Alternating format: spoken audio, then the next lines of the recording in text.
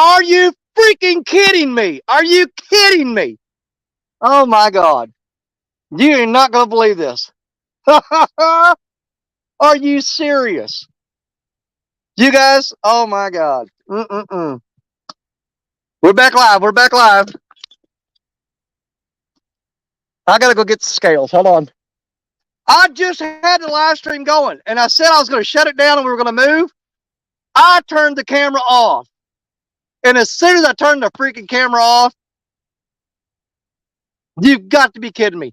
You've got to be kidding me. Are you serious? I'm sitting there talking to you guys. I was live streaming, and I said, we're going to pack up and move. Goodbye, everybody. I hit the button, shut it down. Rod goes, boink. Come here. And as soon as I turned the freaking camera off. But here's the thing. I had the phone in my hand, so I hit record. So I did get it on video, reeling him in. But man, I was live. I turned the freaking camera off, and as soon as the camera went off, the rod bent down, son. I said, are you serious? We're not moving. I'm going to go ahead and stay here. So, are you kidding me? I got to get a weight on him. Let me run up to the truck and get my scales, because I weigh all of them because I'm keeping records. Man, Murphy's freaking law. I'm seriously saying they're not biting here. They're not biting here. Let's pack up and let's go move somewhere else. And I turn the freaking camera off. And Joe Bob Willie Butt there decides he wants to bite. So, but I had a peace of mind. I sit there with the rod in my hand. I'm going, punch in the passcode, punch in the passcode, hit record, hang the camera up, let's go, let's go. And I'm fighting him, and I got him in. So it's, yep, he don't like live streaming. I'm going to get a weight on him. I'm going to say he might be 5 pounds, 5.5 maybe. He's not a monster, but, and he bit on eel. Got him on eel, y'all, not skipjack. Got him on eel. It's, man, I mean, the second that live stream ended, I said, goodbye, everybody, and I hit the button, and I turned around and looked, and the rod was bent down. And I'm like, you've got to be kidding me. You've got to be kidding me. Oh, my God. Get back up there. You ain't going nowhere yet. I'm not down with you. I'm going to turn you loose in a minute. Little cotton picker. Me and him are not going to get along. We're not going to get along. He should have done that in the live, but no. He got to wait till I shut off the camera. But I did get him on film. I'll have to post a little short video called, Are You Kidding Me?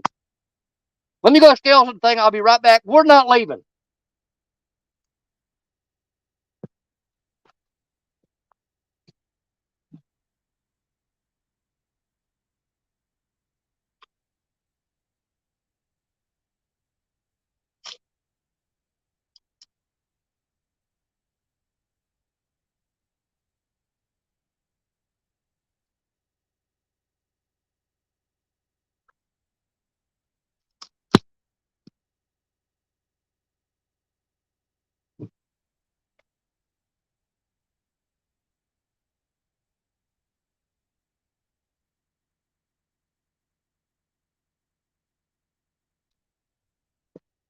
You can't believe this bull crap. You know what you're trying to do this? Yes. Trying to make a top ticket show. Trying to do the best you can. Get some, put in some catfish. What's catfish going to do? No, we're not going to do that. Let's just bite the rod after you turn the camera off. That's how you want to do it. I see how it is. It's a bunch of bull crap. Trying to make me look bad. Just ridiculous. I ain't done nothing to you, but, well, yeah, jerked a hook through your mouth. Open up. Open up. Many channel cats do not like opening their mouth. But you gonna open it up. There it is. Boom, got him. They got mud all over you. I'm sorry, buddy. I'm gonna say 5.5. But he's on the main river, you guys, in that heavy current. So he felt like a 20-pounder when I was reeling him in. He's got some fight left in him. These fish is woke. They're woke. All right, hold still, honey. I said 5.5. He's gonna go. Oh, they'll see that 4.93. He almost made 5. Let me clean the screen off a little bit. I don't know if you can see it. He almost made 5 pounds. I figured 5.5. But I mean, the second you couldn't have, it was like he was watching. And when he saw me hit that power button and shut that live stream down, I turned around and looked, and that rod was going to town. Had it bent over, and he bit on eel, guys. Caught him on eel, not skipjack. You've got to be freaking kidding me. It's going to be a Danny Stone day, y'all. Oh, I appreciate you, buddy. Oh, you're so cute. Let's get him down here. I want to show y'all. We're going to turn him loose. We're going to turn him loose. Because I appreciate you. You don't know how much I appreciate you. You're just wonderful little feller you are. I just love you to death. You're so nice. And I'm going to turn you loose nice and gentle like. Ready? Get out there. No, son. Appreciate you. That was nice of him. You know, it might have been mean of him. It might have been mean of him to bite after I shut the live stream down, but, you know, he's a good boy. He's a good boy. I appreciate him. He's nice. He could have just not bit at all. But he didn't. He said, you know what, Mr. Stone, I'm going to go ahead on and bite your hook because I know how much effort you're putting into it. You just put your effort into it. And so he bit the eel, you guys. The eel that I caught this morning. So you know what we're going to do, right? We're going to pull all these rods in, rebait them, and get them back out there. Let's get it out there. I want to use that piece of eel again. It smells like swamp water. Can't get off the hook. You know, I'm going to throw it out there again.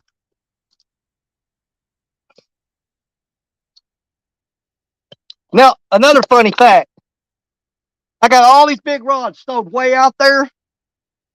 And this rod here is 30 feet off the bank.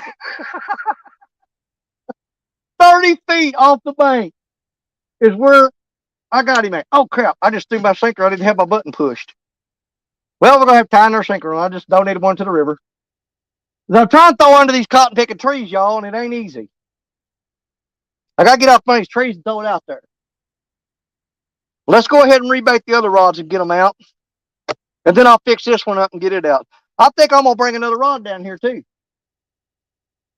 We're going to reel in everything and rebait it. There we go. Got that backlash out there. We're going to pull in all the rods, rebait them. And I guess we're going to fish here. You know what else, though? Them fish may be messing with me. They know I'm fixing to move. And so they got down there and they went, with their fins, they went rock, paper, scissors. And one said, all right, one of y'all's got to bite and keep him here. Okay? So get him to stay here. And none of us will bite for the rest of the night.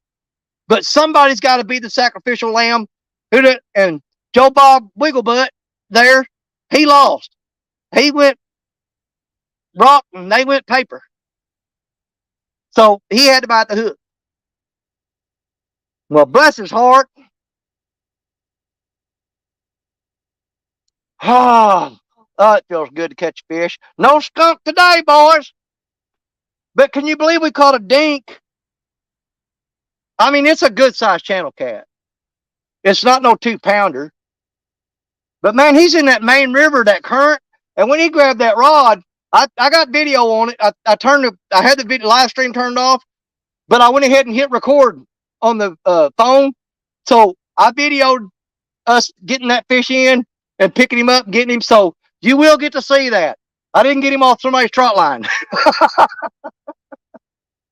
I was sitting there trying to hold the phone and hold the rod. I had it tucked under my arm and doing like this. And I was pushing the button and he was pulling on it. And I'm pecking on the phone.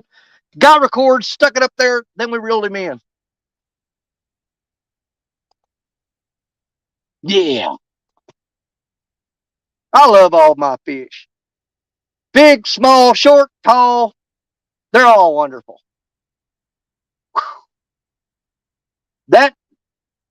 you know, is shutting the live stream off and that fish biting, that hit my adrenaline. And now I'm coming down off the adrenaline rush and I feel a little dizzy. Oh man, come on, shake it off, Danny. Get your head straight. It's just a little old channel cat. But you guys, you know what? Every fish is a good freaking fish. Period. They're all good. But we know now that in this spot, in these conditions, that we can catch fish here. So we're gonna stick it out. Is it a mistake and not move to a more productive spot? Probably. But you're fishing with me, and I don't care. I don't have to move. I'm just gonna set this stuff up and get back out there. Go again. So let's pull all the rods in, rebait them, get them out there. Let's get another weight on this rod. I'm going to throw it back. That fish came from 30 feet, 30, 40 feet off the bank. All the rest of my rods are 80 to 100 yards out. And where did we catch the fish at? 30 feet off the bank. 30 feet off the freaking bank. Can you believe that crap? They're piled up in this rocks right here, right now. That's what's going on. We've got a scenario. Oh.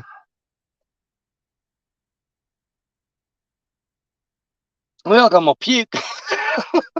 Now, my back's spasming right now. Hold on. Jumping up, running toward that fish got my spasm going. Oh, my God. Can you believe that crap, y'all? Man, I'm sorry he didn't do that while I was live. But I did video it for y'all. I did video it. Oh, my God. I'm so sorry, y'all. Dadgummit. Breaks my heart. Breaks my heart. Why did he do that? Why? I'm going to turn you loose. Why can't you just give me that moment? Just give it to me. Took it away from me. Took it away from me. But you know what? It's okay. It's okay. We caught him. And we got video footage of him that I'll have to post later. Until then, everybody's going to be like, yeah, he shut the camera off and caught a fish. Yeah, right. No, I videoed catching the fish. So don't you worry yourself about that. Okay? I got you covered on it. I got you covered. But it would have been so much sweeter to be sitting there on the live and saying, all right, guys, let's reel it up and go to another spot. Oh, whoa, wait a minute. Look at there. The rod's bending down. Oh, let's go. Nope. Not Mr. Whisker fish face there. No, no, we ain't doing that. You on the river? I live here. You're playing by my rules, sucker. I'll bite when I get dang good and ready. And there ain't nothing you can do about it. Stupid fish. I love you. I'm glad he bit me. Dadgum, your timing sucks, old buddy. It just sucks. Good job. You know what? I've been here for going on 3 hours. If you think this river ain't dropping, them bushes right there. I hope you can see them or not, somewhere in there. There was only about that much of them sticking out of the water 3 hours ago. This water has dropped 1.5 feet in 3 hours. I've never seen it drop that fast. It's crazy. Shut up, Danny. You got work to do. Let's get some rods baited up and in the water. They're baited up, but we're going to check them. I want to make sure we got everything going good and that nothing's wrong. And let's do it again. Stupid fish.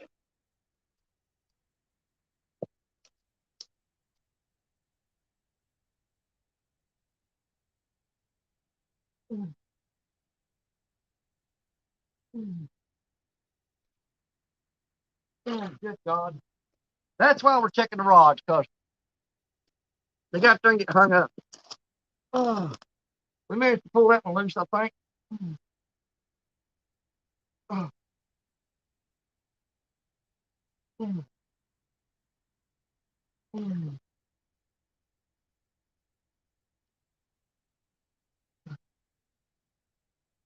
Oh, we got some trash on this one. I ain't kidding you.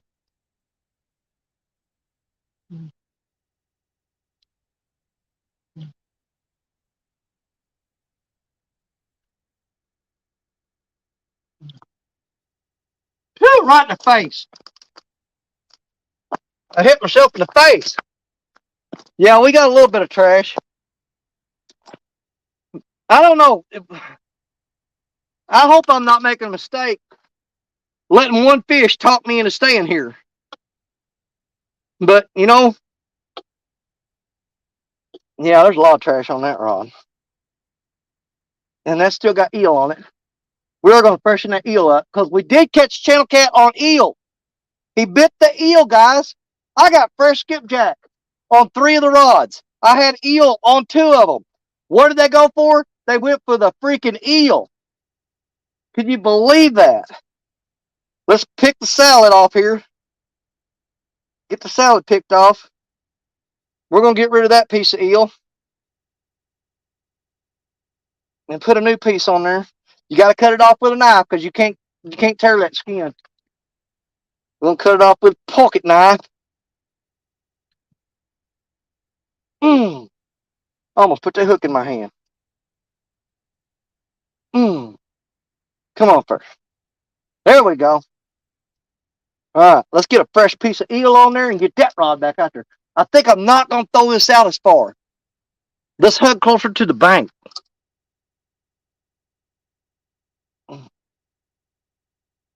My glasses is all messed up. All right, shut up. Get some work done here, son. Let's get our eel cut. I got flies buzzing my bait here. Let's get a chunk of eel.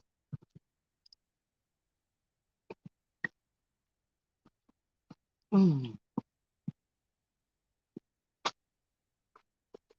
Mm.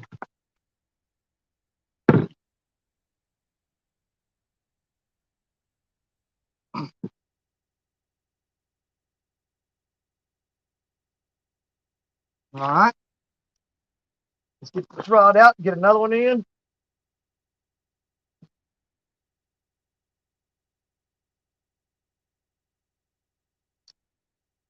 Okay.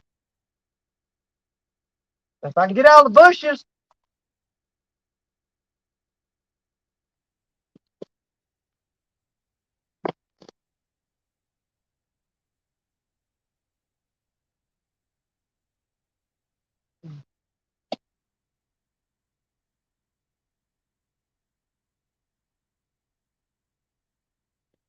On the bottom.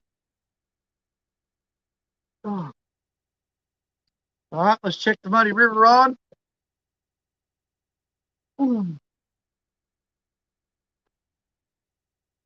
think it's going to be hung up. Oh, my God. Oh, we pulled something loose. Uh, uh. Oh, my God, my back. This is not good on my back, y'all. Oh. Uh. Am I hung up in that other rod? I think I am. I'm hung up in that rod I just threw out. Dadgummit. Uh. This is not going well. Yeah, I am. Dadgummit. I just threw that rod out and got right into it. We're going to have to pull them all in, then rebait them and throw them out. Where'd I have that one at? I lost my spot right there. All right, let me get this fixed.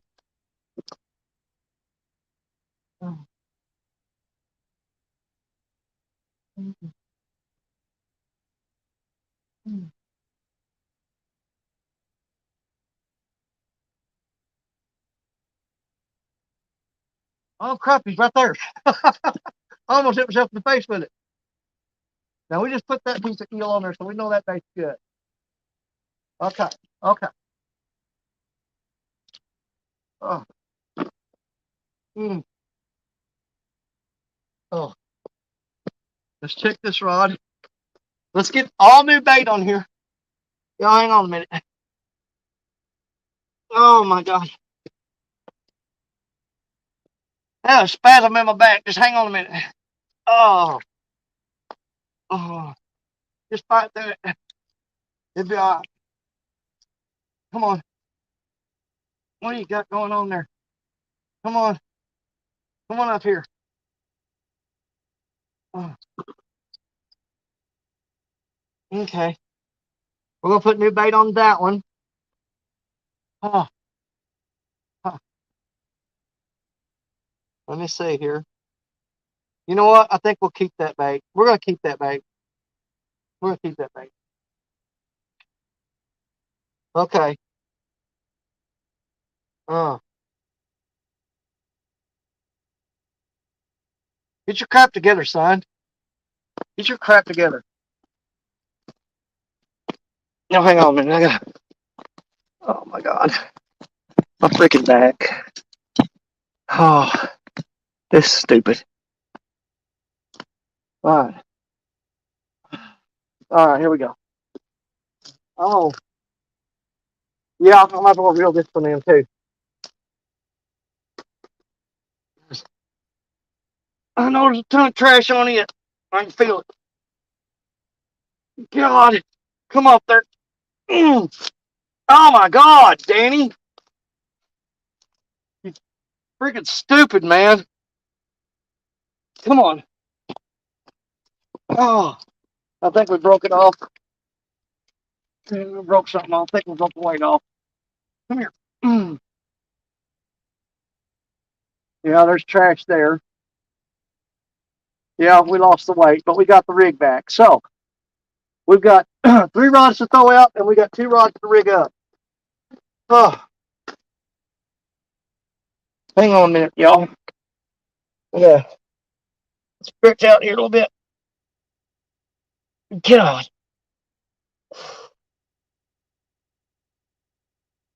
Them spasms pass. They're not that bad, y'all. Don't worry about it. They just, I have to do like physical therapy exercises every now and then to pop my back into place. Oh, God, there it went. Stretch your muscles out and get to work. It's freaking hot, too. I need to bring my water down here. All right. Let's get 3 rods out. Rig their 2 up. Oh, my God. That fish just totally, a 5-pound channel cat. It wasn't even 5 pounds. He was 4 point something, wasn't he? 4 point something. That fish just totally destroyed my whole game. And it's got me discombobulated. I'm screwed up, y'all. I'm screwed up. I'm all screwed up. You gotta straighten up and get right. Get right.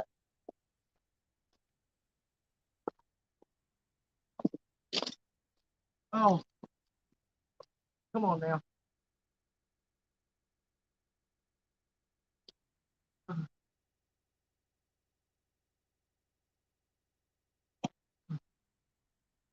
Come on.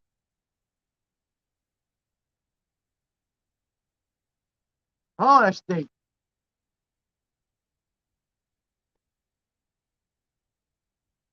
All right, 1 rod in the water. 1 rod in the water.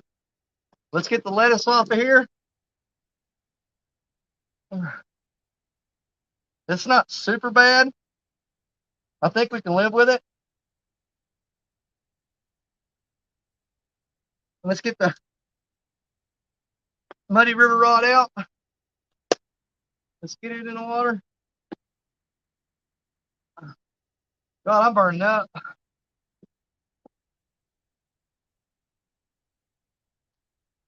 Oh. I'm not going to throw these out as far because we did catch that catfish in close. There's the bottom.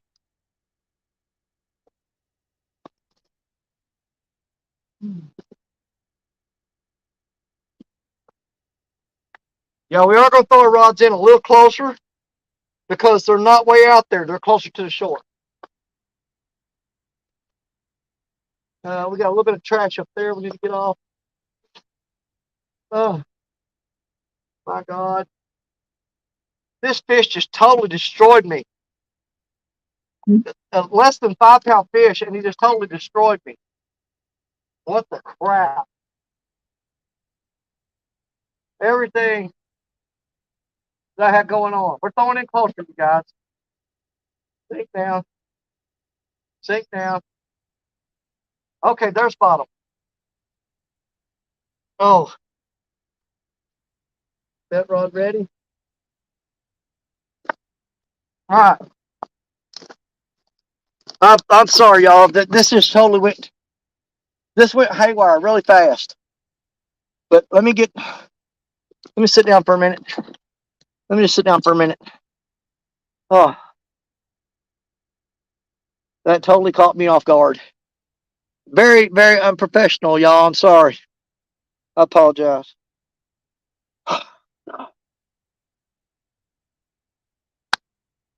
All right, I gotta go get the tackle bag.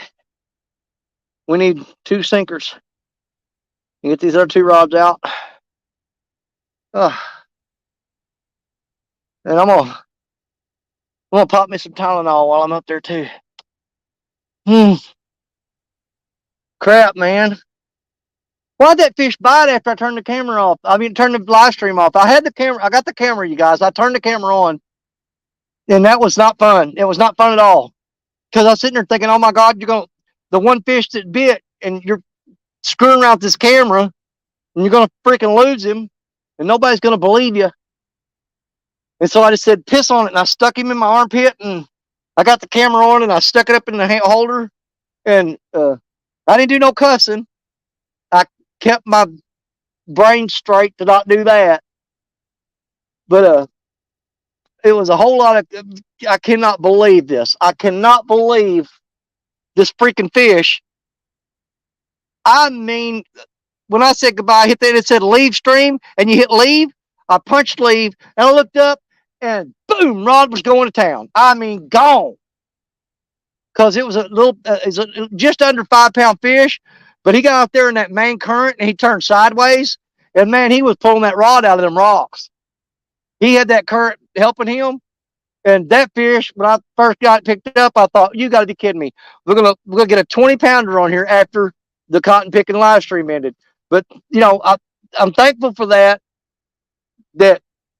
it was just a dink and not a big one. I don't like catching those big ones without you guys being there. I want y'all to be there. I want you to be there. So if that would have been a monster fish, that would have absolutely just destroyed me. So I'm thankful for that. I'm thankful that it wasn't a huge fish. And the sad part is I'd already made up my mind I was going to pack up and leave this spot. But because of one fish, because I caught one fish, we're going to stick it out. And I'm sitting there thinking to myself, this is a mistake. You shouldn't stay here. You should be moving to a better location. But because your stupid self caught one fish, you're going to go against what you know to do and stay there. Because that'd be the dumbest thing I could do. You know me, I like doing dumb stuff. Let's do it. I got to go up to the truck. I'll be right back. I'll be right back, y'all.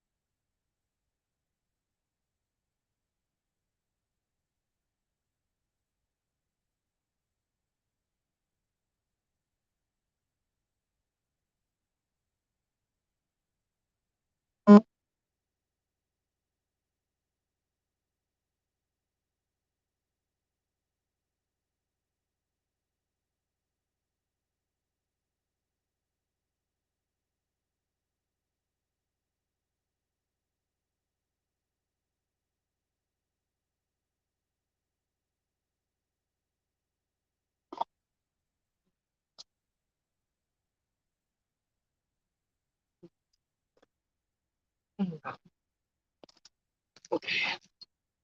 And I got this this tackle bag. God, where'd that come from?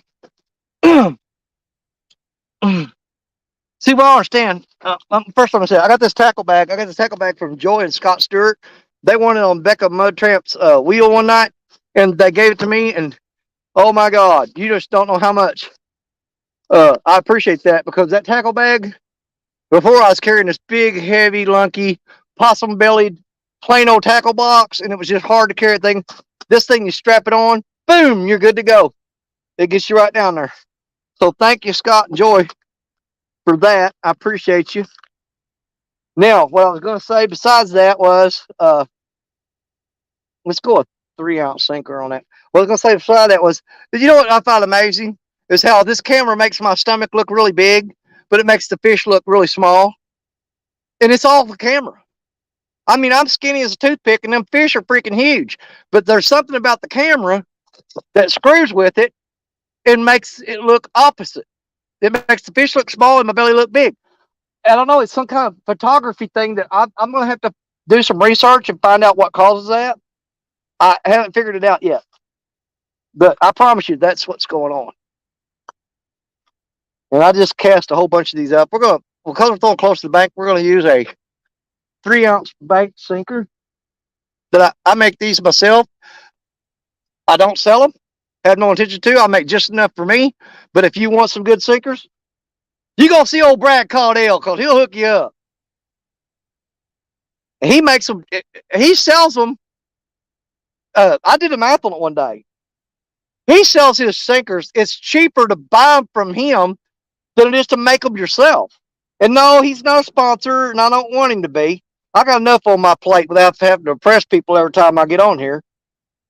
And but anyways, if you guys check him out, check out Brad Caudell. Tidal weights and sinkers. Free plug for you, buddy. And the only reason you got it is because I was talking about sinkers. If I talk about sinkers, I'm going to talk about Brad Caudell. So that's why. Just going to do it.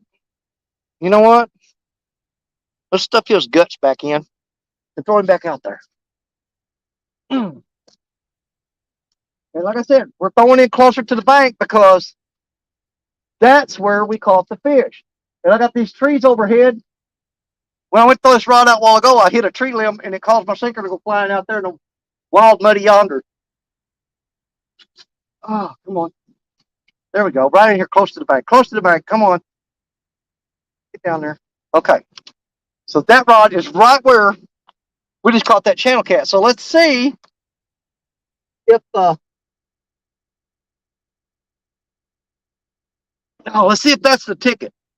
If the fish are in here stacked in close to the bank. And let me get this last rod set up, and I will get back to y'all, and we'll hang out. Okay, we're throwing Betty on here in that faster current, so we're going to go, and it's still kind of light. We'll go with a 5-ounce bank sinker on Betty. Now, I do have some tins that I got from Richard Cluck from Fishing and Freedom. But I do not want to use them here in these conditions because all I'm doing is throwing them away. That's all I'm doing.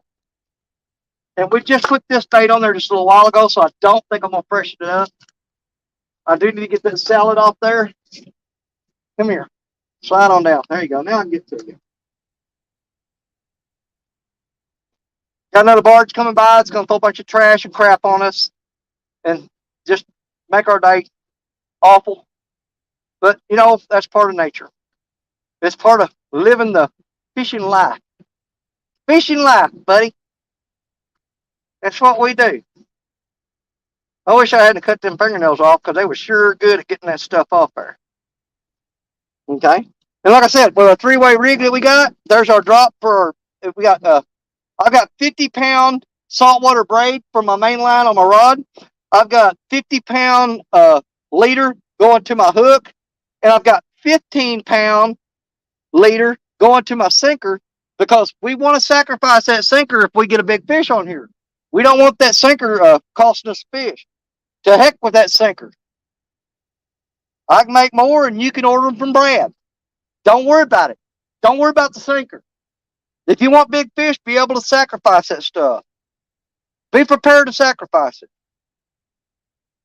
3, 4, and 5. If I don't count to myself, y'all, I'll lose track, and I'll tie this knot wrong. But we're throwing an improved, I do the improved polymer knot. Oh, are you freaking serious? Hang on, y'all.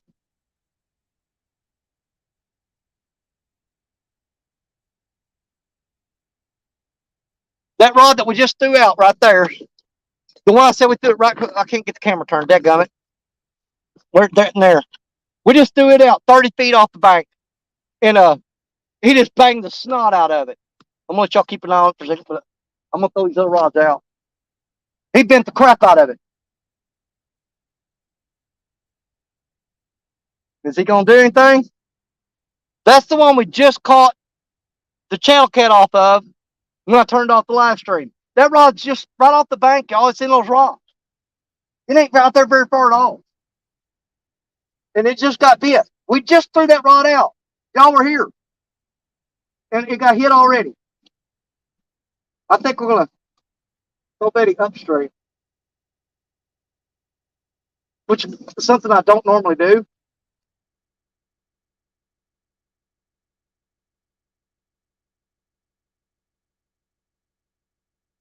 All right, it's on bottom.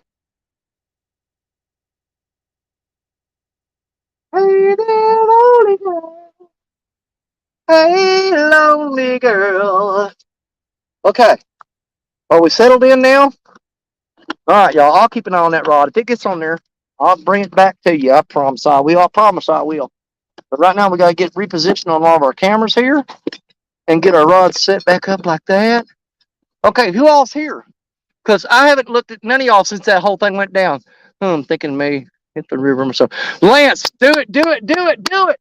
Lance, go fishing. Lance, go fishing. Telling you guys. Who all? Ronnie Moore, Dale Hayes Flip, Whisker Dreams, Ricky, what's up, my brother? Yeah. Annette Morgan, Don Orr, Catfish Biking, Relaxing Frustrations. You got that right. Your name fits everybody in here right now. Or it fits me for sure. Okay. Catfish Terry. Terry, my brother, how you doing, man? Andy A. Guys, Annette Morgan already said Ronnie Moore, my brother. Guys, I don't want to go back too far. Small town. Hello. Bullet Kelly's back in here. Kelly, can you believe it? Dallas Liebert. Okay. If I missed any of y'all, you talk to me again and I'll catch back up with you, okay? Kelly, can you freaking believe that crap? Can you believe it? Brother, as soon as I said goodbye to everybody and I hit that leave button and I was going to take the cord out of the camera, the charge cord, and I turned to my right and looked over my shoulder and the freaking rod was bent down and bouncing. And I'm like, you got to be kidding me. And so I had to finish shutting down the live stream and I'm sitting there watching him. He's pulling. I'm like, crap. So I grabbed the rod and I was holding it in my hand and I was trying to punch in to get the camera going and holding the rod and I'm going to lose this stupid fish. And finally, I just tucked it under my arm and I got the camera going. I stuck it back on the tripod and then I started reeling him in. Craziness, man. Just craziness. It's just, oh my God. Why does stuff like that happen to me? It's always happening to me. I mean, I'm not a bad person. I ain't no saint. By no means. But they're always messing with me, making stuff all weird and stuff. Man, it's going to be really hard for me to see this cotton picking. Because that sunshine gets to this camera. And I either got to get you on the rods or I got to get you on me because you can't hardly do both. I look fat anyway. It said, I go fishing and it might jump up on your panel if you haven't. Man, absolutely, Lance. Dude, hurry up. Get out there. Get out there. Let's fish together today, brother. Bugman's coming. I'll get Lance McCoo guy up here. Maybe we'll get the catfish biking. I was wanting to move and do it a whole bit, but we done caught one fish, dude. The skunk's gone. I broke the skunk for the live stream. So that's the deal. The pressure's off. You guys come on here. Don't worry about it. Just relax and let it happen. Okay? Because when you're fishing with me, my fish count for everybody. So anybody that gets up here, it doesn't matter if you go home without a fish because you didn't, because Danny Stone is covering everybody today. That fish counts as nobody skunked on my channel. We all do good. We either, hey, we roll as one. We ride together and we die together. You know what I'm saying? Same thing. So come on, brother. Get them rods out there. I'll drop a link and get your butt up here. Let's go fishing. Let's go fishing. I done caught a stupid channel cat. And I don't know. I told y'all I had a feeling that I don't want to jinx it. I've done that in this spot. I've sat here. Oh my God, you know what I just realized?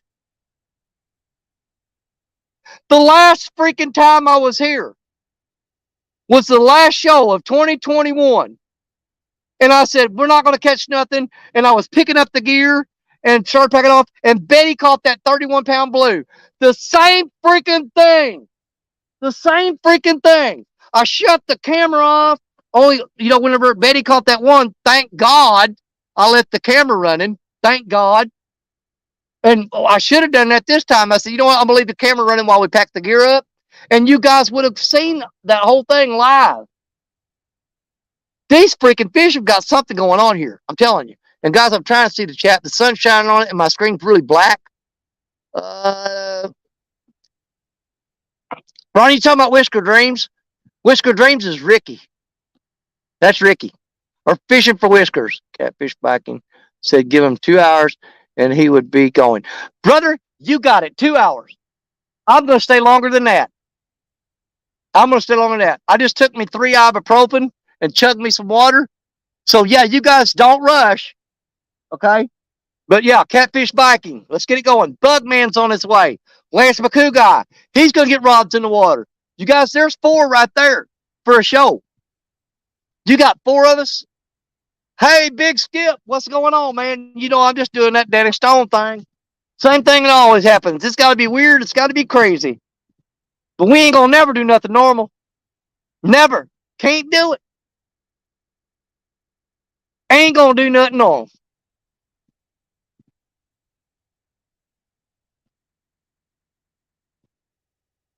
That may be the only fish we catch. But we got, hey, we got backup coming, y'all.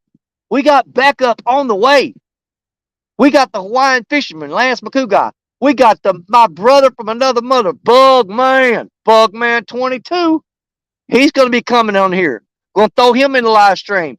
We got the other big surf rod fishing cat cool dude, man. We got the catfish Viking. He's working his way up getting here. He's got a huge surf rod that kind of like Betty. Betty's 16 foot, his is 12. But it's a big surf rod. I love those big surf rods, especially when they catch on them monster fish. Let me see here. Off the res. Now, see, here's the thing. Late tonight when I get home, I've got to download that video of me catching that fish after I turn the live stream off and get it up there so you guys know I'm not full of crap. Well, I mean, everybody knows I'm full of crap, but I'm not lying. You'll get to see him getting reeled in. I managed to hit the record button. I mean, I had him halfway in while I was fighting with I had to reel in, and he was pulling, and while he was pulling, I would work on the phone, and when he dropped slack, I had to stop messing with the phone and reel up the slack, and when I got tight, then I'd mess with the phone, and he'd keep it tight, and he'd drop slack, I'd have to quit messing with the phone and reel in a little bit. That way I kept tension on him. It was a fiasco, I assure you. Anyways, how's your day? I should have brought my water bottle down here with me. I'm freaking burning up, and I'm hot, and I'm sweating. My hair's soaking wet from sweat. I need my wife to give me a buzz cut and get rid of this crap. Because when my hair starts sweating, my head starts itching like I got fleas. Every time my head sweats, my head just starts itching. I'm like, I can't stand that. It just drives me crazy. Crazy, I tell you.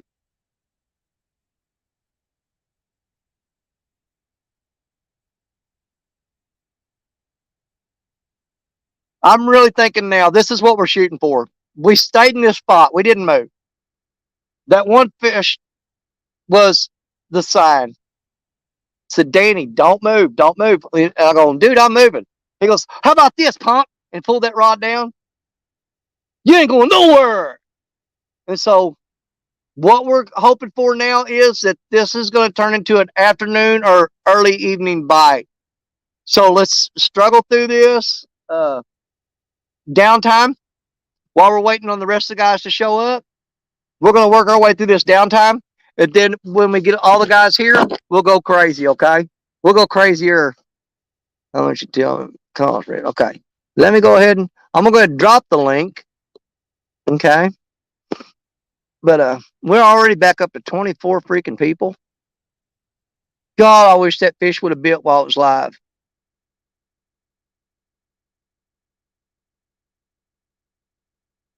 That would have been so cool. But we did get him, y'all. We got him. We got him.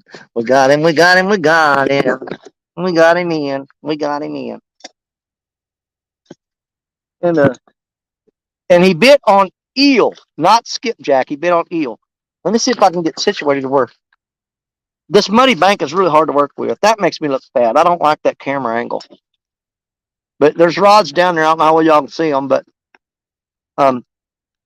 if anything gets on them, you'll see me get down there and reel them up, and I'll walk from. Man, I hate working with. I'll walk from there to here, and we'll look at them together. Little cute little fish. They're so cute. Little whiskers on them.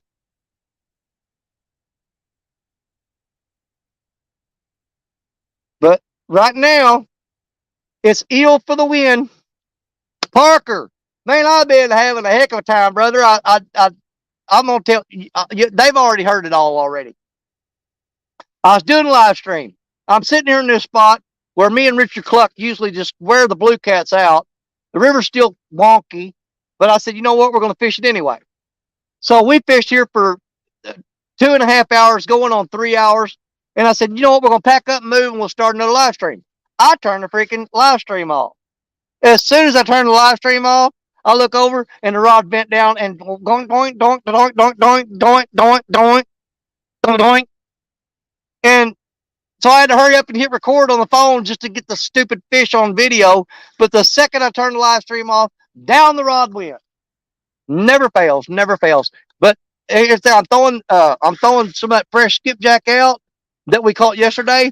But I went this early this morning and I caught me an eel. I caught an eel and I chopped that eel up. The catfish, I caught him on eel. He bit the eel. And I've been throwing all my rods 80 to 100 yards out. I'm serious. I'm slinging these bad boys. They're flying.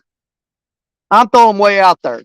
And then one rod that had an eel on it, I decided I'm just gonna limp wristed chunk it, and threw it out about 30 or 40 feet. And that's the rod that caught the channel cat. 30, 40 feet off the bank, down in the rocks in here. I don't like throwing my rods in there because it's all big giant boulders. You're gonna lose tackle. But apparently them catfish are laying in between them rocks down there, just laid up in there. And they're moving around the rocks and in between them. And he just happened to find that eel, that piece of eel, which is where those eels hang out, in them rocks. When the river's up, that's where you catch those eels at, is down in them rocks. And he was swimming around through them rocks, and he found that piece of eel and said, hey, there's some eel. And somebody already cut it up for me. Easy dinner. And he grabbed it, and that's the rest of the story.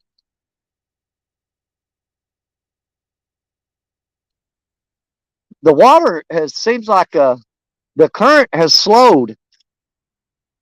The water's dropped.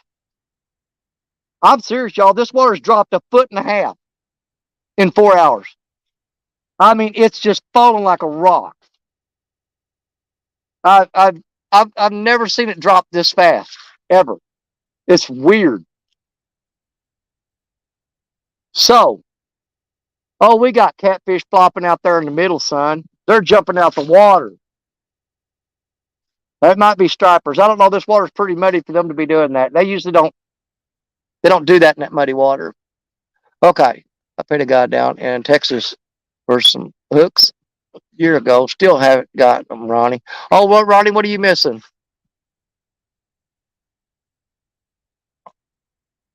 Probably wholesale. Ronnie, did you missing some hooks? Pole and shipping was about $180. Are you freaking serious? Ronnie, who did you get some hooks off of that you ain't got yet? Because a lot of these people that do the giveaways and stuff, sometimes they'll lose track of who won. And sometimes you got to go back and remind them, don't be hateful. Because, if you're doing a lot of giveaways, it's real easy to get bombarded with that and lose track of, did I send that out or did I not? I don't know. I can't remember. And, just sometimes you give them a little poke and say, hey, and they'll tell you, said, no, dude, we shipped those out a week ago. Wait, they're coming.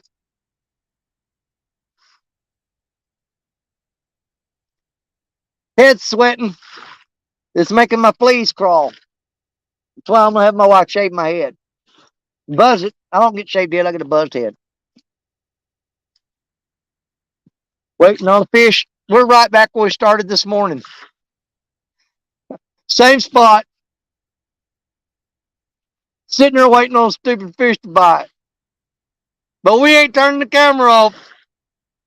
Not going to make that mistake again. Oh, Rez is missing some hooks. Oh, I bought them. Oh, crap. You bought them a year ago? Dude, they ain't coming. Yeah. A year ago was, ooh. I think we pretty much passed the, they might be coming stage and got into the, it is what it is category. 18 people. We're waiting on Bugman. We're waiting on Catfish Biking, and we're waiting on Lance McCoo guy, who I hope is coming. They said it's going to be a little while. We're going to just fish and wait for them. We'll keep rods in the water while we're waiting.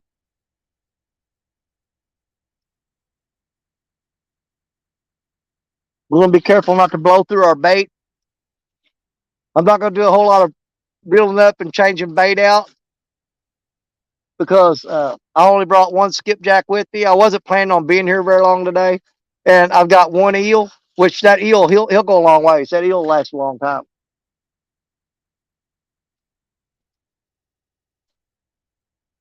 But we've already caught a fish, so we know that,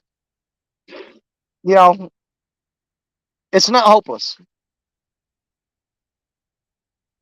So we're going to stick it out and wait for the evening bite. I think that's what's going to happen here. I really believe that we're going to get the evening bite here. So that's what we're going for. And hopefully we get these other guys up here with us fishing. And we'll make a day of it. And part of a night. We're just going to rock on with it, man. Rock on with it. Rock on. I do it, Spider-Man. Yeah, everybody does that. Y'all stole that from Spider-Man because that's how he shoots his web. Yeah, y'all stole that. Except for the Hawaiians. They've always done that. They're always like, aloha, mahalo, my brother. Yeah, Hawaiians had that before anybody did. There's like a stream of spider webs on Betty. Flowing, look like a bed sheet. I'm going to take my trash up to my truck and throw it in the bed of the truck and grab my water bottle. I'll be right back, y'all. Okay?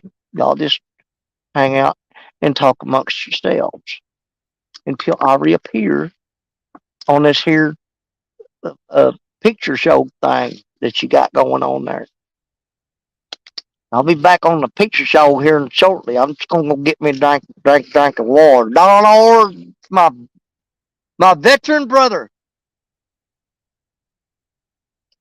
Don R is also a U.S. military veteran, as like myself. And I'm gonna tell you what, that puts a special bond between me and Don. He's my brother. He's not my friend. He's my brother. All right, what was I doing? Going to get water, so don't get dehydrated and start acting stupid.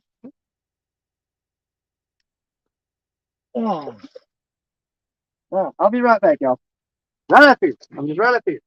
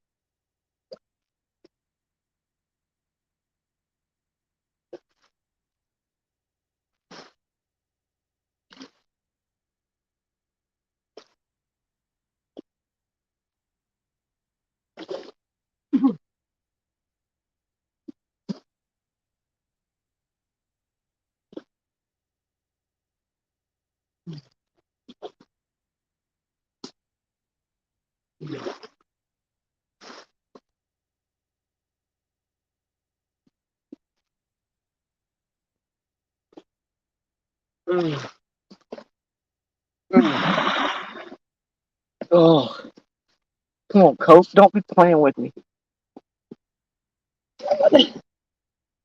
That's my Yeti water jug that my daughter got me for Christmas. And if I ever bring people with me, I bring cups because ain't nobody with me. So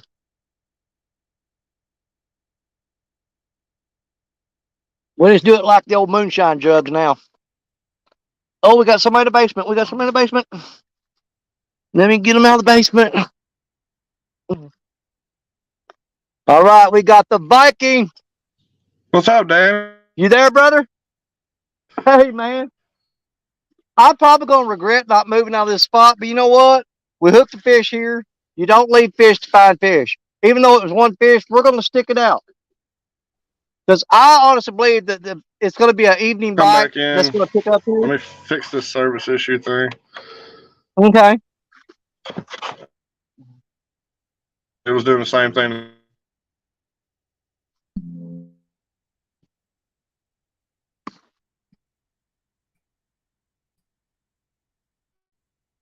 I mean, I honestly believe in my heart that we're going to catch another fish sometime before we quit. I think we're just going to have to hit that magic hour, you know, to do it. So we're going to hang in there and get it done. Yes, sir. Oh, my water jug fell over. Yep. She got me a big old water jug. She goes, you can't be out there. My daughter worries about me. She goes, you don't need to be out there all day without nothing to eat, nothing to drink. You should start taking that jug with you, or I'm going to come up there and bust your lip.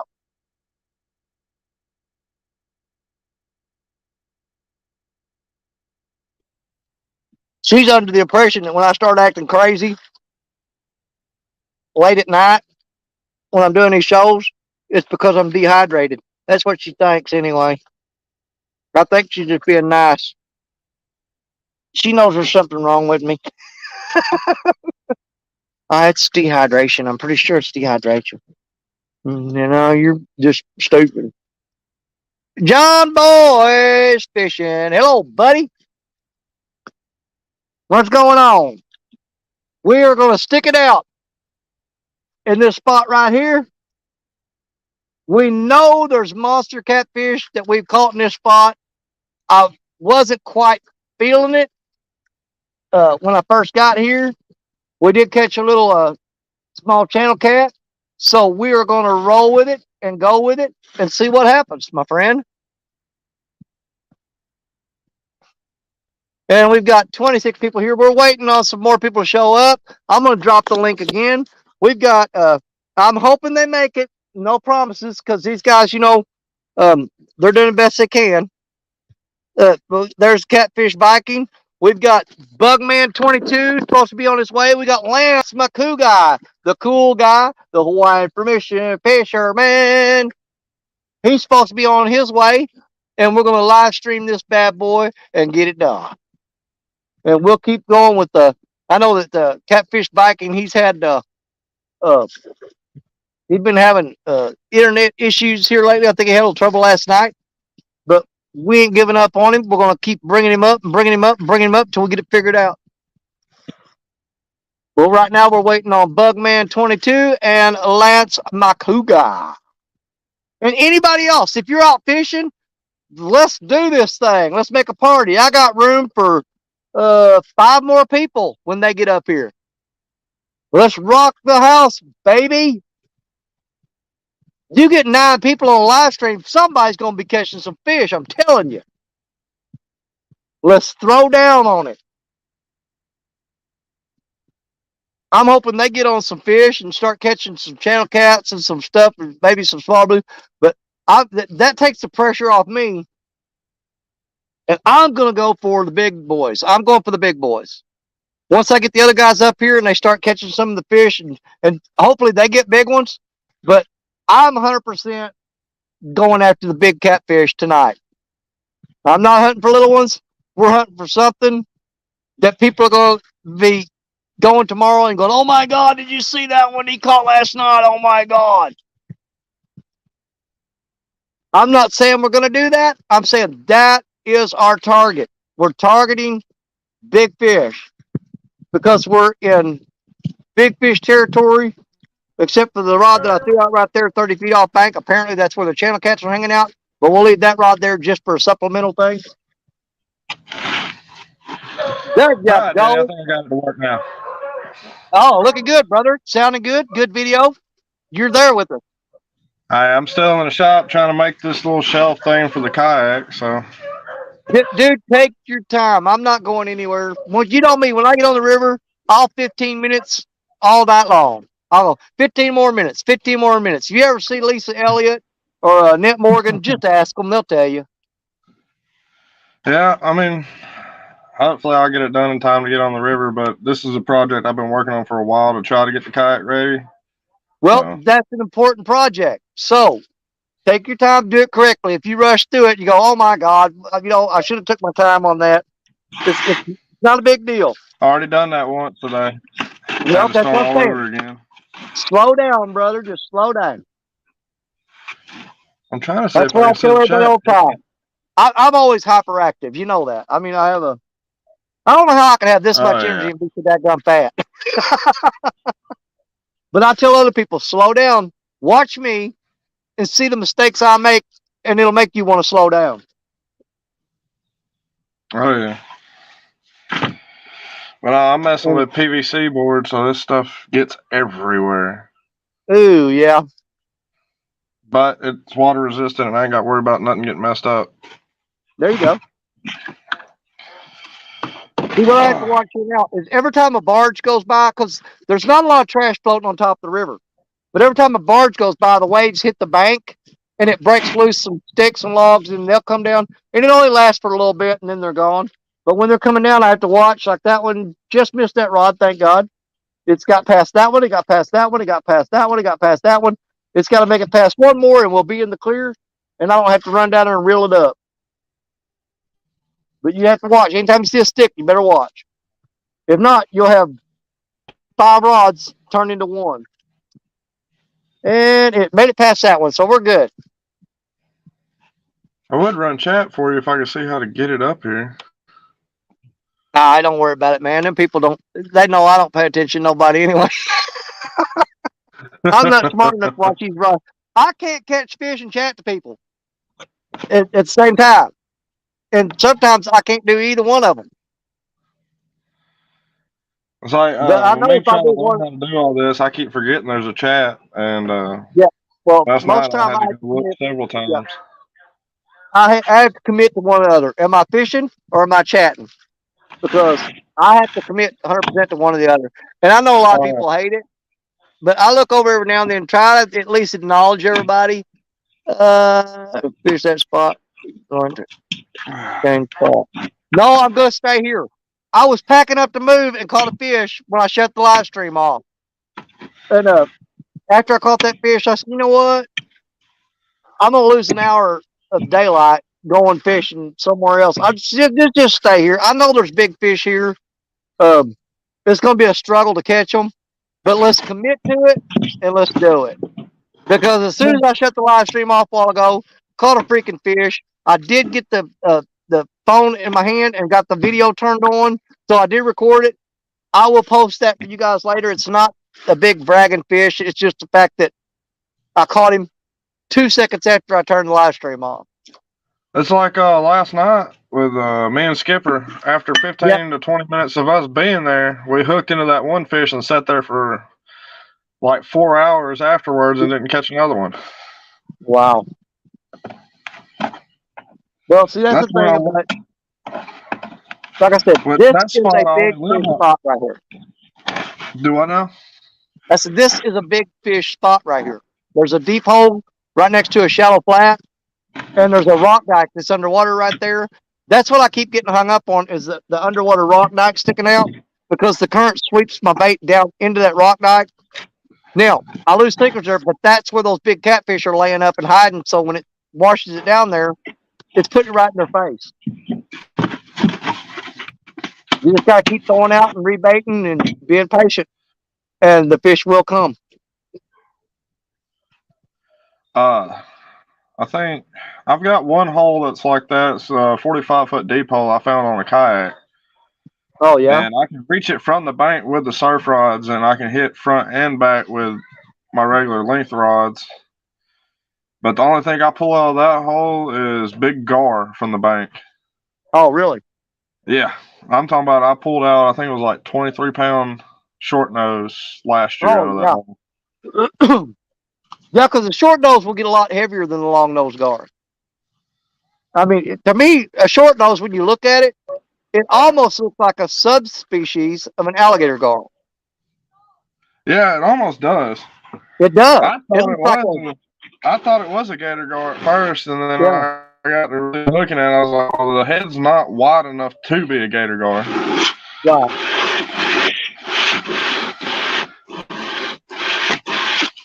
So that's when I figured that out. And then my buddy, like 2 weeks after, caught another one that was like 12 pounds out of that hole. So I'm thinking during the summer, the gar pushed the cats out of that hole. They could. Which is unfortunate, but it would make a good gar video. Oh, yeah. At summertime here, you can't fish the shallows without hook and gar, because they're all in there, man. You just basically got to battle through them. And, you know, for every 3 gar you catch, you'll catch a nice catfish. But you got to keep throwing them baits and keep rebaiting. And they'll get there.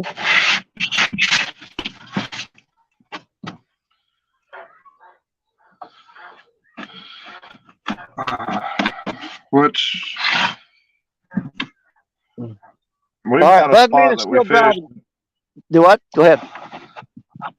I said we got a spot we fish down here that all you catch on that spot is channels and flatheads. That's it. You don't catch any blues in there or nothing like that. It's just channels and flatties. That's where my PB came from. Is it a low current area?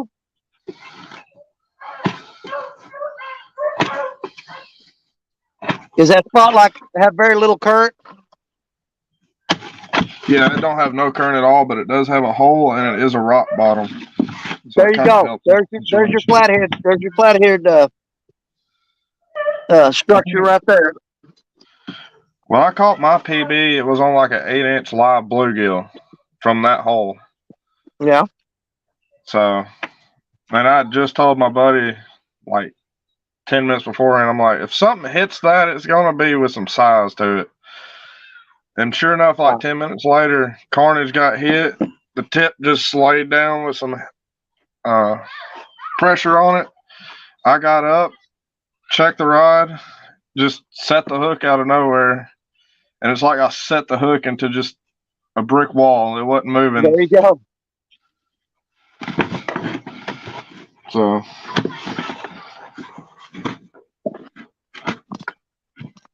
and man, you talking about when she finally shot out that hole she was in? A fight. And it had a better fight than my biggest blue. Oh yeah. You know, I've never caught. I've throwed out live bluegills. Where just hook them through the upper part of their back and behind the dorsal fin. And I've never caught a flathead on a live. Now I can take that. I fished them, and they'd be out there swimming around, and I take them, cut them in half, throw them out there, and within 5 minutes have flathead smack them. But I've never caught a flathead on a live bluegill. I cut them up and get them every time.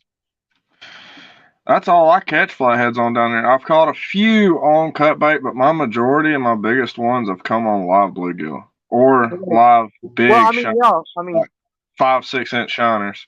If you talk to any of the old timers around here, they swear that if you want the only way to catch a flathead is with the live bait. And I'm like, they said they won't bite cut bait. I'm like, dude, every one of them I ever caught was on cut bait. So sometimes the old timers have good knowledge, but their knowledge is not absolute. It's not the end all be all of the truth. Sometimes it's just their opinion. Yeah. You know, and I'm sure they're stating fact based on their experience, but their experience is not all the knowledge there is to be had. You get some of them grumpy old men down here, they think they're right, and ain't nobody else going to tell them no different. And if you disagree with them, then you're absolutely wrong. I'm like, open your mind.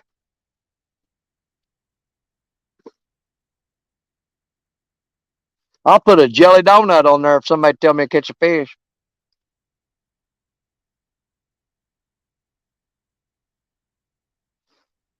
Lost him again. I'm going to drop that link again.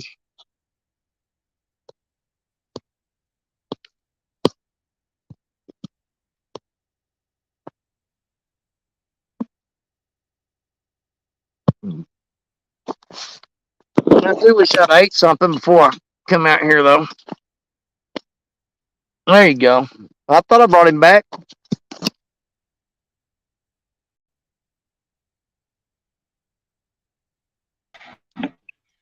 And then I got you back. Sweet. I don't know why it kicked me out of there. No, it wasn't me. I wasn't nowhere near it. Let's see, what time is it? It is 2:09. Oh man, we got several hours before the bite starts kicking up here. So yeah, it's imperative. I really need you other guys when you get out there, and you might be in spots where the fish are biting right now.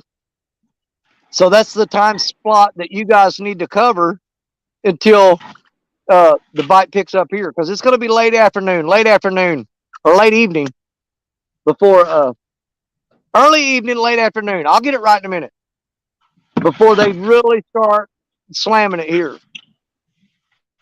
I mean, it's just not a day bite. It's not a daytime bite spot. Early morning, maybe, but generally this spot produces early morning or right before dark.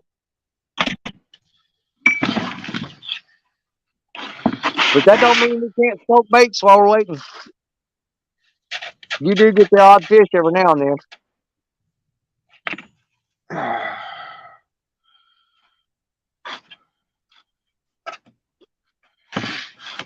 Well, Danny, I'll be back right in a second. I'm going to go see if this box will fit. That way I can finish making the top for it.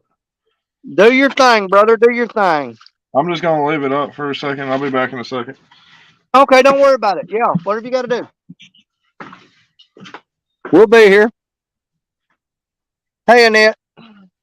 We're waiting on Bugman. He's driving in the vehicle, and it's on its way to a fishing spot, and we will have Bugman live with us here in a little while. Hold on here. What we got? Oh, there's my girl. There she is. What's up? Holy crap, look at you. I'm the real catfish Viking. Uh-huh. Really? I was gonna say something. I was gonna say something dirty, but I decided it's too early. I'm the catfish vacuum 2.0. Are you now? Oh my God! You know what scares me? If you pop up like, I'm like, what the crap all does she got hidden in her closet? Somebody say something. She go, hold on. Let me go in this next room. I got something stashed under the bed. I want to show this to you. I'll be right back. I'm like, oh my God, what's she gonna pull out next? Well, what expired my name was when we were fishing the tournament the first round when I was with Skipper. And I think it was Chad said something about Skipper had a Viking on the boat. And I was like, well, that's a good name. I want to use There it. you go. Yeah. It's unique, and I ain't seen anything like that in the fishing world. So there's Yeah. my name. Yeah, it's a good name. I'm gonna take it. So you gonna start throwing out some good content for us and everything, man, and loading us up. Are Who, you? me? Yeah, you. I'm not talking to Jody. Good God, she got videos all over the freaking place. Hey, once I get this kayak and everything ready to go and put a trolling motor on it, I'll be throwing out a lot of content from the kayak. There you go. That's Which what I is- wanted to hear, man. That's what I wanted to hear. I'm trying to figure out how to get my tripod to set up in it right now. I'm building Listen. this box with an attachment on the top of it for my tripod. So PVC pipe. Do not cut corners on that. Do not cut corners. You will pay for it dearly. All you need is a Take your time. PVC and pipe and a filter stick. I'm looking at getting some live action cameras that'll link to my phone. That way I can have one streaming in the front, one streaming in the back. So, because I run 4 rods off that kayak. Yeah. Which it's a lot to handle, but it's a big kayak. It's like, I think it's 12 foot by 40 inches wide. So it's a bigger kayak. Yeah. And it weighs like 100 pounds. That's why I said I'm getting a motor for it. I paddled it all last year and I'm done with that. It's too much weight to be paddling across the river. Yeah. And by the time you add all your batteries for your cameras and stuff, and your lights, it's gonna weigh even more, ain't it? Yeah. It can hold up to 650 pounds, so I think we're good. Yeah, but you're a pretty big fella, ain't you? I'm 6 foot, 200, and I think 250. I'm gonna count that as pretty big. He Yeah. king size. Yeah. See, I've always wondered about real tall people in kayaks because they stick up higher than the rest of us. Doesn't that make it like top heavy where it'll tip over? Well, here, I'll show you. All right, let's see here. I just finished fabricating this trailer for it last week, so. Let's see. Settings, camera. So I'm in the process of getting everything done and getting it all where it's buttoned up. So. We got Lance McCoo up here with us now. What's up, Danny? Hey, brother. So yeah. I need you to get on some fish and fill this take some airtime for me while I'm waiting for the big ones to bite. And you can do big ones, little ones, I don't care. I mean, because I'm going strictly after big ones. So anytime that you can fill airtime you can fill with fish would be great. I'd appreciate it.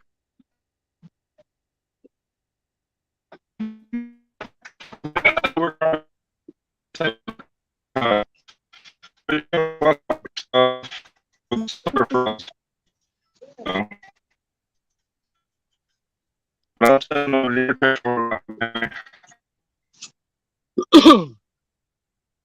up, Danny? Hey, Miss Jody. Howdy. Catfish Viking. You ready to get on it, brother? Just about getting my rod holders in. Now, are you going to be where are you fishing at? I am just at the Sheboygan River, Okay. about Are you 5 minutes from the house. Are you going to be throwing, what kind of bait you going to be throwing? You going to be throwing any jewels or what are you doing? Yeah, I got 2. I'm going to be throwing the Jules cheese bait and the blood bait. And I got some cut sucker and some cut shiner. Okay. Good, because I wanted to see show everybody how that's going to do on there. Which is not a testament to like I said, there's sometimes I can take some of the best bait in the world and go to a spot and not get nothing. But Right. sometimes it's not the bait, it's the time and the situation. Right. So what I try to tell a lot of people all the time is if you take a bait somewhere and you try it, like if somebody bought some jewels and then went out there and threw it out, go, man, I ain't catch nothing. This stuff sucks. You only tried it one time and you don't know that it wasn't the conditions or the bite was off. You got to try a bait numerous times before you can make an informed decision about it. Right. So that's why I'm wanting a lot of you guys to start throwing that bait so we can get, the information out there for people to see, what it'll do. Yeah. Exactly. It's like man, Skipper got carp line. Hopefully. Just- Does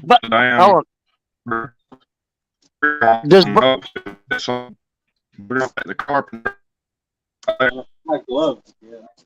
Does Viking sound robotic to anybody else, or is it my phone? Somebody sounded robotic. I didn't know who it was. Okay, that'd be Viking, because I was fixing to go out and come back in, but I can hear you perfectly fine. I can hear Lance pretty fine. He went outside and come back in, so he may not have good That, service. yeah, it's whenever I think a lot of times when he moves his phone, it does that. But once he gets it set up and sitting in a stable position, it stops doing it. Yeah, so I got all three Uncle Lou rods, my two medium lights, and I got my medium. So you're just bragging now. I don't have any Uncle Lou rods, but I got some pretty decent rods though. I mean, I love my big 16-foot surf rod, but I've got one of my new ones that I got that I love is that Muddy River Blue Cat rod. Yeah. Man, it's freaking awesome. I've got a chopsticks rod that Michael Murillo gave me at CatCon, which I'm probably going to bring it down a little bit and throw it out somewhere up here up close. Just That's in the supposed to be spot good rod. yeah, well, the spot that I'm in right now, I'm kind of cramped, and there's not enough room to throw out just like a ton of rods. Yeah. So that chopstick rod is a lighter rod, and so I'm throwing the heavier ones out because I'm fishing in these rock piles. So I want the rods that's got the really hard backbone on them. That way, when I get hung up, I can pull and break the rig off without doing damage to the rod. Right.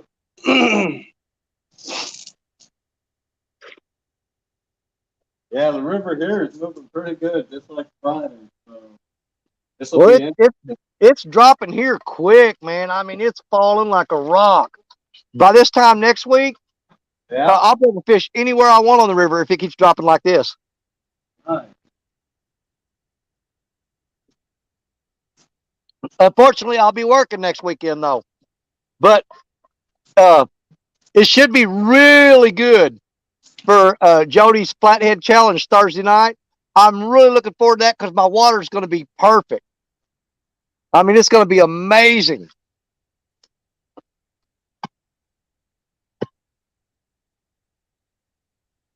I'm just wanting to get my river back. It's been flooded out for so freaking long. I'm sick of it.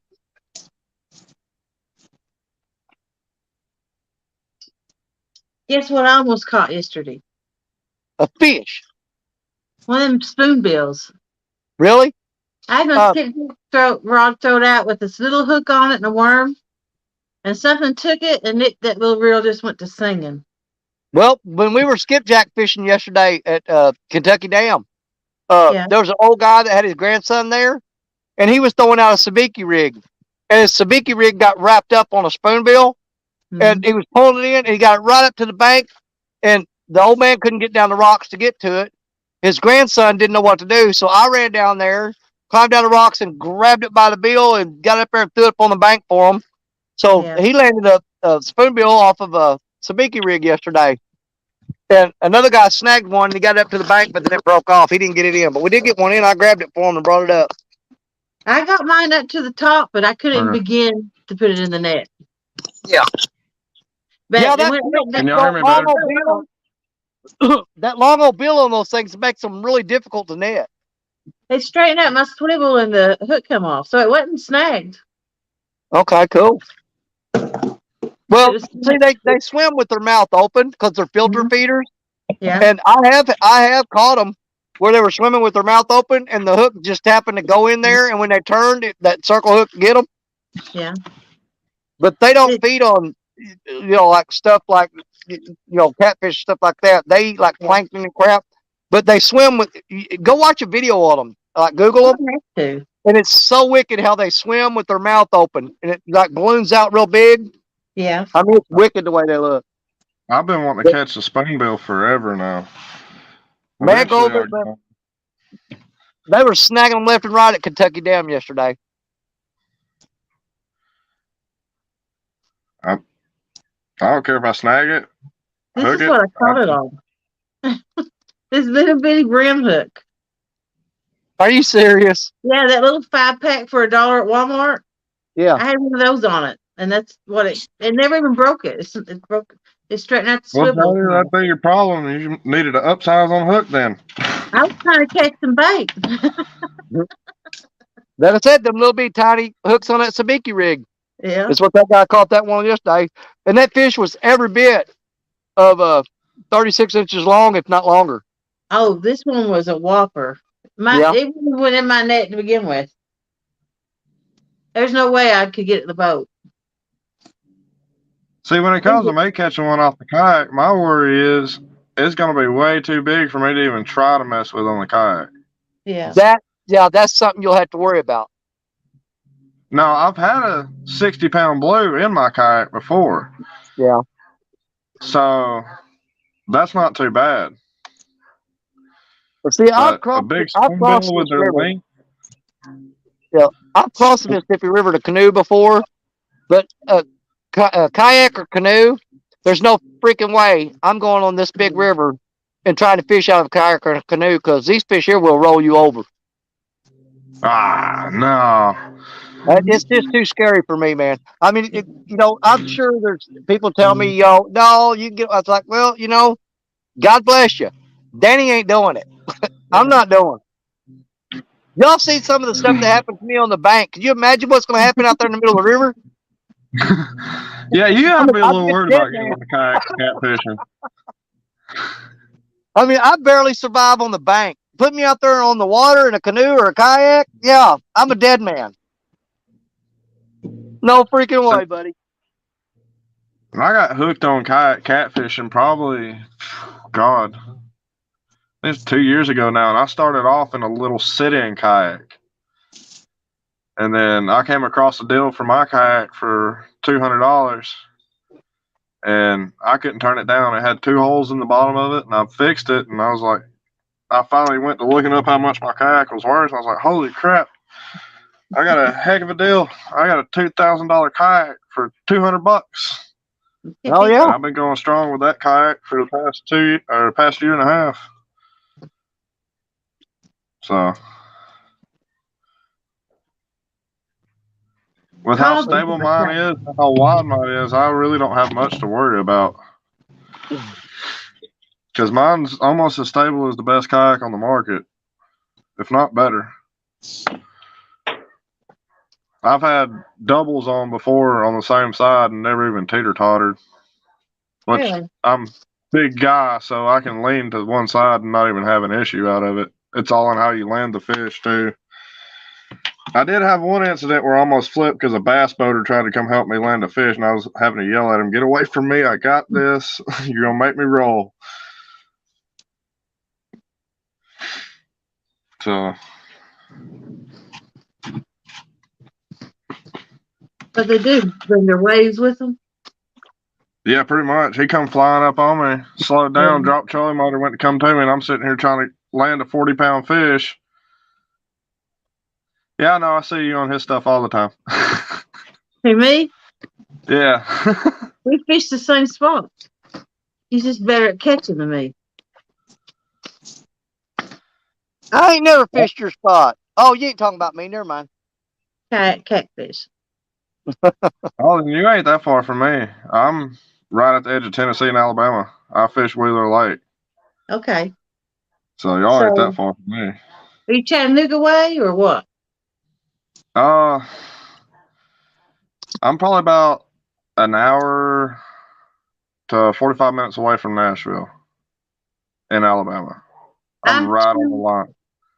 I'm 2.5 hours away from Nashville. From my house. So y'all ain't too far, considering Danny's a good distance away from us. Yep. Yeah. But you know, Yeah, that's something I've been thinking about. I don't do my Florida trip till August, but I'm gonna try to figure out. I'm gonna lay my route out that I'm traveling because I'm gonna be pulling my camper, and I never go straight there when I'm pulling that camper. I'll drive for 4 hours and stop and camp somewhere because it takes me like 9 to 10 hours to get to Florida. So I'll drive like halfway and stop the night somewhere, set up camp, get up in the morning, and travel the rest of the way. But I've got a whole bunch of time on my hands in that downtime when I'm parked there waiting. And I'm going to figure out who's going to be close to some spots that I stop at and maybe hook up with somebody and fish that night with them or something before I leave out for Florida.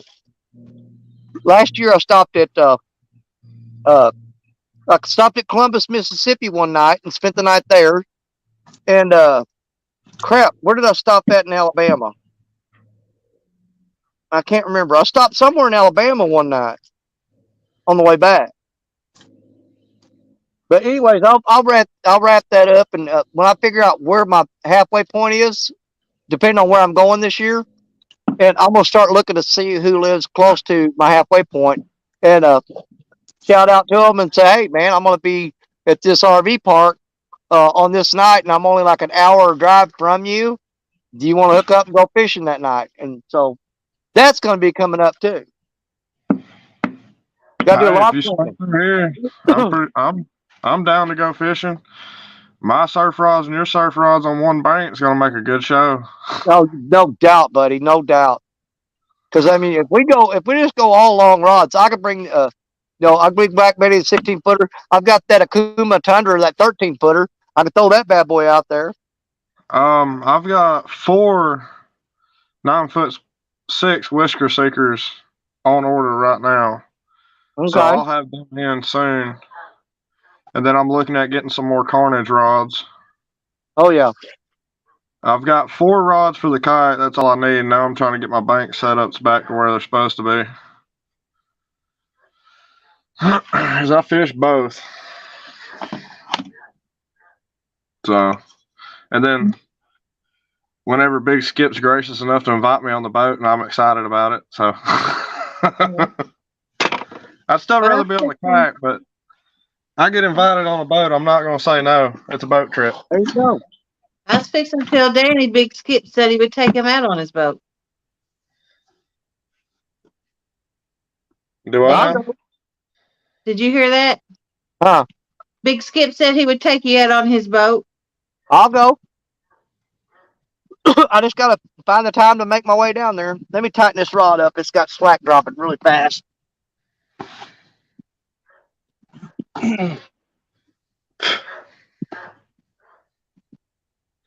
But I'm hoping.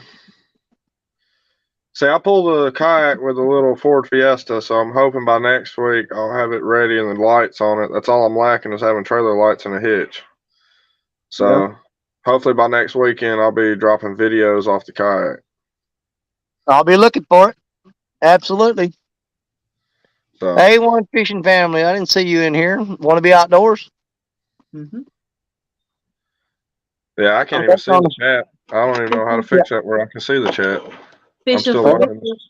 Bugman was driving, so I'm gonna keep dropping a link for him. I didn't have to do that though. This spot right here, this is where I caught that 16-pound channel cat. Oh, really? That's not a bad sized channel. The biggest one I've seen pulled out of our water was 20 pounds. Yeah, they say there's 20 pounders in this river, but so far all I've gotten was 16.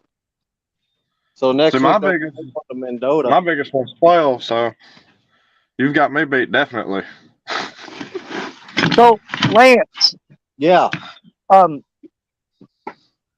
when you go fishing next Saturday, yeah. I mean, how do you think you're going to be on numbers though? We know you're going to get it on size, but how do you think you're going to be able to do with your numbers though?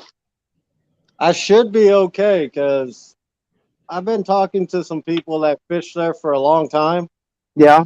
Say the big channels, they go into the shallow during early April and throughout the month of April. So hopefully they're there next weekend because where I'll be fishing will be 3 foot deep. Okay. Yeah, I'm gonna be really, I'll be really looking forward to see what happens on that.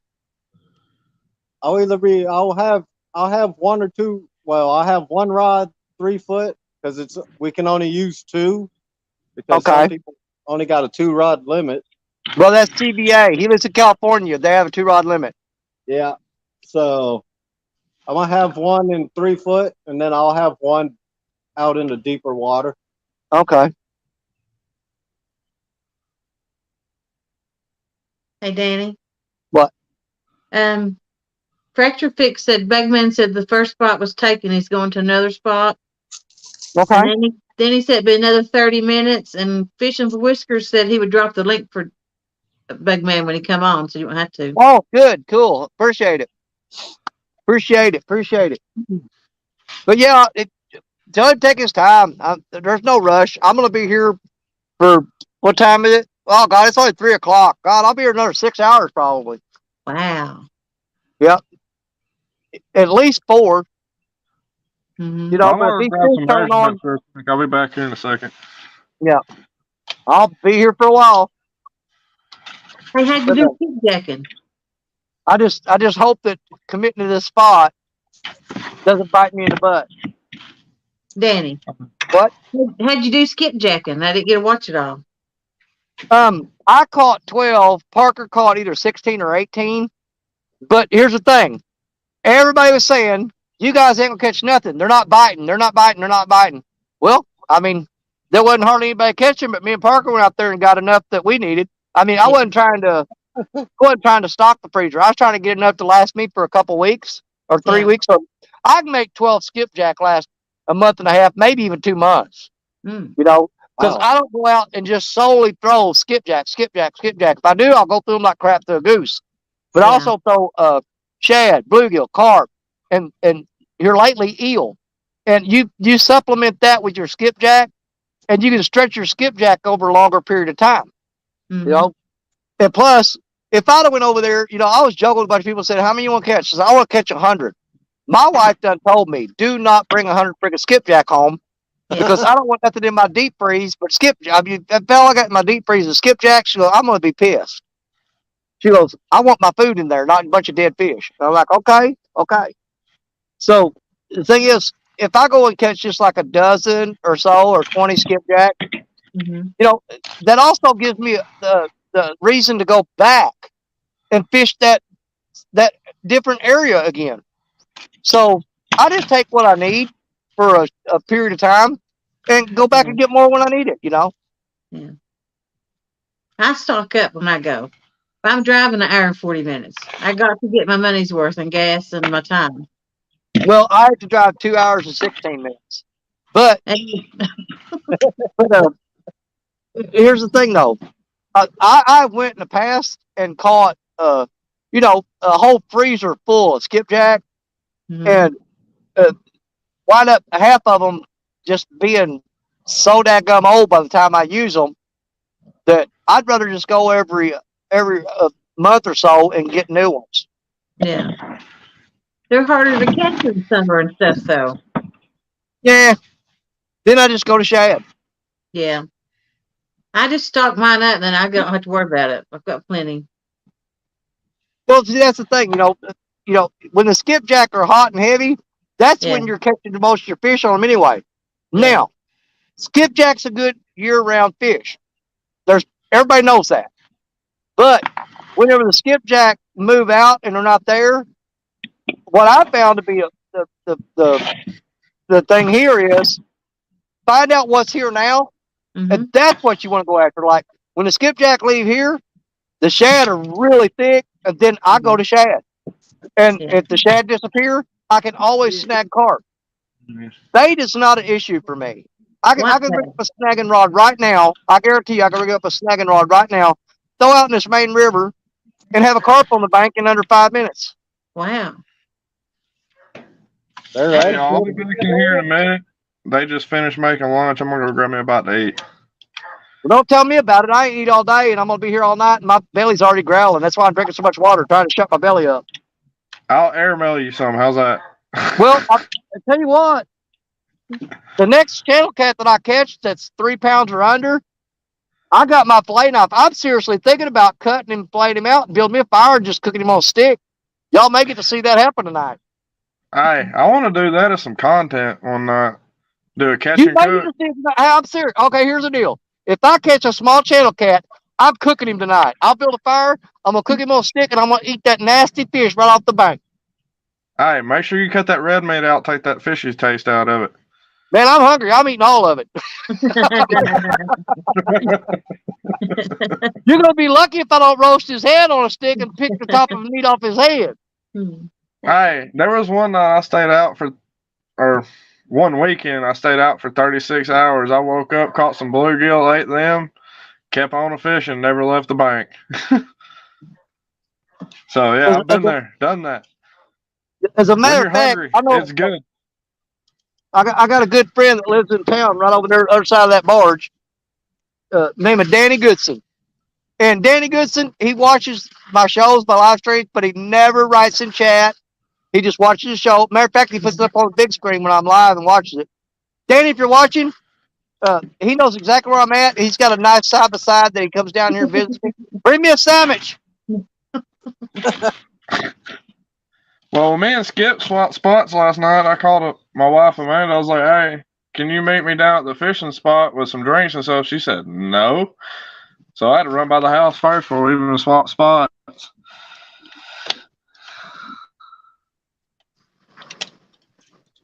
So, but I'll jump back on here in a bit. All right, brother, And, we'll be waiting for you. Bye, man.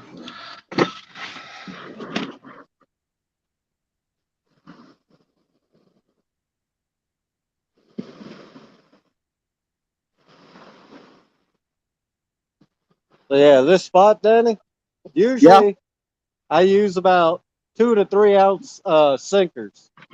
Okay. Today, Friday and today I got to use 6 ounces. Wow. Yeah, it's. Have you got a lot of trash floating down it? Nope. It's just Well, flowing. There's a It's plus. moving, man. But this spot is usually at the deepest, maybe 6 foot. Now it's probably about 8 or 10 foot.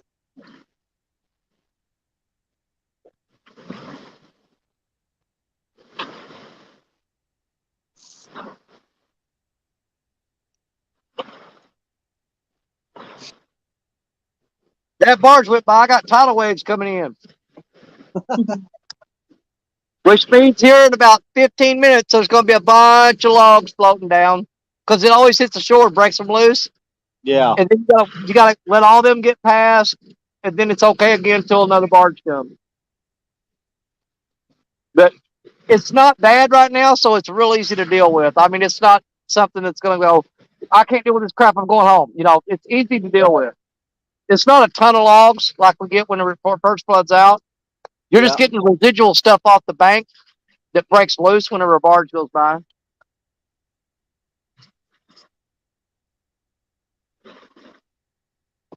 Yeah, so next weekend, man, next Saturday, it's going to be an early day for me. Oh, God, yeah. Mendoza's about 2.5 hours from here. So I plan on leaving the house. We plan on leaving about 4:30. Yeah. Well, you think about this. CBA, is in California. Do you realize with the time difference, what time he's got to get up to be up? Whatever he fished in the, I can't remember what tournament we were in. It might have been the Iron Cat tournament.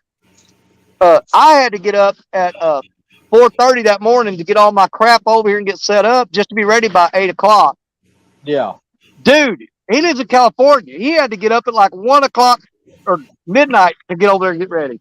Yeah, exactly, man. That's crazy. What's up, Fracture? There's Big Scoop. Hey, Jody. What's up, Danny? Hey, buddy. Lance. How you doing? If I was really smart, I would have waited till about 5 or 6 o'clock and start my live stream because that's when I start getting closer to when the bite's going to happen. But man, I just want to get out of the house to get over here and get set up and try to do something and waiting for the big bite later. I think that's what happened to me and Zach last night. I think we got there right at the end of the bite window and caught that one fish. Oh, yeah. Then that was it. Nothing else the rest of the night. Well, the bite here is going to be probably about an hour before dark is what I'm predicting, and on into the night. So we'll just hang out, and that's what I said. I get some of these other guys up here fishing. They kill the time with reeling in what they're doing until it starts getting a little more active for me here. Yeah, I think they're just now starting to get active out there where we were at last night. Yeah, but these guys will help me out. They got my back. I don't know how many times I've been fishing late at night when my river was really bad and blown out, and Ernie the Hog Snatcher would message me, and he goes, "You need help?" And I go, "Yeah, get your butt here quick." And he would come up on live stream, and he'd be like, "Man, I'm pulling him in left and right." I said, "Get on my stream now." And I wouldn't catch nothing, and Ernie would save the whole show by just throwing fish on the bank left and right. Yeah. But Ernie's always had my back, man. He's a good guy. I kind of like the way me and Zach had it set up last night. We took my stream and had it faced us so that everybody could see us. And yeah, did like a double screenshot. Yeah, and we used his was on the rods, and we just pulled him in for the split screen. Well, see, I did that one night. I had both my phones with me, and I sent out a link and went to my other phone and clicked on the link, but I couldn't stop getting it from feeding back. Even when I turned the volume all the way down, I muted the mic and everything, and it still was messing with it somehow. So yeah, the view was perfect. You had me in one window, and you had all the rods in the other window. But every time I talked, it would be doing some weird crap, and I said, it's not gonna work. yeah. I was doing something wrong. We were trying to figure that out last night too, but luckily we had the phones about 12 feet apart. Yeah. And we would talk, and then half a second later we would hear it on his phone. Yeah. But we were far enough, the phones were far enough apart that my mic didn't pick up his speaker, and it kept the feedback loop from starting up. Yeah, but even like when I was doing that, that's the problem I was having. Yeah. I would talk, and I would hear my other phone over there saying the same thing I said, so many, a lag, so many seconds later. And it wasn't hurting nothing, but it just irritated the crap out of me. It's weird. I'm not kidding. I mean, good God, I don't want to hear myself over and over again, good God. People can barely take me once. To do it twice is just too much.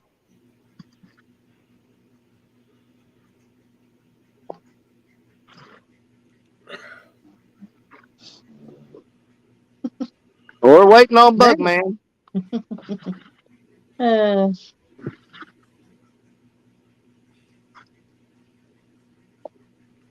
See, it's such a beautiful day today.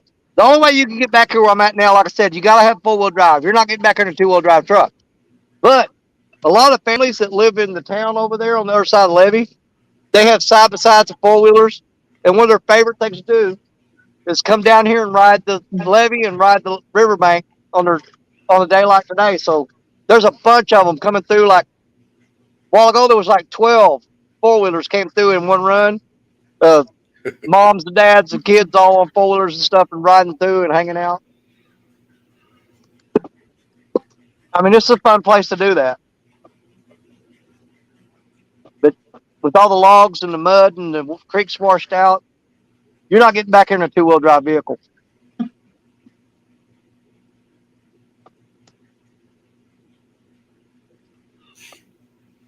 It just makes me nervous when they stop up there by my truck. I'm like, okay, what are you doing? Keep going. There's no reason to stop there. There's nothing there that belongs to you. Man, I'm actually glad the city came in and cleaned this area up. Just past my rods, there used to be a tree that was right on the water. They cut that one down and they cut another one down. So now you got a wider area to spread your rods out in. You ain't got to worry about trying to miss the branches when you cast and everything. Yeah, and here's the thing. Let me throw this scenario at you. Suppose you get there this afternoon and you just slay the fish. I mean, you just absolutely can't believe how good you did. Would that sway you from going to Mendota? Nope. Okay, that's what I wanted to know. Because this spot, usually the bite turns on about 6:30, 7 o'clock. Okay. This Yeah, spot because see, I'm really looking forward to seeing you. I'm really looking forward to seeing you fish Mendota. yeah. So, I mean, if you just said, yeah, if I catch a bunch of fish here, I'm not going to Mendota. I was actually going to.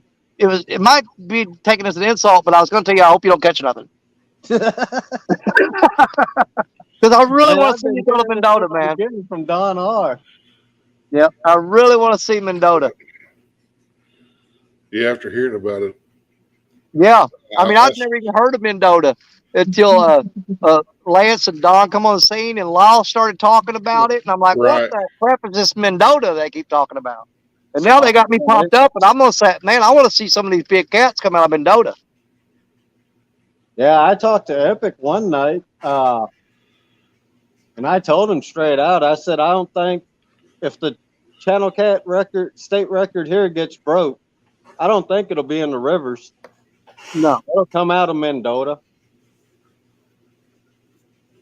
because they It's get the- there. that's the hardest pill for me to swallow is that the world record catfish. Because see, now, I'm not against lake fishermen, and I don't have nothing against them. I just suck at lake fishing. You'll hear me say that over and over.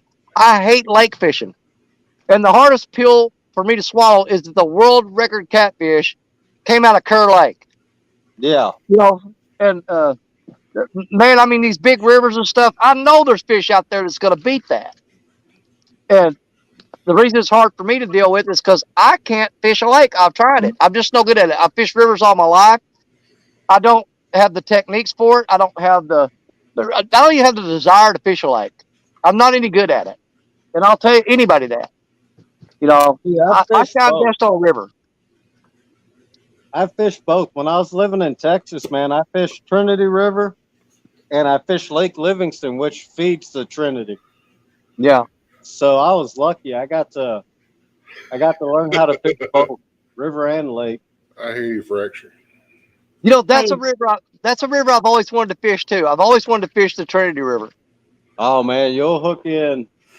What is that? You can hook Pomeranian. in some big bull sharks too.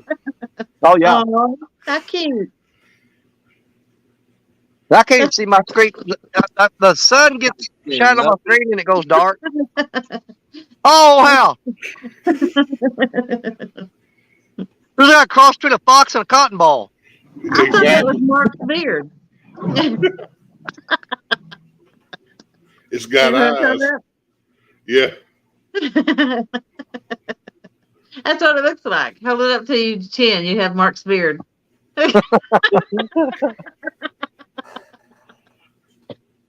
Hey, Danny. Yeah. Matt from Wanna Be Outdoors said, Danny, Richard and I are talking about him going up after his woman heals in 6 weeks from her surgery and doing an all-nighter. Where at? Well, I guess where yins are at. Okay. Well, We yeah, can you know, probably man, I'm all cover about this them all-nighters. I love them. If I didn't have to take my wife to the hospital in the morning, I'd do an all-nighter tonight. Yeah.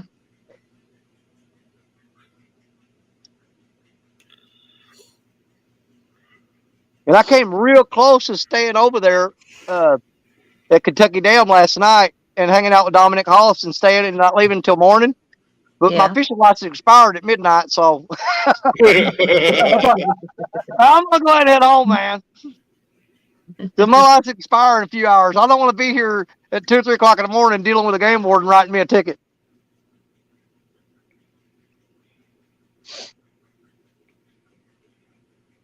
Buck said Danny drove to the levee in his Chevy and the levee was dry. That's a That's it. song, ain't it? Sing Well, it. I guess my GMC is close to a Chevy as you're going to get. Yeah. I used to have that old brown Chevy Silverado that I drove down here, but my wife maybe sold it when I bought this new truck. I wanted to keep it for pulling my boat and driving through the mud. And she goes, "We got too many vehicles in the yard. It's going. Get it out of here." And I'm like, "Okay." But I love that old truck. I had that 350 Vortec in it. Matt said northern Arkansas, about 2 hours from Richard. Northern Arkansas. Well, I've got to go. I've got a trip coming up to Arkansas. We're going to John F. Kennedy State Park. Down now, it's down near Heber Springs. We're going down there to visit our son and do some trout fishing. So that's going to be coming up real soon too. But Yeah. we'll pull the camper down there and stay for a couple days on that one. Chad just showed up. Do you want me to boot him? No, he's all right. You know what?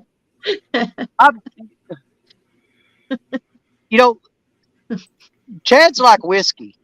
What's up, The first shot of him, you're like, "Ugh." But after you've had a few of them, you can't get it. You want more. You take a shot of whiskey and you're like, "Ugh." And then you go, "Give me another one." You give me another one. You go, "Man, that's pretty good. Just keep them coming." That's how I figured Chad is. He's like a shot of whiskey. The first Yeah. one's a little bit, but after that, you're just like, "Man, give me the whole bottle. I want all of it." Don't you just love my euphemisms? Yep. Be right back. I love Chad. I really do. Yeah, he's very nice in Yeah. person. I met him at CatCon, man. He's a wonderful person. He's wonderful. On YouTube, nah, not too nice, but in person, he's nice. Yeah, he's pain in the butt on YouTube.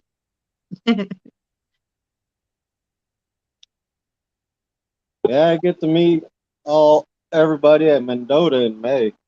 That's gonna be a great trip.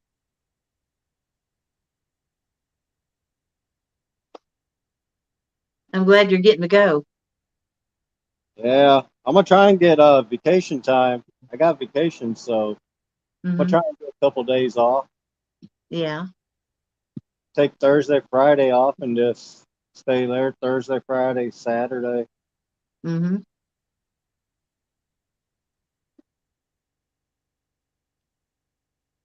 Chad, you ain't going nowhere. Jody, I ain't gonna let Jody kick you out of here. My screen is so when the sun shines on it, it goes black. I guess it's that. I tried to adjust that where it's got that auto adjust crap, and I can't hardly see nothing on here. So if you see me going like this, I'm trying to read. And I got it on the power pack. I'm still at 61%. Power pack is full, but we will have to run the. That's a long time from now, but I've got to run 100-foot extension cord through the woods and set my generator up on the truck and get ready to put my lights up and stuff. But that's a long time from now. Yeah. If Chad wants to come up, I'll jump down and let him come up for a while. Well, we've only got 4 spots right now. I mean, we can get up to 9? I pay for my StreamYard. I do too. Bugman just wrote, where does it say it? I just pulled up at the fishing spot in about 20 minutes. Okay. So, just he can Ricky can bring him up, or I can bring him up. But when he gets set up, just tell him to drop let somebody know so we can get him up here. Because that's the thing. Once you guys are all on here, I can walk up the truck and get other stuff that I need without just walking off and leaving the live stream abandoned. Yeah.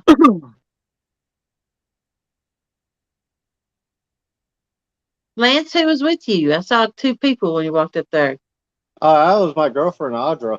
She helped me Oh. carry stuff down here. What's She's her still name? fishing? Did you say Audra or Abra? Abra. Audra. Aubrey. Aud- Okay. Audrey. She's still there? No, she left. Oh, okay. I was gonna say howdy to her. Yeah, she'll be fishing this year. Good. She loves fishing, so it's just that one year when I first got into YouTube last year, she was sick, and the doctors couldn't figure out what the heck was wrong with her. Yeah. Finally figured out she's got congestive heart failure. It's like, okay, well, at least you guys figured something out. Yeah. But yeah, Yeah, she we likes were- doing more pan fishing and stuff. Yeah, you talk about wives and girlfriends. Made me think of yesterday. We were all driving to Kentucky Lake, coming from different directions and everything. And I was trying to call everybody to coordinate what time we were getting there and where we were meeting at. And so Jerry Parker, my good buddy Parker Pursuits. I look on my phone. I got his number in, and I call it. I'm like, hey, and some woman answers the phone and stuff, and she goes, "Who is this?" I said, "This is Danny Stone." And I could hear her talking to somebody. Said, "It's some guy named Danny Stone." And he goes, "Oh crap, give me the phone." And he goes, "How'd you get my wife's number?" I said, "Because the last time we was out somewhere, you called me from your wife's phone, you friggin' idiot." And so I just logged it in as Jerry Parker. I mean, I didn't know you was called from your wife's phone. Don't get mad at me. He goes, "How'd you get my wife's number?" I said, "Because you called me on your phone, because it's that time that when he was trying to get his watch hours.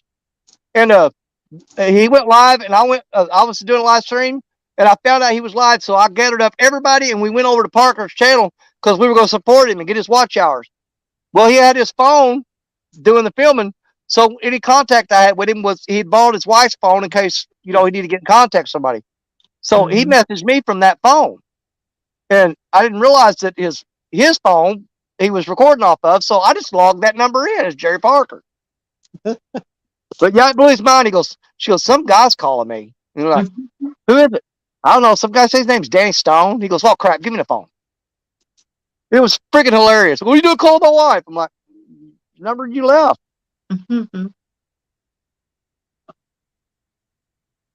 He wasn't irate about it. It just freaked him out because he was trying to figure out how come I didn't call his number. And after he thought about it, he realized it was his mistake, not mine.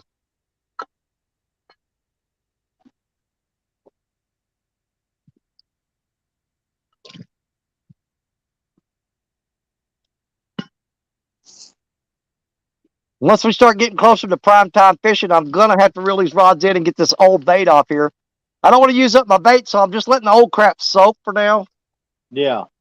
It's not going to be very productive, but I don't want to waste my good fresh bait, before it's time for them to start biting. Right. So I'm keeping it iced down and put back in the shade. And when the time is right, we'll pull it out and go crazy.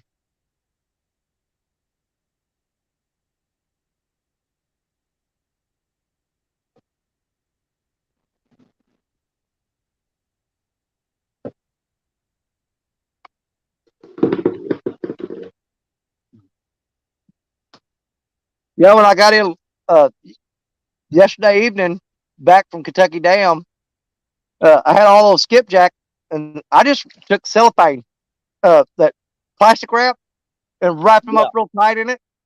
And I would put them in the deep freeze, our little small chest freezer we got, and it was full of the top. And so I started throwing stuff out on the table. And my wife said, what do you do with all that food?" She said, "I'm gonna put my skipjack in here." She goes, "You can't throw the food away to put skipjack in there." I said, "Woman, I haven't eaten in 24 hours. I'm cooking everything that's on the table. Don't worry about it." "I'm going to make room in the deep freeze. I'm going to eat all that." So I cooked, I had some crappie fillets, some white bass. I had some shrimp. So I ate all that. I ate till 1 o'clock in the morning last night trying to get rid of that food because I didn't want to waste it. That's why my belly's so pooped out right now, but I'm hungry again. Yeah, I don't usually eat when I go fishing. I do that, I'll end up falling asleep. Can't do that either. Yeah. Yeah, you can. Jody could hey, watch some of Jody's shows. She has instructional videos on that. It's that easy. How to sleep while you're fishing. Man, I remember being a kid, me and my dad, whenever, because he's in the union, when he was laid off of work, Friday I'd get home. We'd go fishing all weekend. We'd leave Friday evening and just fish until Sunday, about 7, 8 o'clock at night. And at night, he would go to sleep. Mhm. Like, who's supposed to watch all these rods? Like, there's bells on them, and I know you're not going to go to sleep, so there you go. Trying to watch 10 rods on the beach, man. Oh yeah. You know what though? I love man being down there at night on that beach fishing. Oh my God. Especially Yeah. around Destin, Florida, because the sand looks like sugar. I mean, it's the whitest, cleanest sand. And oh my God, I had so much fun fishing there. And you fish at night and you're not getting blasted by the sun and getting all sunburned and everything. Right. But it makes it really interesting when you hook up something big, you know, and you're fighting it in the dark. You're like, I have no idea. I have no idea what the hell's on here, and I'm kind of scared of it. You had You a go, few you not cousins going to that- get that. I'm not going out there. I have no idea what that is. It could be Every anywhere once from in a a shark to a stingray. I'd fish in Jacksonville. My aunt had a bait and tackle shop, so I'll just grab rods, reels, everything I needed, and go to the beach and go fishing. Then get back, put the rod and reel in the back room. So the next time we went and visit from Texas, I would just grab the rod and reel and take off. Used to be fun.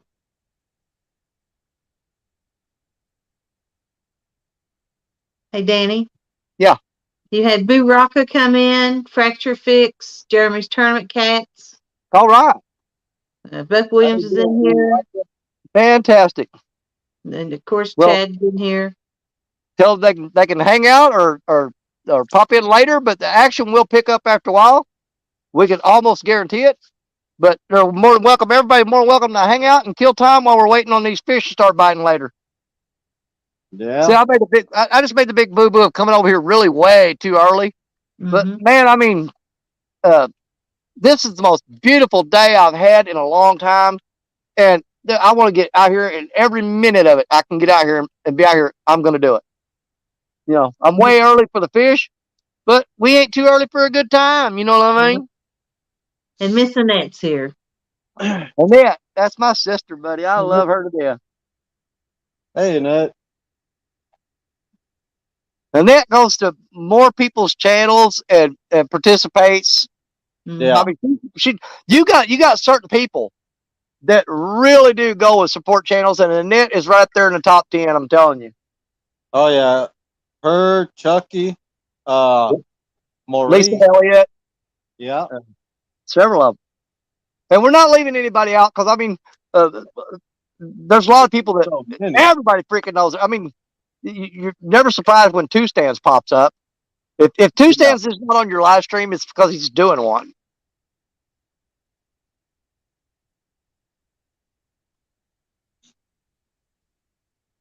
You know, I've been throwing Black Betty way out there with a big chunk of skipjack on her. The only fish we caught today, we caught on eel. I'm really thinking I'm going to throw a huge chunk of eel way out there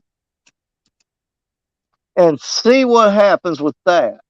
Because I don't have any eel way out. I've got it all close to the bank. Sorry about So that. I'm going to reel that rod in. And I am going to put bait on that rod with fresh eel and throw it out. Catfish Viking wants to know if he can come back up. Well, yeah. Yeah, we have Whiskers drop the link for him. Yeah, because you know what? Okay. That takes the hassle off me. Because Yeah. I'm looking, because I just can't see the screen at all, you guys. My screen is like almost black. Yeah.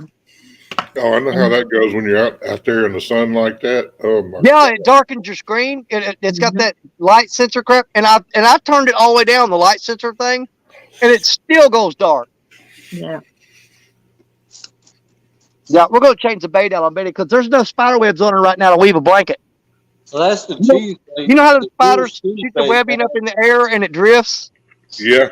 Man, there's just like all the way down that 16-foot rod. Hold on a second. We just got hit. Got a bite on that rod right there. Yeah. I was looking at Betty. I was running my finger down the length of her, like that pointing. I looked over and that rod went, don't. It looked like a little bitty bite, but hey, a bite's a bite. So I'm gonna keep an eye on that. But here's the thing: a lot of times on this river, and a lot of people don't realize it. I've fished with people here that's never fished here. You Yeah. throw out your rods with heavy weights, and you pull the line tight, right? Mm-hmm. But everybody wants tight line, and the rods will just start twitching and jerking like that. Every one of them and bumping, and they'll run and start grabbing the rods and stuff. I says, put it down, put it down. It's not what you think. I said that line's real tight, and there's a whole school of those invasive carp coming through. And I'm talking about when a school comes through, there's thousands of them.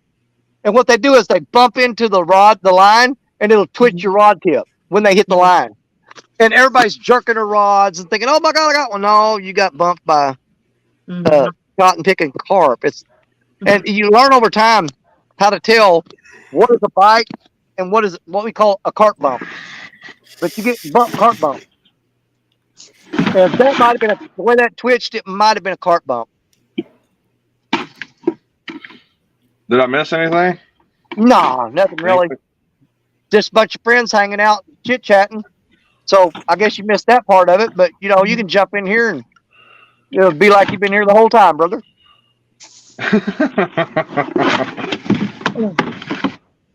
All right, I'm gonna change the weight on this rod here.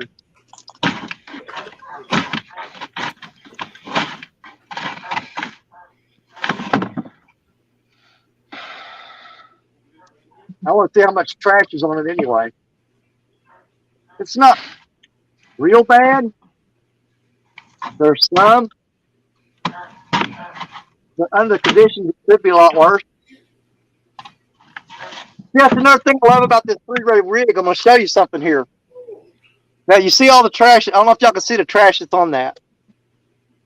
But if you look, my bait is still hanging free of trash down here. So it's not covered up with trash. So that 3-way swivel catches the trash and keeps it from getting on the bait, which is real handy. Okay.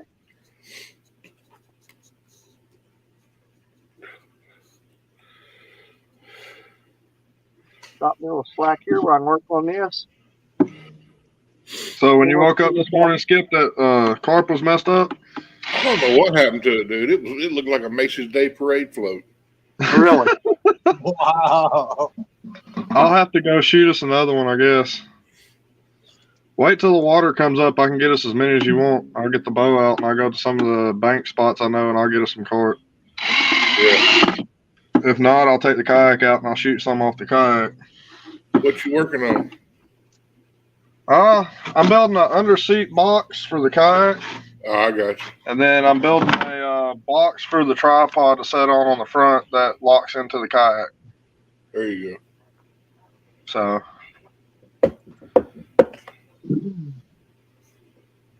that's what I've been doing today. Still ain't taught Man, you I've worked with plenty of PVC board before, building reptile cages and stuff. But doing it like this is so tedious. I still ain't taught you how to turn your phone right. Well, We did it last one night. minute. Yeah, 1 second. I got rotation cut off is what it is. There we go.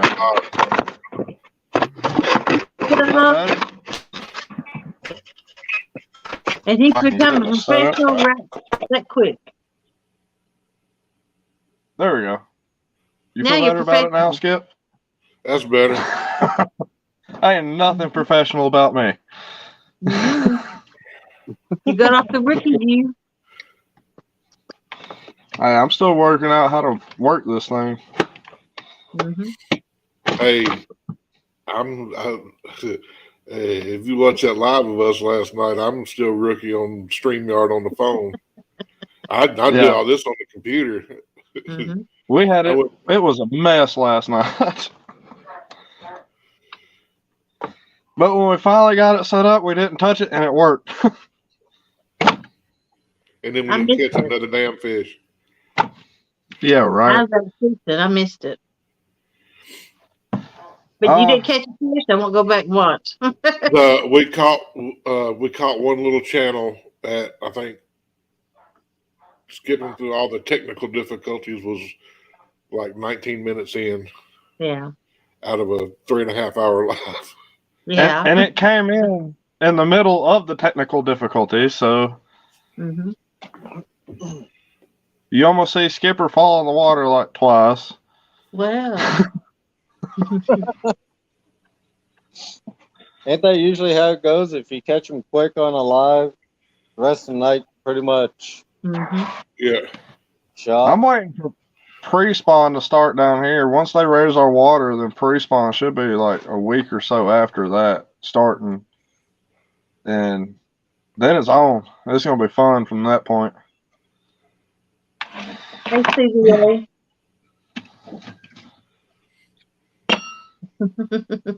Yeah. When they bring up the food talk, you know there ain't no fish caught.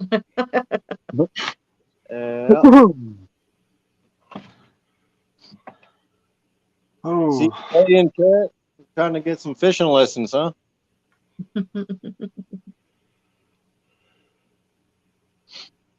Who'd he say that to? What? Who's wanting fishing lessons? CVA? Maybe.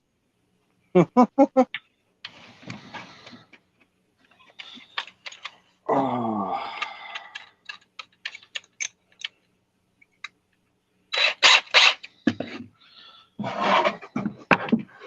I'm going to mute my end for a second. I'm about to do a little bit of drilling and stuff. Well, you just get it and drill away.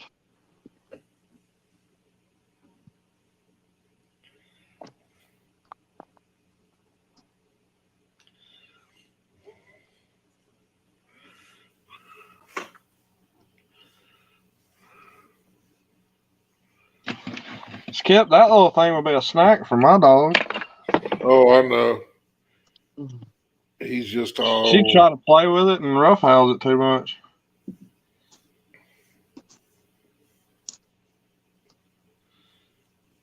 I've got a Siberian Husky that loves little dogs, but is way too rough with little dogs. Yeah.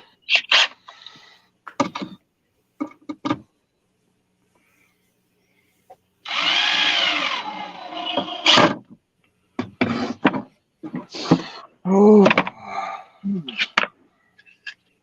Boy, this caught picking eel is so hard to get off the hook. Yeah, so's that carp. Yeah, eel is. But eels, I've done carp and I've done eel. And I'll tell you right now, I used to think carp was the worst. It's freaking not. Eel is the worst, no doubt, hands down. I'm gonna have to find my Freshwater eel as oily as saltwater eel? do what? Is the freshwater eel as oily as the saltwater eels? You know what? I don't think so. I mean, it's pretty oily, but I've messed with that saltwater eel, and I think the saltwater's oilier, in my opinion. I may be wrong. I don't know. I'm not an expert on eels, but from what I've seen, I think the saltwater eel is a little oilier. It's kind of like, like the mackerel. If you ever caught jack mackerel or Spanish mackerel, Yeah. you know how oily they are? Yeah. Well, it's like the difference between night and day there. Like Spanish mackerel, I mean, if you never caught them, Yet? do what? Have any of y'all tried a lamprey yet? No, we caught one yesterday, though, and we threw it up on the bank, and a great blue heron swooped down there and grabbed it and took off with it. I've been seeing a lot of lampreys on a bunch of fish around here. Yeah. What surprised me, I caught one last year. This year I caught a bass with a lamprey on it. And then a buddy of mine caught another bass with a lamprey on it. And then Skip, the other Zach caught a catfish that had a lamprey mark on it. Yeah. So Well, a that's, guy was snagging yesterday at Kentucky Dam. And one of the big Asian carp that he pulled in had a lamprey on the side of it. When he drug up on the bank, the lamprey, it held on for a long time, and then it finally just popped off and was flopping around on the ground. And we picked it up and threw it way up the bank there, and a great blue heron swooped down, snatched that thing up, and was gone with it. I was just wondering how it was going to be as bait. I've heard it's good bait, but Well, I mean, to me, it'd be what would be the difference between one of those and an eel? I mean, see, we don't have eel down here, so that would be our version of the eel to be using. yeah, I mean, because I don't know that much about them, but it seems to me like a lamprey is like a species of eel, isn't it? Or is it? I don't know if they're in the same family or not, but See, I don't after know. holding one, There's our trivia question for somebody out there in chat. Is a lamprey a species of eel? I know they got the weirdest looking freaking mouth you ever seen. Yep. oh yeah, that one I snagged last year, it freaked me out. I was like, "What the crap is this?" And then it finally hit me. That's a lamprey because I've watched a bunch of documentaries on some of the waterways that are starting to get infested with them, and I would have never suspected they would made it this far from the ocean because they're primarily from the ocean, but they've moved so far up riverways that they've made it this far already. Well, I've never seen one of them out of the Mississippi River. I've heard they're in here. Man, I fished this river for 40 plus years, and I've never seen a lamprey in this river. Now, I know for a fact that they are in the Tennessee River because we was pulling them up off the park yesterday.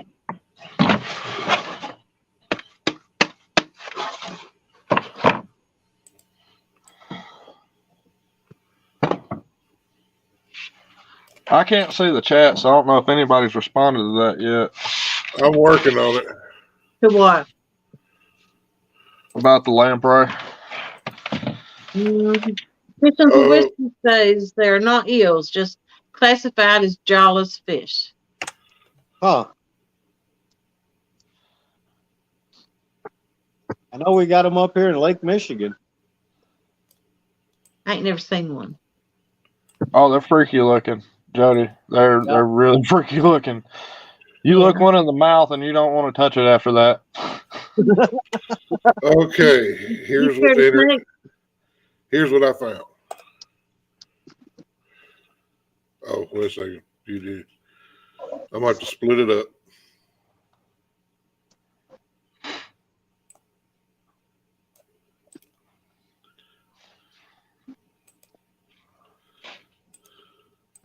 Backing? Are you scared of snakes?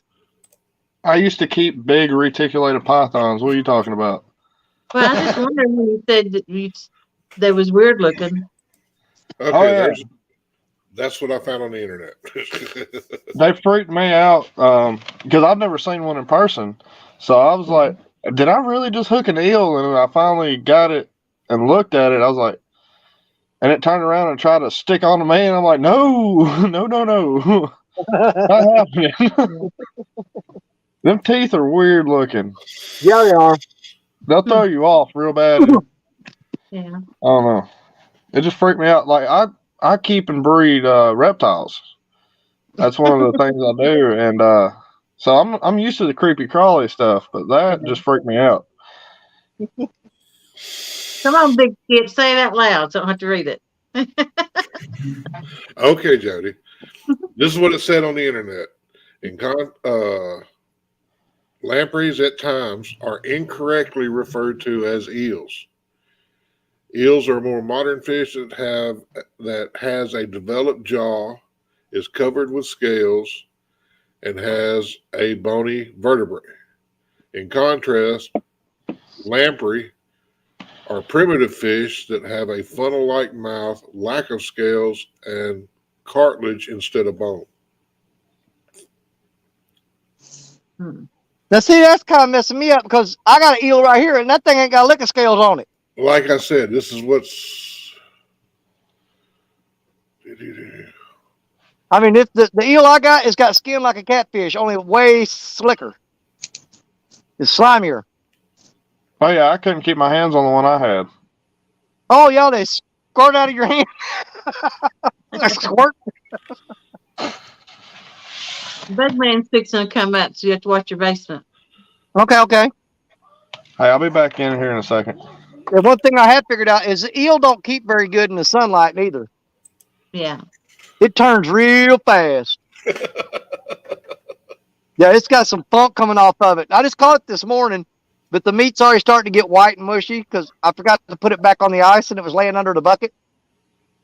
It's getting, but oil is seeping out of it though, so maybe that's a plus. I don't know. Yeah. We'll see.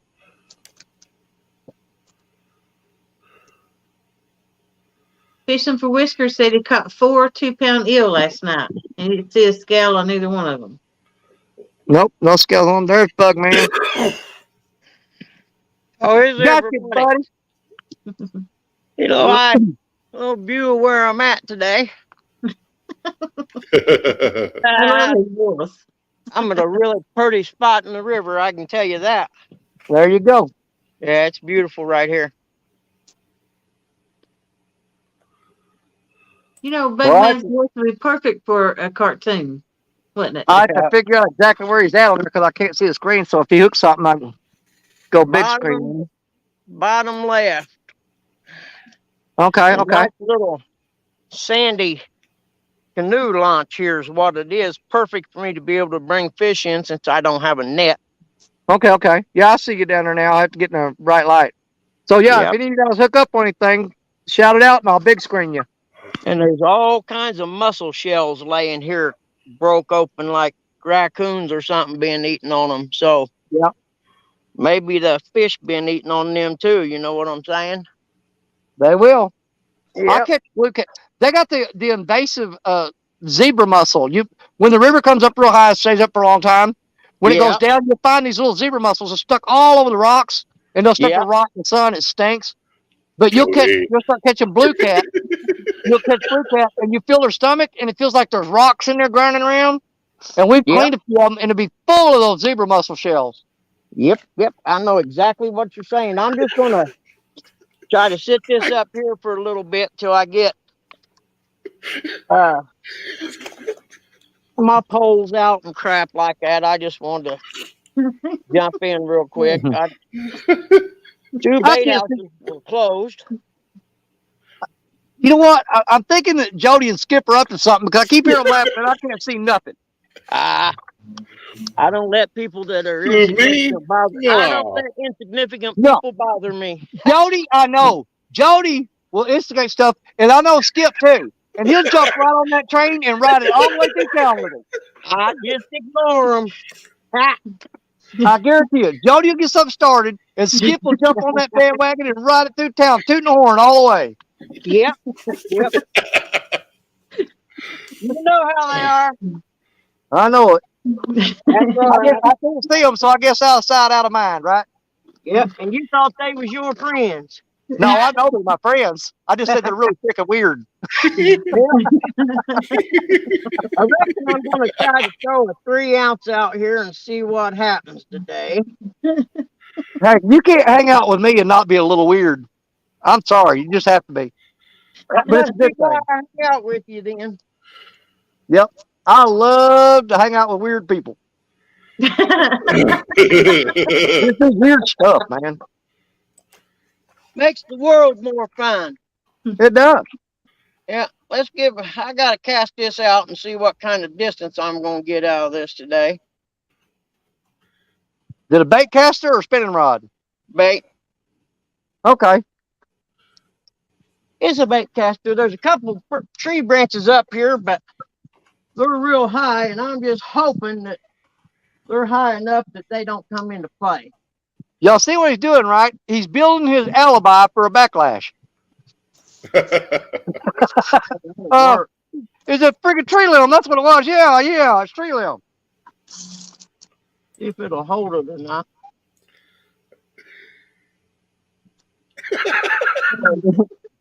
You guys are killing me. What are y'all doing?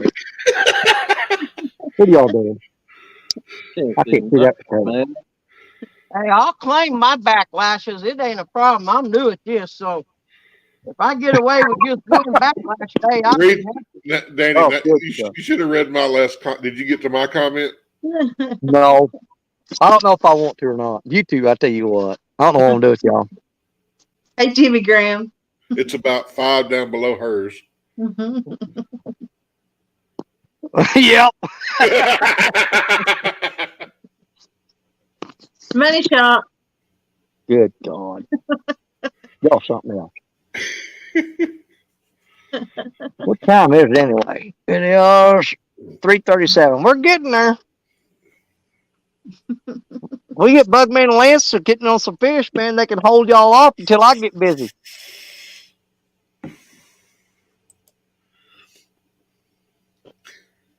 Well, we hit the right time though. I'm putting all new bait on everything and getting it out there quick. Oh, I'm getting here. About time I get set up and walk back to the truck and get my Wendy's cheeseburger. Man, quit talking about food. I ain't eat all day. Hey, I can't help it. You don't know to bring food with you. I got a Wendy's cheeseburger. I got candy. I got Little Debbie's strawberry swirls. I don't leave without food. Did y'all hear how bad he just rubbed all that in? Mm-hmm.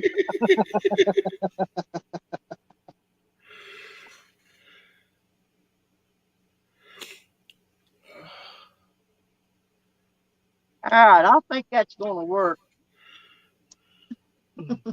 Don't think it, believe it.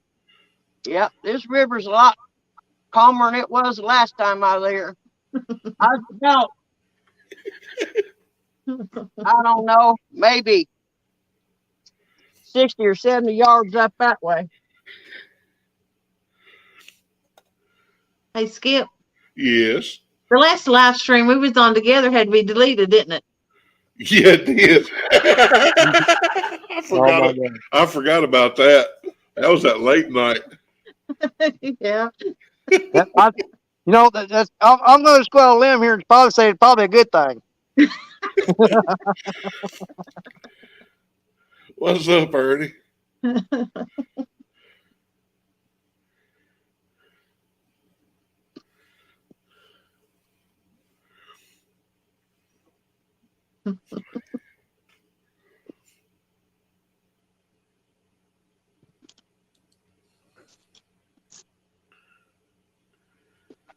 Ernie said Danny he needs to go to the car and grab you a strawberry shortcake. I'll tell y'all right now, if I hook me a channel cat 3 pounds or under, or a blue cat 3 pounds or under, I'm building fire and cooking him. Y'all's gonna get to see it. I promise you I am. I think I got some salt packets in the truck. I'll season him right up. There you go. They'll probably eat that fish half raw and wind up having worms. Ooh. Well, sir, there's only found your problem. You're infested with tapeworms. You've been Well, eating wrong. they say 1 out of 4 people have worms, and there's 5 up on camera right now. So take the pick. This is where you need to do the wheel, see who it is. Yeah. The wheel of worms. Speaking of worms, that's what we're going to put on this first hook, some big old night crawlers. Look at there. Bugman's got worms. Why did I picture a raccoon saying that?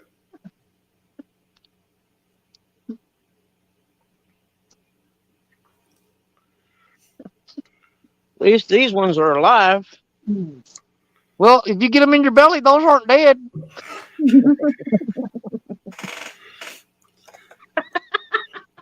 Oh, they aren't dead. Ronnie Moore said, pick a number. Hmm. He's wormy. But it's usually somebody skinny, so I'm out. I'm out. Hey, 280, I'm out. Well, here's the thing. I mean, you ever seen dogs got worms, how their belly's all bloated? You ever seen that? Yep. Their belly's all bloated? That look wormy to me. You need some ivermectin. That looks wormy to me. And I ain't talking about for COVID either. I ain't eating nothing and my belly's all bloated. I'm probably wormy.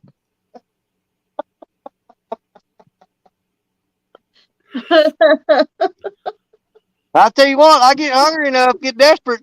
I mean, I wouldn't even be if I was a possum, I wouldn't walk by here. I pretty much eat anything comes by right now. I'm gonna get something here in a little while and cook it. I promise you. I'm gonna eat something.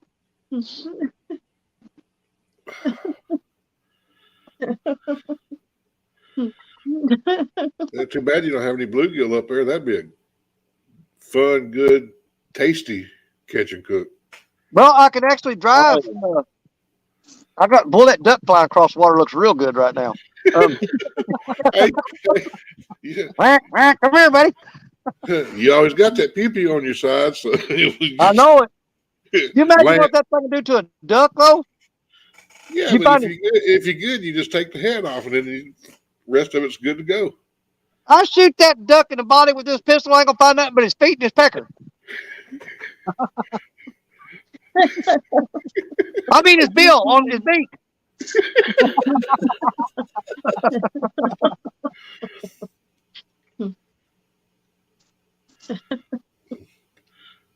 Hey, you usually saying that Asian carp are supposed to taste pretty good. Mm-hmm. You know what? There's a thought. I got a freaking snagging rod. We'll find out for sure. Hey, I'd cut out the white parts of that Asian carp and put it on a stick like a kebab. Yep. And cook that. You know what? We may do that. And then Just we'll find for the hell of it, just for the smell of it. Just for the science to see if it does taste good, like everybody says. Hey, big first live stream y'all get to see me throw up on. Not. He's puking so hard, I think he pooped himself. That or go, oh my God, they were right. This is good. Yep. I don't see any jumping right now. They were flopping earlier. But I may rig up a snagging rod and try to get a carp for supper.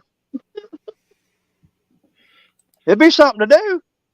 Just if we ain't catching no fish, we'll catch and cook a carp. I don't know if YouTube will shut you down for that or not, though. If you caught and killed a carp and cooked it, because they got kind of weird about stuff like that lately. I heard they shut someone down for that, I think. Come remember now that I think about it. Yeah.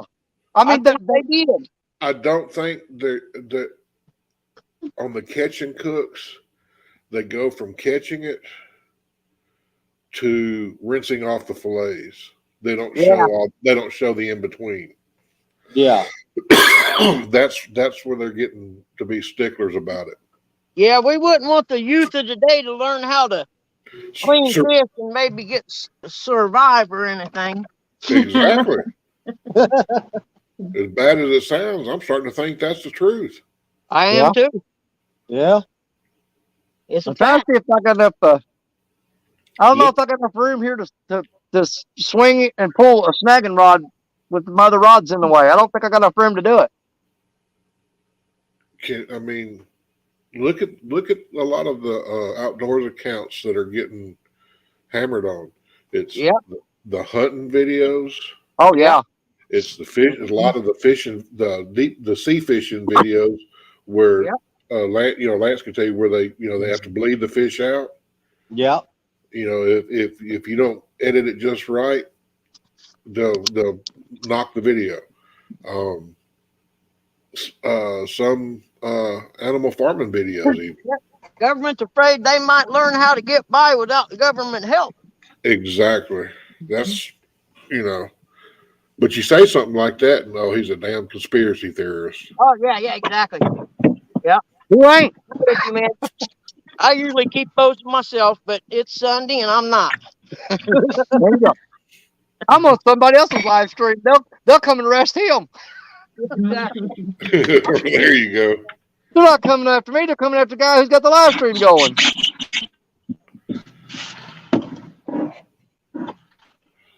Man, it is so peaceful out here right now. It is unbelievable. Yeah. I'm telling you, Zach, AT&T. Hi. At least I got a phone. It works sometimes. Are you on 5G right now? No, I dropped down to 4 to make this work. Can you drop down to 3?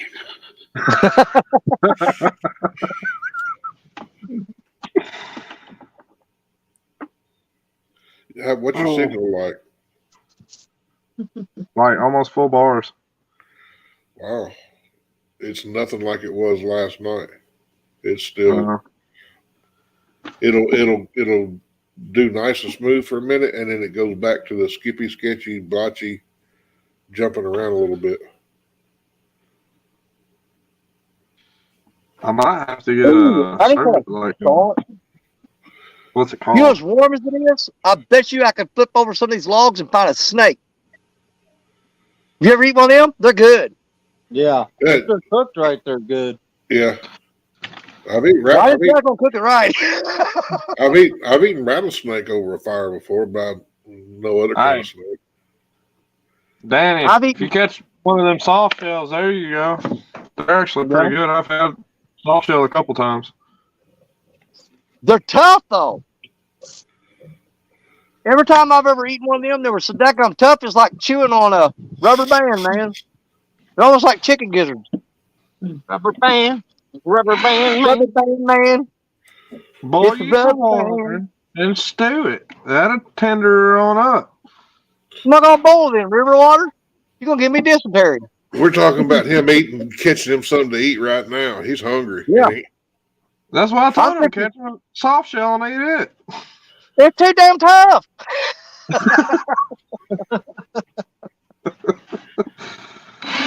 They still won't, man.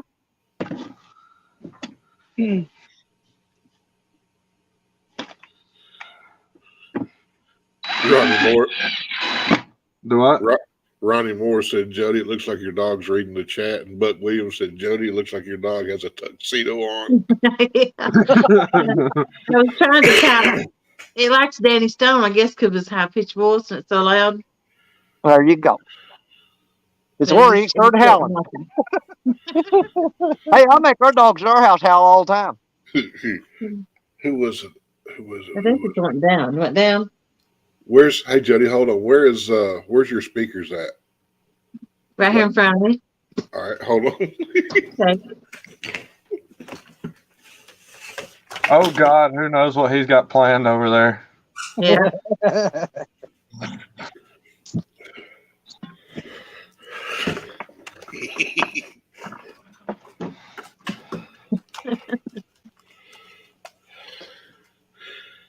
You got to get through the mile of chords first before you can do this, right? Oh, yeah. Oh boy. Hang on a second. Now, you gonna have Is my there dog anything- going crazy. You keep on with that. Squeaky toys are her favorite. Do it now.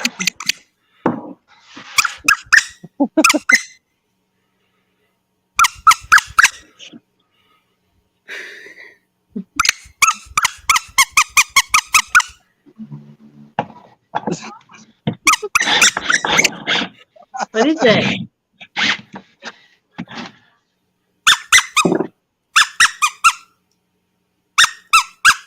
Yep, she's like, where is that? I don't remember whose live it was. I was in somebody's live one night.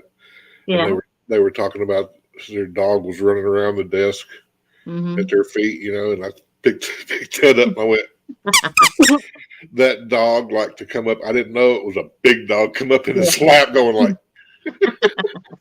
Oh, my wife come running out of the back room of the house one night. And then she goes, will you be quiet? I'm on the phone. I said, you're in the other room. You can't hear me. She goes, but them dogs hear you, and every time you talk, they start howling. Because the dog's in the room with them. So I had to be quiet with some phone if I'm on the other end of the house. If I was by mine and you would have done that, Maya would have been trying to tackle me to get the toy that I do not have. Yeah. hey, Danny. Well, he's on his phone, Eric. Eric said, hey, Danny, see if DoorDash will bring you something. Yeah. Oh yeah. Pizza Hut delivers. That's a thought. I'm, You know what? If I was on the parking lot of the boat ramp way over there, about 4 or 5 miles away, I've been down on that parking lot and fishing off the bank, and I've called Pizza Hut and they delivered to the parking lot before. They go, "Do we have an They need address?" to I said, come out "Yeah, with, second boat ramp." I said, "Down on the boat ramp over the levee," and they brought me a pizza.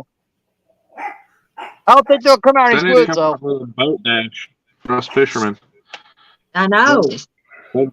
They'd make a killing off of that. If somebody was You got anchored fishermen up in like the that? middle of North Lake, it'd be crazy the amount they'd sell. All you need is a pontoon and a grill. Oh God, man, That's right. that would be a great idea. ooh, There's a yeah. thought. Man, Yep. you can grill burgers and hot dogs and stuff. Mhm. I Yeah. got, I got you one better than that. Get one of those the trailers, not the actual drivable truck, Yeah. and pull a farm truck and agent and put that thing on tri-tunes. Mm-hmm. Float Yep. out, take that thing out to where a lot of people like to go and sit and Mhm. stuff and park that thing out there and have a drive up food boat. Yeah, I'd hand their food up through the net. Yeah, By Put it- God, get my caulking gun and we'll make it float. odd.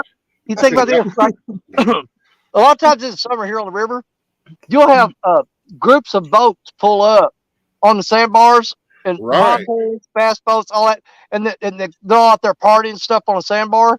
But if you took a pontoon and was cooking hot dogs, hamburger stuff, and you got up from them where the wind was blowing toward them, Yeah. they'd come to you. They Yep. go, "Man, I'm smelling burgers and hot dogs and stuff." And I'm like, "Have a big flag, with a hot dog on it or something, Glitzy. Out there where we used to go all the time on the weekends, and we'd have 30 or 40 boats out there, a lot of people would have grills set up with hot dogs and hamburgers and stuff. That's why I was saying one of those floating food trailers where you could make the stuff people wanted, but you couldn't throw in a grill. Yeah. Hey, Now, you give me nachos any day and I'm happy. I love think me about some this, though. nachos. If you're on the water, then you're under maritime laws, right? Yep. Yeah. So, would you have to have a merchant's license? Would you have to go through the health inspections and all that under maritime laws? I don't know. I'm Yeah. gonna go dark for a minute and smoke me a cigarette. Not talking about maritime. A couple of weeks ago, Zach he's back actually across the flats from where we were fishing last night, and he found a houseboat that had been being renovated that apparently during one of the storms not too long ago got loose from its moorings, floated back into the back of this cove when the water was way up, and then when the water receded, left it sitting up on the bank. Oh yeah, that was some crazy thing. I had to walk all the way through this creek in the middle of the cold because I couldn't leave it there without knowing somebody wasn't in there hurt over it. So I had to go check it out, and then I got all the information off of it and called Fish and Wildlife. They told me if they didn't claim it, that I would get to keep it if I could salvage it out of there. And I went back sometime last week to check on it while the water was up. I was going to actually go over there and tie it off and everything like that. And somebody had already came and got it while the water was up. So I'm guessing the people claimed it. That'd have made a great food boat. Hey, that would have beat Chunky's little raft he found. Yeah. Any word on Chunky's new boat? That he was supposed to be getting from the banjo guy. Yeah. I think the No, I man ain't heard nothing. got sick and was in the hospital or something. Yeah, that's the last I heard. Yeah. What? Yeah. Hospital. Who was in I the popped hospital? into one of his live streams earlier this week, and he was talking about Todd was in the hospital. So Yeah.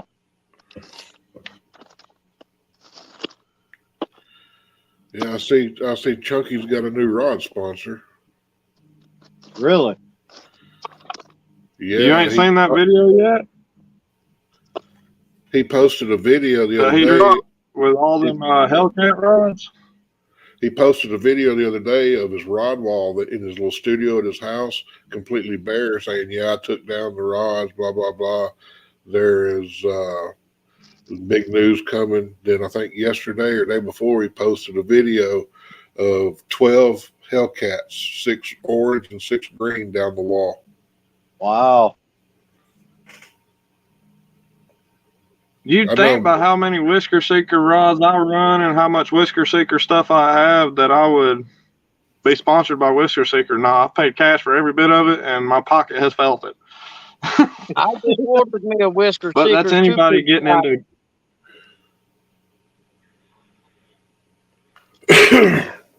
You saying that was Chucky that had the I found a rod monster I rod? like, and Hellcats? Yeah. Yeah, Chucky. Let me see. But it'd be crazy not to give them the Hellcats. I mean, look how many people watch them.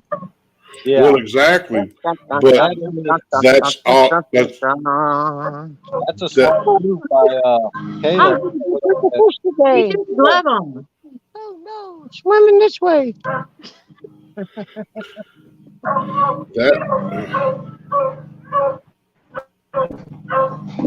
Okay, Zach. Whew. What's Zach got going on? That was him with the dogs barking. Oh, But I mean, before he took them all down, he had 60 or 70 rods all. I wouldn't mean to do that. you come walking up here. Yeah, a lot. Yeah, he had them all lined up to fill up the back wall, and then over to the side, he had that big bundle of rods. I doesn't matter if you leave on, but I can leave it on for you if you want.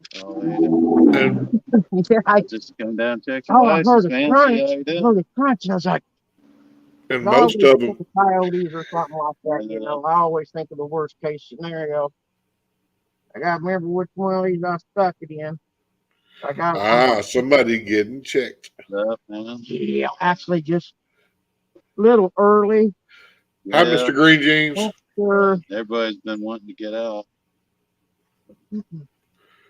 Uh-huh. Looks like It I was here about 2 weeks ago. I was down there though, and the river was just so high I couldn't hold anything. And I'm actually just learning to use these bait casters. I don't know what kind of doing this, I do that. yeah, man. You know what I mean? I've used bait casters my whole life. Right. Looks like you got them rigged up pretty good, man. And I There are actually some just nice started cats in this catfishing. stretch. You know, my son lives over in Cicero, and he told me about it. And Yeah, I just started catfishing this year. It'll be my first year. right. You know, I've panned crappie or bluegill and stuff like that all my life. And this winter, I met people on YouTube, the family of people that from the Mississippi to the Potomac, Yeah, and we all go on Big into live together catfishing, and yeah, have right. and these guys catch, I'm talking big blues and stuff. 50, probably. 60, 70 pounds. Yeah. The Potomac River, where these guys fish, literally, he's sitting out here in his boat, and you can see the Washington Monument in the background behind Yeah, him. And it's unbelievable. I mean, there's a 70-foot hole there or something. And that's like 20 fish a night. Everybody got quiet. Come on and going. Danny don't even realize what's going on. I'll tell you I don't have a clue. When do I ever? Bug, Now, I Hey, used Danny. to wade over at Potter's Bridge. You hear going that Bug way, Man? and I was wading one time. He's talking to Mr. Green Jeans. Okay. Yeah, I do that every now and then. Everybody got quiet and started listening. Yeah. I don't do with Just it. down here. Yeah, I just want to know what was going on. So I got quiet They'll listening too. They'll usually make you mute your mic. I can take it to the Okay. kitchen now. All right. It's right up here. Actually, it's right over here. I hope they got a lot of money out of that. All right. Okay. Sorry, I didn't mean to No interrupt you problem. guys. Yeah, I'll deliver. I'm checking out the kayaking options. But I was wading from Potter's Bridge going towards town. River kind of makes a sweep and bend. I got in. I'm waiting until he's gone. Hey, we are to all start screaming out real loud. He's lying. He's lying. And but you couldn't cast to it. Yeah. In 1 year, it was real dry, and the big sandbar opened up. That you had to wade through about 4 or 5 foot across the water to get to the sandbar. You still couldn't quite get to it, but you could get close. And I went over there. I had a backpack. It was a lawn chair, and I went over there, and I'd say just as the sun crested below the horizon, and it was still kind of lighting. And I started, and I thought I had 2 dozen night Hey, crawlers. Danny, everybody's saying put him on big screen. So I run Bottom middle. You know, most people, a lot of people catfish that stretch here. There's a No, good not smallmouth really, river. man. Yeah. Most people find for smallmouth. Yeah, it's a good Rock smallmouth. bass and some other things. I wonder how long it takes them to realize. In this river, and See the shadow. it happens. So, That's what I mean, I found that hole, and now what I got it's called a bass timber. It's about 11 or 11.3. And it's a plastic boat, believe it or not, but we use it in the strict hits down south. And I got a little gas motor for it, and the river, the way it is right now, I could get from the boat ramp up there. But if it goes down any lower, and that's hugging the west side of that river going up through there. But for 10 years, I've been saying, I got to get somewhere where I can anchor off here. Because the bank on the side right here, there's no way. And so here in the next couple weeks, I should be able. I'm not going to go out there when it's going to be cold at night and I got to bundle all up. But in the next couple weeks, I should be over there. It's been at least 10 years coming. But I lived here. Raised my son here by myself, but my pop had colon cancer. So I had to move back to Delaware County and take care of him and mom. Yeah, you're gonna get my dogs going crazy again.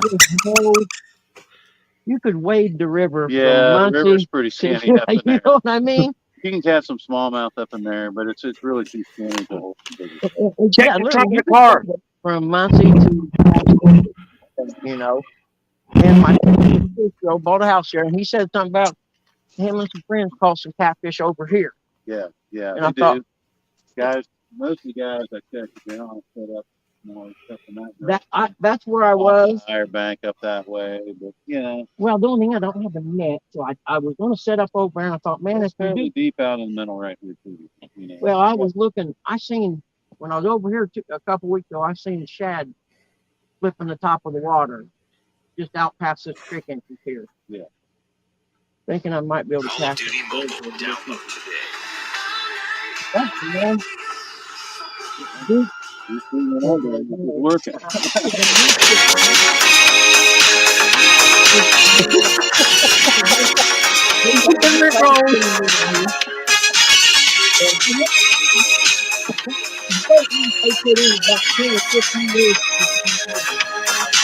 working. We're no strangers to love. Look, man, you've been rickrolled.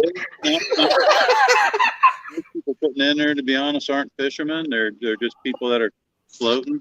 Oh, okay. People putting inner tubes in, just floating for fun. I don't see a whole lot of anglers using it. I looked at it. I was like, man, I don't know if it's really that deep or not. So then I got home and I got on the Google map and I looked going to the east and I said, well, you can see where it gets shallow. Get some guys that wade fish that. Yeah, I was just wondering if it'd be worth putting a boat in there, but that ramps. Yeah, it can be. I mean, there's some really good fish in between there and Strawtown, actually. Yeah. Not so much up towards Perkinsville. Yeah. Upriver there, it's kind of a flat, doesn't have a lot of structure, doesn't have a lot of flow. But if you get downriver, there's a lot of big holes. There's a lot of islands that split the river. There's little rapid areas. That's what I was thinking. Good Well, tail outs where you can. I catch some very nice smallmouth up on this. well, That's usually when I'm fishing. I got a Lawrence. I just call them depth finders from the old days. That's what we used them for. And that's what I'm going to do once I get past where it's shallow and don't start putting deep over there. I want to hold along and watch the depth and find the deep hole. Then I know where they're at.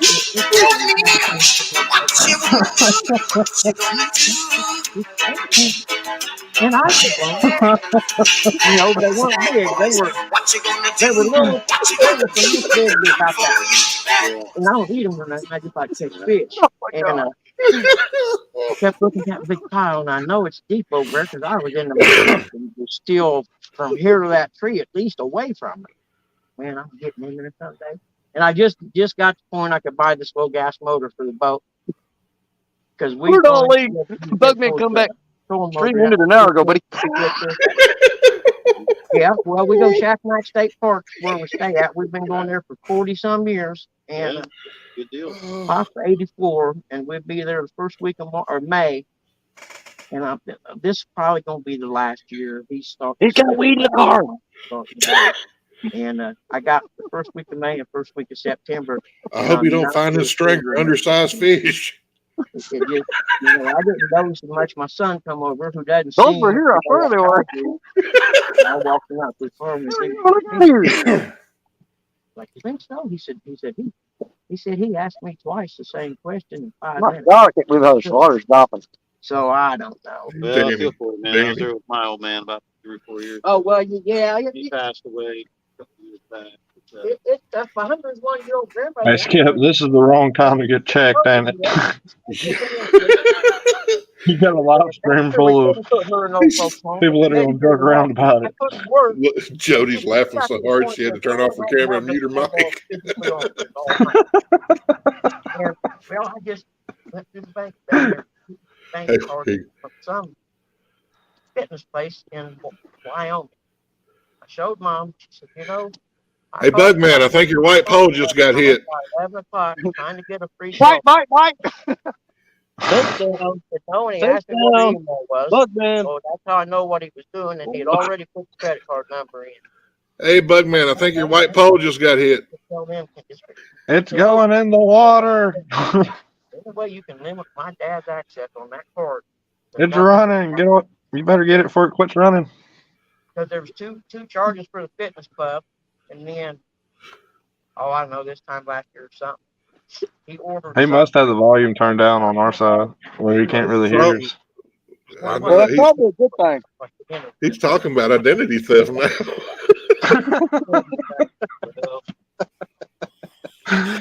Oh, God. When I got the call cancer, The whole chat went quiet just for us to make fun of this whole situation. I know, See, I right? almost got offended a while ago because I heard the game warden say these people aren't fishermen. I thought he was talking about us. I'm like, hey, buddy. Yeah, Graves, that's who he's talking to, Mr. Green Jeans. not knowing that I didn't take care of it. Delaware County. Hey, Bugman, tell them to sub to everybody on here. Do you? Oh man, I feel for it. Do you really? Hey, we got a federal one around here that's actually pretty cool to talk to. I got some smallmouth the other day over. Yeah, one of our officers worked over I've there. run into him a couple times. 5 pounds. So, Really? so he's actually pretty awesome to talk to. Okay. Yeah, I thought the DNR around Yeah, here. I've seen that on the sign when I come in, but It's got to be over 14. Yeah. the stripers do. Well, not the stripe, black bass, but they're smallmouth spots. Yep. spots. I'm listening too hard to this conversation that's going on right now. I know. They're white bass. I'm trying to see if this Bugman broke any laws in the past 2 weeks. Two over 17. We've been trying to reach you concerning your car's extended warranty. You should have something in the mail about your car's extended warranty. Since we have not gotten a response, we are giving you a final courtesy call before we close out your file. Oh my God, this train's run way off the tracks. Yep, back up in the where it gets shallow. It's at night. I'm so happy I decided to be a part of this. You got fishing or what? Yeah, I didn't know there was stripe or what you call white bass. Just reel the freaking rods in and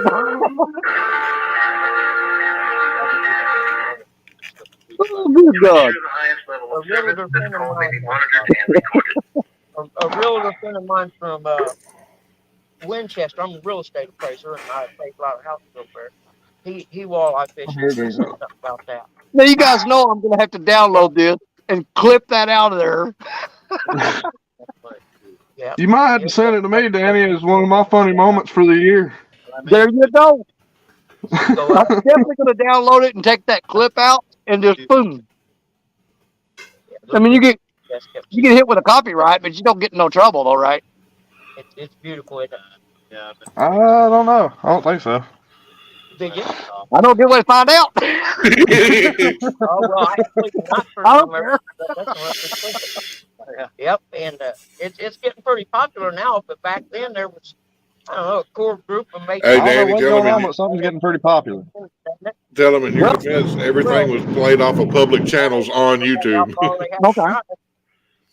And because I'd never been up, and I fell in love with Is he talking about that nude beach down from where he's fishing at? it. I didn't care, but my next I was looked like Sounds like it. I go down there 3 parts a week. Finish this It's pretty top off popular. and get it started sanding. So I'm gonna mute my mic for a second, get my measurements down. heartbeat, yeah. Yep, yeah. And then there's Door County in West Compton. That little point goes up there. That's a really good kept secret. Measure Yep. once, cut 5 times is my method.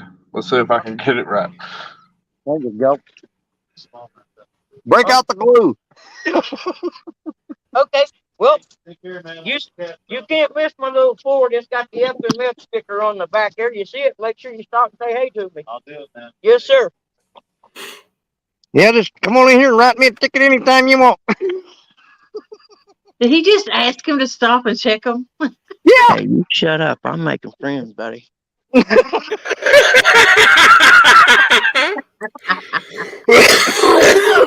And just so you know, he could hear y'all. Yeah, well, duh. He didn't hear us screaming that you got weed in your car?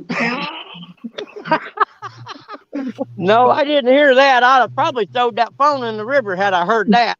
Yeah, you got weed in the trunk and there's a kilo of coke in the glove box. Good thing I ain't got a trunk. Y'all's horrible. I ain't going live with you no more ever. You will too. Yeah, probably. Hey, wait till next week when Big Skip sees your game warden with 2 FBI agents and a federal marshal. Yeah. Hey, Danny Stone, you're friends with that guy over where you fish. I heard you talk to him before. I am. Hey, I've known him for a long time though. Yep. You just It made my knew- day when I found out that he became game warden in this area. I said, shit, I can get away with anything now. And No, he don't cut me no slack. That's a lie. I'm gonna tell you. no, I'm gonna tell you what. Stop and check me. I said, stop and say hey to me. I'm sociable like that. Last 2 He's weeks. gonna go, hey, you can't do that. Two, You said stop, say hey. 2 weeks ago, when we were fishing the 1v1, me and Zach were on the boat. And we had my phone set up, for the live, and we logged his phone into the YouTube live, so we could, watch it and watch the chat and everything. And it was, of course, it was like a 2-minute delay. And the problem was my phone speaker wasn't loud enough for us to hear it. He said, we need a Bluetooth speaker. Zach, we are not doing that and going live with this bunch. Not with a Bluetooth speaker. Oh, please do. Please do. Yeah, you guys are something else. I know that. You should have We known make better you than laugh, one with us. Well, I'll be honest with you. I didn't know how to mute my phone. we had that problem. That was the problem we had with Zach's phone last night.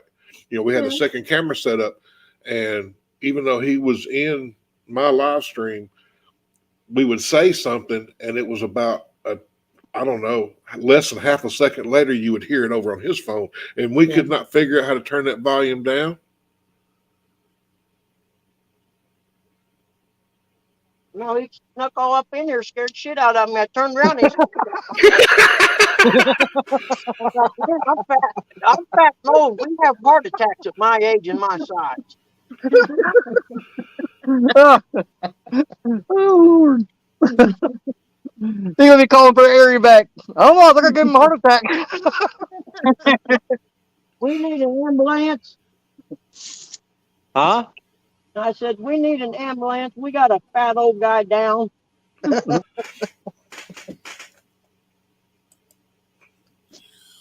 Ronnie Moore says 911. What's your emergency? Can you bring me? I'm starving to death. Can you bring me my cheeseburger out my car? That's my emergency. I don't think hey, Bugman, did you hear any of the songs that were being played? No. Oh my God. I ended up turning the volume down. You got Rick Rolls. You got Bad Boys. Or what you gonna do when they coming for you? Oh, fellas. That's all right. Oh, I'm gonna download the video and the whole entire time that they were doing that during that game warden interview. I'm gonna put it up. It's gonna be a short clip. Bugman with Mr. Green James. Here's Bugman talking his way out of going to jail. I know how you guys are. Danny, you have to title it "Do Not Go Live with the Game Warden." Now, do not go live with you guys if there's somebody around. That's the thing, because you guys ain't right. Y'all crazy. Don't plan on getting any better either. We enjoyed every bit of that conversation. Yeah, fantastic. Catfishing people ain't right anyhow. Hey, if nobody catches any fish, we always got that. That's right. Hey, Bugman, is a good. You shouldn't have turned your volume down, because if you'd have got a hit, you'd have never known it. Well, all we could see was your rods, and we were hollering, "White rod, Bugman, white rod," and you just kept on talking. Did I get a hit on it? Yeah, he did. Didn't he, everybody? He got a big hit, didn't he, y'all? Yeah. According to everybody here, you got a bunch of hits on that white rod. Oh my God! It was if it goes to CatCon, it's going to be takedown of the year. No. Nice try. I may play a dumb guy on YouTube, but I'm smarter than I look. It's got a bell on. Oh, Lord help us. We love our friends. Yes, you do. Bugman, if you're like me, if you weren't smarter than you look, you'd be in trouble. Just like me. Boy, I ain't no lie. I'd have to have somebody tell me how to get back home. Hey, I ain't gonna lie, I had a senior moment last night. I've lived here most of my life. I used to live literally 2 minutes from where me and Zach fished last night. When I left there, I got to the main road. I was like, damn, I had to Google Map how to get home. It's been so long since I've been down there at night. I was like, oh, damn, how do I get out? I tell you, the senior moments get more and more recently for me. I know that. I know, right? Yeah. It's And I scary. almost texted you last night and asked you if you made it home all right. Yeah. I don't know if I do that, Ernie. You make the wrong one mad, and you're going down hard for that one. That's a federal offense. Yep. Ernie said, "Boy, I need to get me a game warden costume." I said, "No, you don't either." Ooh, no, you don't. No, don't do that. Bad idea. Truth be told, I just put my pistol up when he walked up. Like not 2 minutes before he came up here, I put my pistol up. Wow. I was like, oh, goodness. I wear mine open on my hip. They come walking right up to me and no problem. Yep. Oh, I got a permit. I just don't want to hassle. Isn't it funny, even though I ain't broke the law in 30 years, but I still get nervous around people with the law authority for some reason. Everybody does. Yeah. You think, look here. You think it makes a difference that you come on a live show and tell us you ain't broke the law in 30 years? Ain't nobody going to come on a live show and say they had. I would. It's being recorded, you know. Oh, this one time I killed this hooker and threw him in the car. Broke the law like that, but I can remember driving up to Salamone one time going boating with a keg of beer in the back of the truck and the hose running up through the sliding window going down Interstate 69. Not He just thinking of what would have okay. happened had we got pulled over. Yeah. I see what he's getting to now. He said he's never been in trouble with the law. What he's saying is, well, I done some stupid stuff in my lifetime, but I ain't never got caught. They don't get convicted. There you go. Exactly. They dropped the charges. You know, back when I was younger, we went to AutoZone and bought a new wiper fluid bottle and pump and lines and everything for one of our cars. But instead of running the line up to the wipers, we ran it inside the car. Nice. You could reach right up under the dash, push the wiper button, and touch up your Jack and Coke if you wanted to. I like where you're going with this. And then 10, 15 years later, I'm on YouTube one day and I see some guy talking about, here's your little trick. I said, son, that ain't new. we was doing that around here 20 years ago. We was in high school. We was trying to figure out how to make a Frisbee and put a bowl in the center with a little cap on it and run a hose out to the edge and be able to like take head off of it and throw it to the next guy. I seen one the other day in a gas station. I'm like, man, why didn't I do that back in and patent that?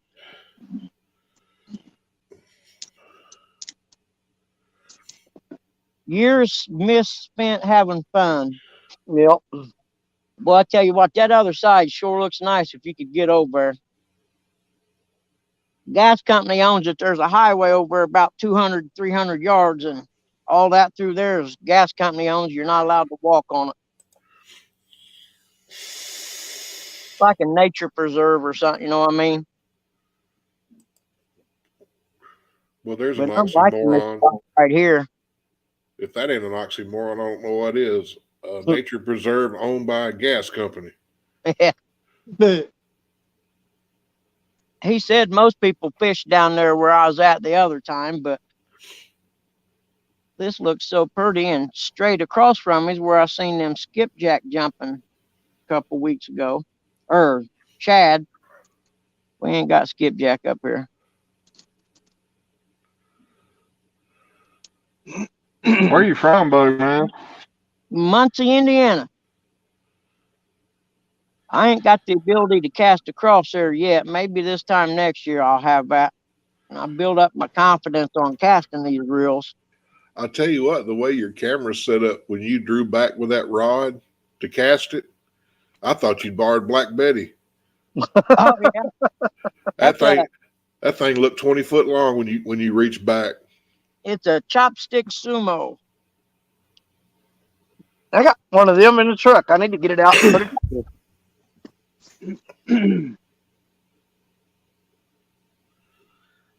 When it comes to surf rod, I like my pen stuff. Oh yeah, the next $190 I get extra to spend. I think I'm gonna buy me a Carnage. I was wondering about a surf rod, but like the place where I'm at right now, there's no way I could cast it because. Yeah, there is. Oh, you can sidearm it. You can sidearm it. Yeah, I can sidearm a surf rod about 150 yards, no problem, or 150 foot, no problem. Huh? I can still get it out there. Here. But see, I'm still learning how to use one of them reels first. Get you a surf rod with a spinning reel. Yeah, do spinning reel on surf rods. I find that a lot better. Danny can back me on that if he wants to. Absolutely. Well, the reel that Bugman bought for me and sent to me, the Akuma Avenger 8000. Man, it was perfect. I mean, it's a perfect match for Black Betty, a 16-foot rod. I'll tell you what, Danny, that Avenger 6000 that I won from John Euler. Yeah. I put, my two 11-foot King Cat rods. I went and paid $24 for an 8-foot King Cat rod. Dude, that is the best bait rod I've got now. Oh, they'll sling too, man. Oh my God. That's the other day, Friday when I went down to the Wheeler Dam, we were catching skipjack, but I was using that rod that the guys that were fishing there when I got there were throwing sabiki rigs with a green Foley spoon on them. And of course, you know, situational awareness. I'm watching every skipjack they were pulling in was on the Foley spoon. None of them were hitting the jigs. Yeah. So I went up and took that rod. I put ounce and a half, maybe an ounce and 3/4 of weight on it, about a 14-inch leader and a green Foley spoon on the end of it. And I was slinging that thing, you know, because I got that real thin 20-pound braid on there. Yeah. So that just adds to the distance, you know, of being able to cast. And I was slinging that thing out there, and I was pulling in a skipjack every 2 or 3 casts. Other guys out there throwing, you know, 50, 75 feet or yards out weren't, you know, they get a skipjack every 10th or 15th cast, and they were just like trying to figure out why in the hell I was catching them. They weren't. Yep. I'm like, put you a bigger weight on there. Yep. And they were like, huh? I said, watch. And I slung that thing, and they were like, good God, that rod will sling it out. I said, yeah. I said, now what? And about 5 or 6 cranks on the reel later, bam. I said, they're out there. They're not in. Because they thought I was catching them because Wheeler was running weird Friday. Usually the current break between the main current and the backflow current at the bank is 15, 20 foot off of the bank. Yeah. You just got you got a real narrow backflow, and when it comes to that current break is where you catch them at. Well, Friday, that current break was 75, 80 yards or more off of the bank. Was it really that pushed back? Yes, because, I mean, you can see the birds, and you can see birds that were, I don't know, 10, 15 feet apart. One of them sitting there, and he's sitting still, and the other one's right past him, and he's going downriver like a damn race car. So that right, seen it do that down there before. I hadn't either. I haven't either. And we fished that area a lot.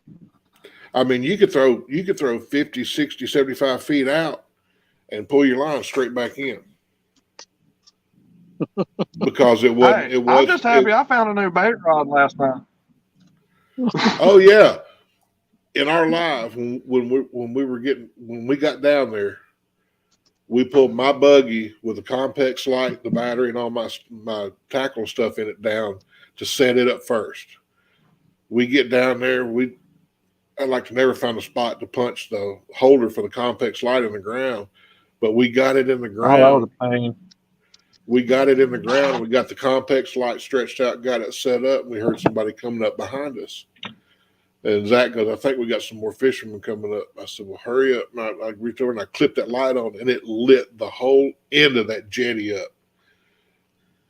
And I heard one of the guys go, damn, somebody down there. And so Zach said kind of loud, well, let's go get the rods and stuff. And we started walking back toward the car. Well, they stopped about halfway down the jetty, and we stopped, talked to them for a minute. And here we come. I had 7 rods over my shoulder with a cooler. Zach comes down with 9 rods over his shoulder, and they're like, good God. And I didn't come to play, man. but we got all set up, and they were fishing for bluegill, trying to catch them some bait. And we sat there for, I don't know, 10, 15 minutes, maybe a little bit longer than that. But Zach said, I ain't heard them catch anything yet. He said, y'all got any bites yet? And they're like, no. We were like, y'all want to skipjack and get some rods in the water? Well, sure, appreciate it. So Zach took them a skipjack, and they piddled around down there for what, maybe another hour and a half, if that. Zach? Yeah, they didn't stay down there very long. They packed up and left, and Zach went up to the car to get something and goes, hey, they left a rod in the water.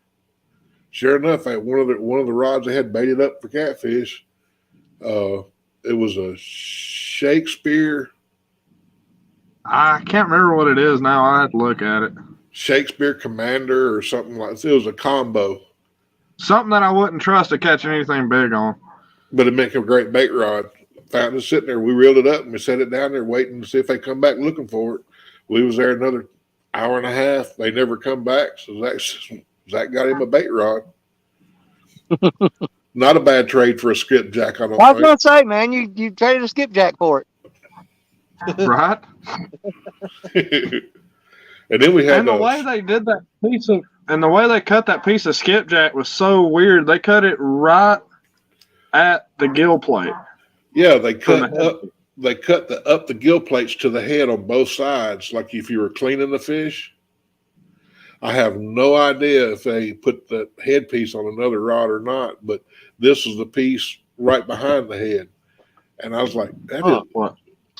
the weirdest way I've ever seen anybody cut a skipjack to fish with it." You want to say hi? Oh, you don't feel good?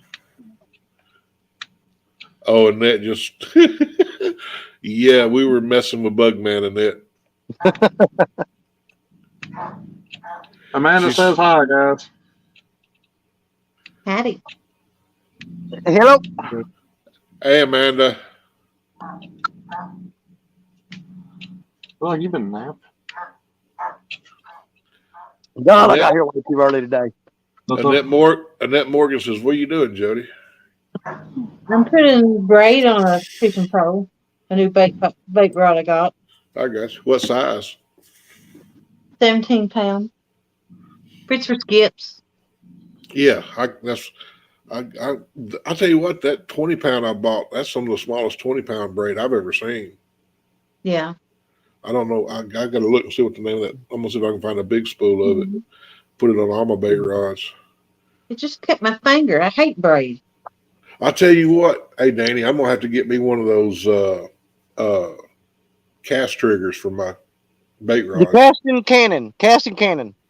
Yeah, the trigger that locks the line in so your finger. Yeah. I'm gonna have to get one. Super easy to use. Because the my king cat that has the 30-pound braid on it. Yeah. I can't get the distance out of it I can with the slime cat because when I go to sling that thing about halfway through the cast, it starts to feel like it's gonna cut my finger off, and I let go early. Get that casting cannon. They run anywhere from $5 up to the good ones that are $23. Yeah, I've looked at them on Amazon. Dude, go watch the YouTube videos on them. The instructional videos. Yeah. There's one dude demonstrates it. He shows how far you can throw your finger, and then he goes to that casting cannon, and it almost doubles the distance for that casting cannon. Danny, you could probably vouch for this one. Slinging big bait with the surf rods and braid. Yep. If you ain't careful, that'll tear your finger up. It will slice you to the bone. Anytime I'm throwing huge baits, I got a casting cannon on there. It will slice you wide open. See, I've never used one. Just the weight of the bait when you're slinging it, man, it'll cut right into your finger. But yeah, I mean, I don't throw huge baits on Black Betty. But I've got that other surf rod, Bob. He's got a casting cannon because that's the one I throw the big baits on. Carnage, my 12-foots are the only ones I really throw big baits on. Yes. Carnage Blue and my other pin 12-foot. Those are the only ones I really throw big baits on, but I've got, I think, 80-pound braid on those. I also use them for sharks too, though. Well, like if I throw in like a 12-aught hook, stainless steel for sharks, or whatever, which you're not allowed to use them anymore. That reminds me, I got to get rid of those hooks. You're not allowed to use stainless steel hooks in Florida now. I'm fixing to go get all my steel leaders and stuff and start making shark rigs for this year when I go down. Well, I've got a lot of stuff from I've got a lot of heavy rigs from Donnie's Tackle. I got one that's it's got piano wire on there, and the rest of them have 300-pound mono, and those are what we're going to be throwing for the sharks this year. But I'm going to use them for bluefish too, because I get bit off more by bluefish than I do sharks. heck, last year when I went, I only caught like 3 sharks my whole trip. I caught more Spanish and blue than anything. Well, the bluefish will bite you off. They'll say, do not ever stick your finger in a bluefish's mouth unless you want to get rid of that finger. Oh, no, I don't stick my finger in anything's mouth that's saltwater related. Yeah, everything in saltwater has teeth except for like a pompano and a whiting. The fish that you fish Whiting for. makes good shark bait too. Yeah. But my favorite shark bait is bonita, Spanish, or blues. Well, they're real bloody. Yeah. But most of my, I'll set up my smaller rods close to shore and fish for pompano. And if I get some whiting, now if I get a big whiting, he's going in the cooler because I love them. They're delicious. But the smaller whiting, man, a lot of times I'll just chop them in half and throw them out there on a shark rig, and those sharks will tear them up. But every now and then, they'll get hooked on a big redfish or a black drum. Last year, on one of the days, I rented a charter to take the kids out on, let them get a taste of fishing out in the ocean. Dude, I'm talking about my 10-year-old son caught, I think it was like 25-pound red snapper. And you talking about good? Oh God, that fish was so good. You know what? You want to talk about a fight? Get into those red snapper, dude. They will tear you up. Dude, I'm talking about. I hooked into one. I couldn't even get him off the bottom. He made me feel like a punk. Yep. I'm sitting here like if there's a reef or a shipwreck or something down there, you better put everything you got into him, because if they get down there, they're gone. Yeah, I learned that lesson the hard way. Yep. Because they'll run for a reef. Snapper fishing. Yep, they'll run for a reef or a shipwreck or anything like that. Structure. And a lot of times too, if you've only caught 5 or 8 pound fish and it gets down close to one of those wrecks, you liable to really get in trouble because you liable to end up with a grouper on your line. A Goliath grouper will grab it, and you know what? Just give it up. That is what I want to fish for next time I go. I want to go after Goliath. It's on my bucket list. I have no desire to go after a Goliath. None whatsoever at all. It's one of those fish I want to feel what that feels like. After one fish, I'm ready to go fish for something else. Next time we go fishing, we'll tie the cartridge to the back of my car, and you try to reel me in as I take off. Yeah. Here's the thing about a Goliath. A Goliath, you know, the days of me catching a Goliath are gone, because with my back and my shoulders and stuff, I'm just asking to get hurt. They will hurt you. And, we were out on a charter. We were out on a charter one time, and a guy hooked into one, and I mean, he had a heavy rod, and he had his hand underneath the rod, and that Goliath grouper pulled that rod down, and his hand got caught between the rod and the gunnel. The gunnel of the boat, and it broke all 4 of his fingers. I mean, smashed him. It looked like he stuck him in a vise, and it broke all 4 of his fingers when it crushed it between the rod and the gunnel of the boat. And I said, nope, not for me. You can have it. I mean, when you see the YouTube videos of these bodybuilders, there's the one guy, he takes people out to put, he's a little bitty guy. You're talking about Blackfin charters. Yeah. That's all he does. That's his content, is taking the biggest, baddest men and women he can find out to on his boat and letting them hook up with a Goliath. And I have seen, but that little man can reel in a Goliath quicker than anybody I've seen, though. Because he's been doing it. He knows how to he knows how to leverage his body. That's the whole point. That's the whole point of his videos, is not showing how hard the Goliath fight. It's showing what you can do. He's showing technique. Because he shows these people that if they went toe to toe on the street, they would pummel him. But they can hook into the same fish he does, and the big guy's got 4 people holding him back, and this little guy's trying to help him hold the rod up. But this little guy will take the rod away from him. He'll horse that fish all the way to the boat. I'll tell you the next fish I want to get to when I go to the beach, though.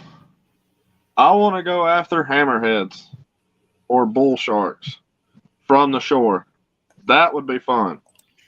I want to go after the next fish that'll hit my line. Well, my favorite down there, they're not as big, but I have most fun with is black tips. I love catching black tip sharks. I like That's my catching favorite black shark tip. tips and spinners. Spinners are fun for me, too. Spinners are too damn hard to get in. Those things, man, I mean, go watch a YouTube video of a spinner shark. Those things, Oh, I they're know. really called I've spinner hooked a sharks. couple of them. I've never They got come out one of in, freaking but water, the top's amazing. spin in the air like a top, and come back down. What Yeah, but the that's hell They is call that? spinners, I reckon. What's I've up, hooked Danny? When it gets I've down, hooked I'm gonna show y'all if I can. This is Go. the weirdest. Well, What show, is that? show I us got a barge coming. It looks like a freaking yacht. Or that's some kind of, what is that? You'll Is see it it the a little. Redneck Yacht Club? It looks like a huge pipe loaded on a barge. I've never seen this before. Go full screen and show us, Danny. Well, I'm gonna see if you can see it from. I've never seen this. I have no idea. I don't know if you can see it or not. Let me get set up here. Hang on. Can you see that barge? Kind of see it. A little bit. There's like this huge cylinder thing looking deal on it. I wish I could blow the screen up. Now, I've seen that around here a couple of times. They've had a piece of equipment that was just way too big to truck in somewhere from like out of state, but they could navigate it through the waterways and get it within a few miles of its destination. And then they'd spend 2 days taking it off the barge and getting it loaded onto the specialty trailer or dollies, and then a couple of days taking it 5 miles to its destination. Well, you know what it looks like to me, and I'm not sure what it is. I don't know what it is, but if you've ever been down to Mobile, Alabama, you know you went through the tunnel at Mobile. It looks like a section of that tunnel loaded on that barge. I don't know. It's freaking weird. I've never seen that on the river before. Man, I'm wanting to hurry up and pull these in and put fresh bait on, but still a little early. Give it a minute. You might get a weird barge bite. Yeah. That is like a big, giant pipe, cylinder-shaped thing that you could probably drive 2 semis side by side through it. Oh, wow. It's huge. Oh, Danny. I've never seen that before. Before I guarantee that pipe is so big that you could put semis side by side and drive through that pipe. I want to come down there and You're catch probably one right of them about that. They pie can't balls with transport you. that. There's no way they could transport that on any interstate highway or anything. No way.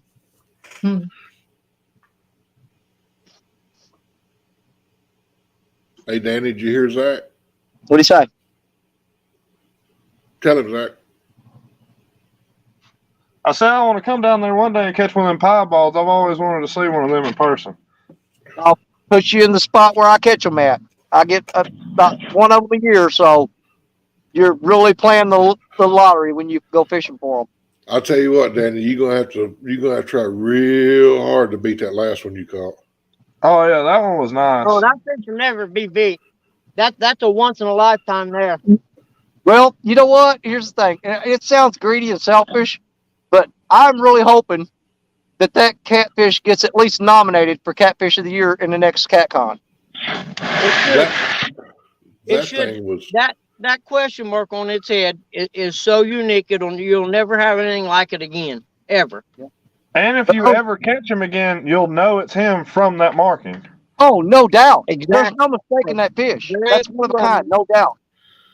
Now that would be awesome. Danny catch him again next year, and that thing be 20 pounds more than what he 20, was. Yeah. Well, he weighed 16.98. He was 0.02 away from being 17 pounds.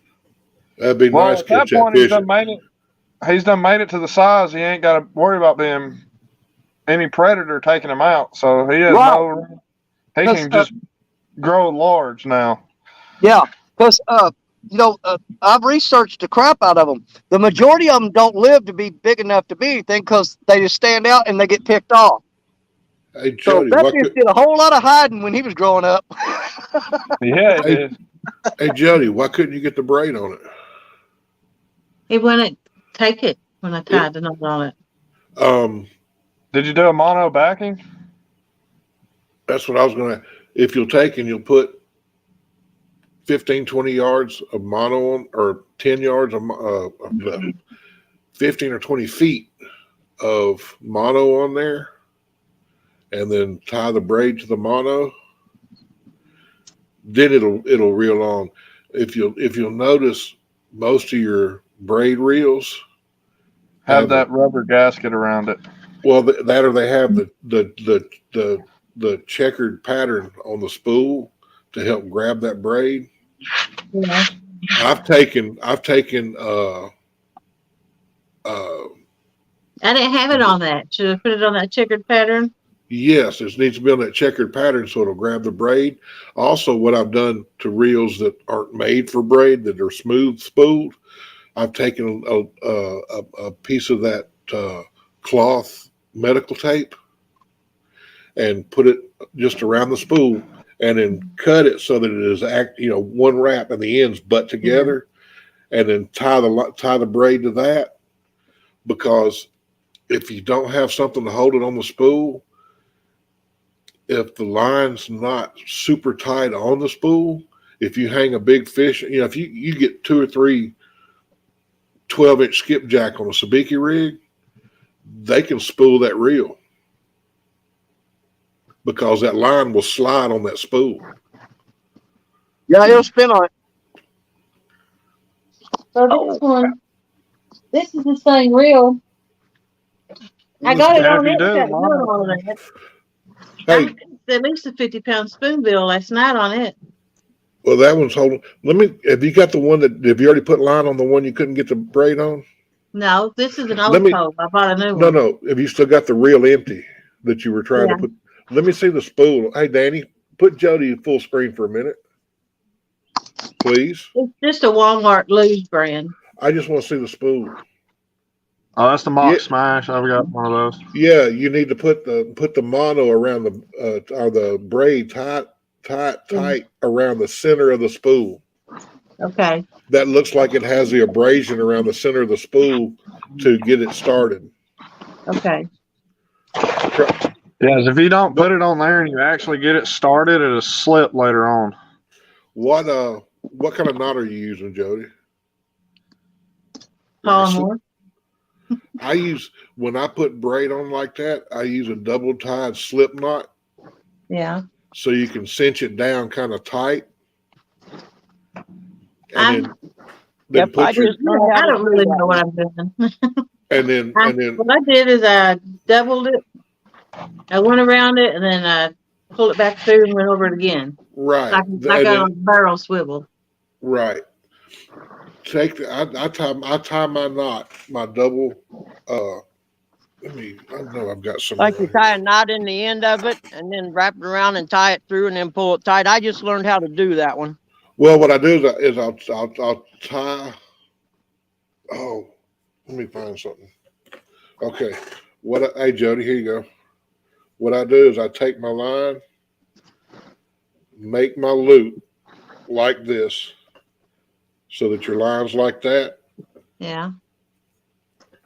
Tie like the knot like that, and when you put and then do that twice, but it lets your loop slip, so that you can kind of cinch it down on there, and it gives it the extra bite it needs on that abraded surface to let the spool that braid on there.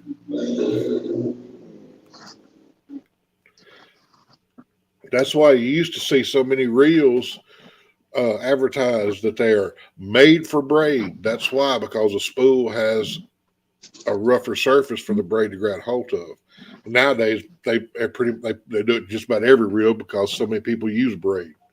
They don't want to, when they come out with a new reel, they don't want to alienate the people that are using braid. They don't want to because it works on Yeah. a mono. Mono works on a slick spool. Braid doesn't want to. There's, like I said, there's several tricks around it. Did you say tie that knot again? Okay. A lot of people have put not electrical tape, but Scotch tape on it too to keep it Yeah. from slipping, and it actually works. I wish Danny would back you, but you bring it around and make a loop like this. Okay. You fold this over so that you see, and then you see what I'm talking about?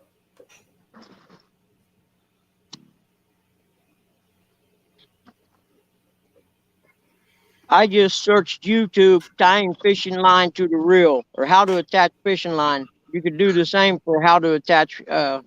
It's braid. called a slip knot. Yep, that's what I used.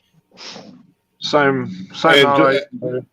And I don't know if anybody I use them like when I break a hook off of a leader right at the hook and I still got a lot of leader left. Yeah. I'll use an improved snell knot where you run the line through, and instead of doing a short tag in, I pull a pretty long tag in, loop it back over, wrap it around, and then put the tag back in through the loop and pull it tight.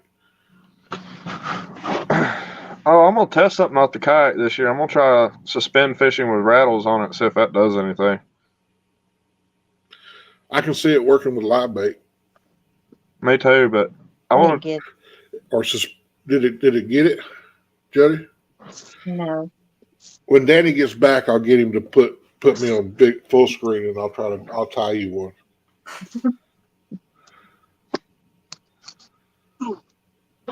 That is, unless he's gone to Burger. There he is. No, Hey, I Danny, was looking down the stream. I thought I saw a clear spot. Who you need?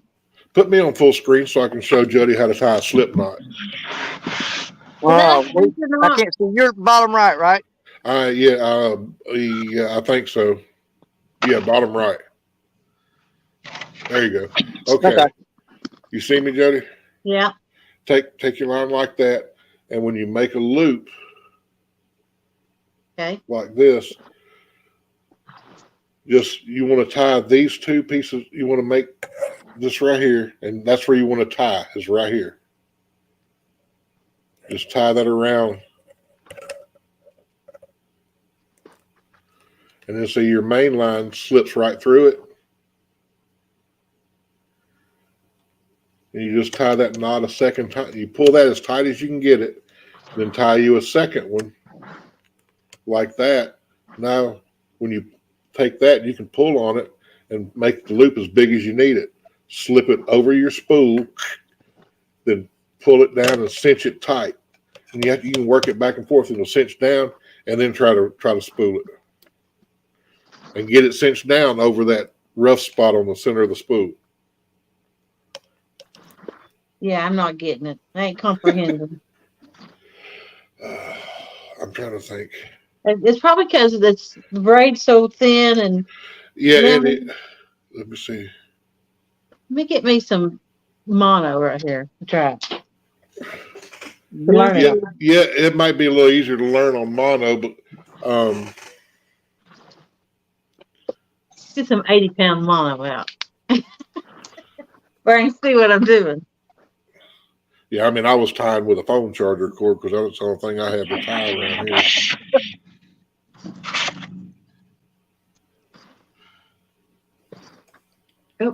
You saying 80-pound motto reminds me I need to get some more 80-pound leader line. I got some 100-pound right Thank you, here. Jody.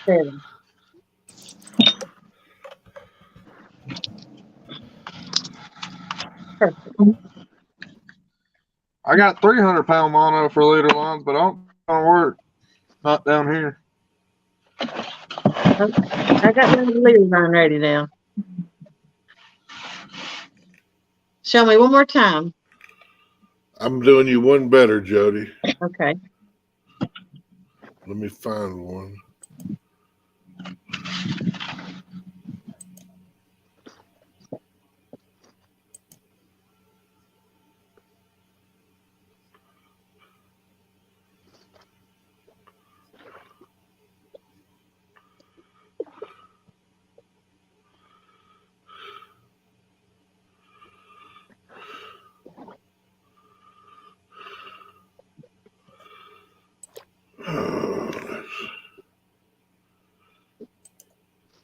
Okay.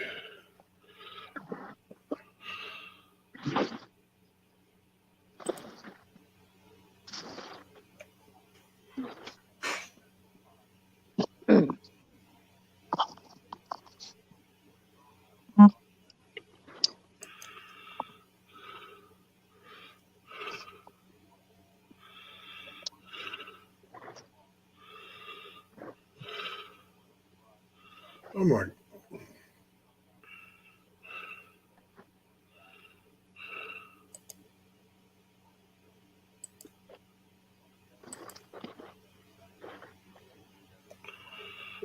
Oh my God. Okay, I'm fixing to start making some knot videos. This is nuts. I'm serious. I just looked at 4 videos on how to tie a slip knot.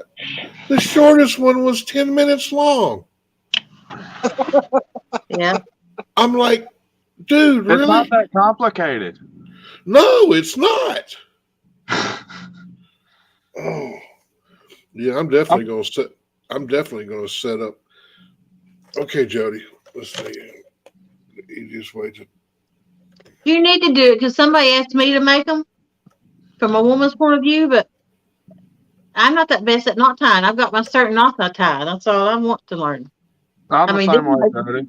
you know, If you YouTube how to tie mono to a reel, there's short videos out there that show you how to do it.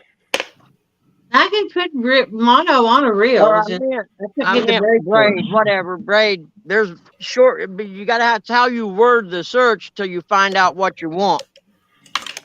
Let me try that for you, Joe. See if I can find you a good one. What kind of knot do I use to attach the mono to the braid? There's a video for that too. I seen it. What, tying mono to braid? Yeah. Look up. It's called uni to uni knot. UNI. Uni knot. I'm not kidding. That's what I use. I use a uni knot. I use a union.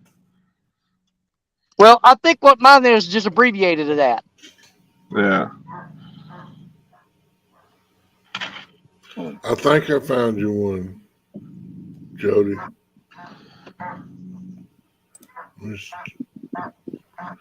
Yeah. No, he's got. We've left the comedy behind and we've moved into the tutorial state of this video. Sure. So much more complicated than I thought it would be. The other That's time not a big deal. Though. We transition back and forth anytime we please. That's right. Can't I just attach the braid to the reel? All right, you can take me off full screen, Danny. I can't. Okay. I'm sitting here trying to find this. They're getting all kind of coverage from us today. We're making it a good show. I tell you what, I found several of them.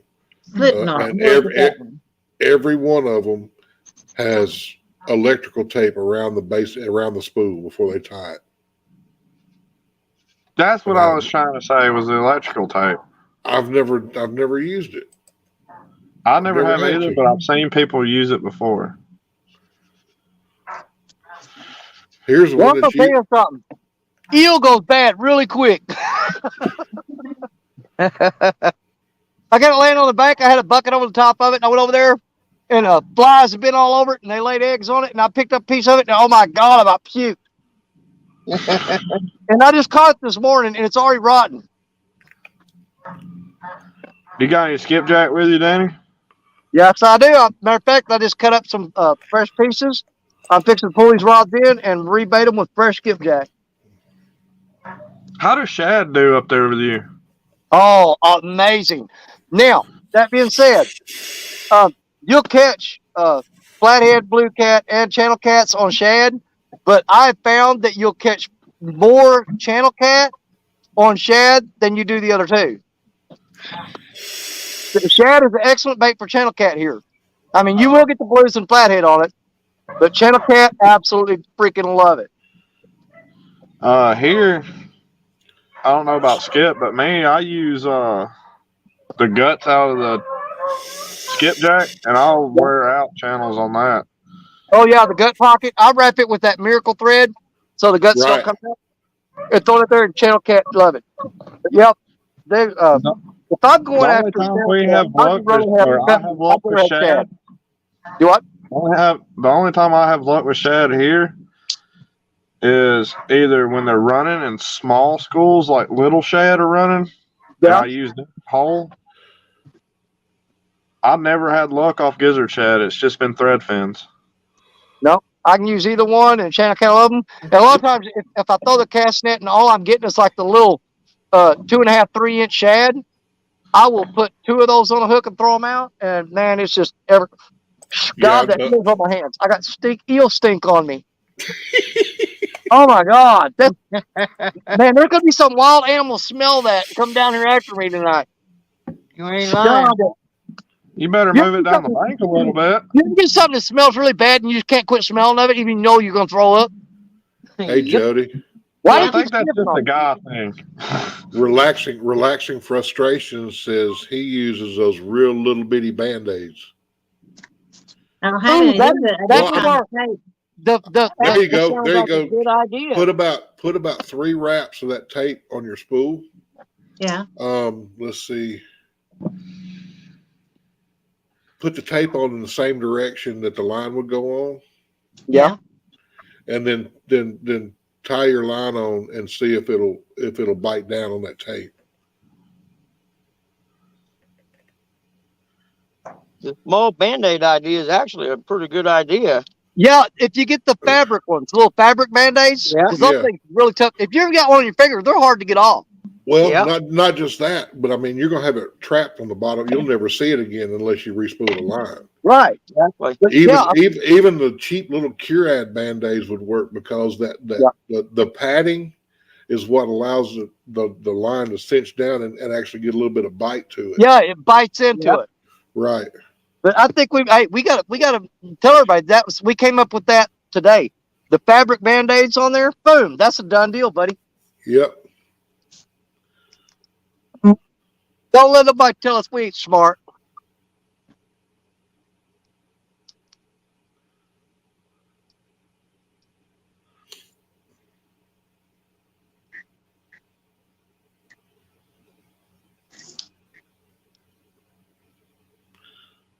I'm fixing to reel in all the rods and start getting ready to rebait them all. All right. That you're eel gonna on there, I think I'm done with the eel. I may throw one piece on it. So that's stink bait. It's stink bait though. So I'm gonna leave one rod out with eel on it and see if they'll go after that.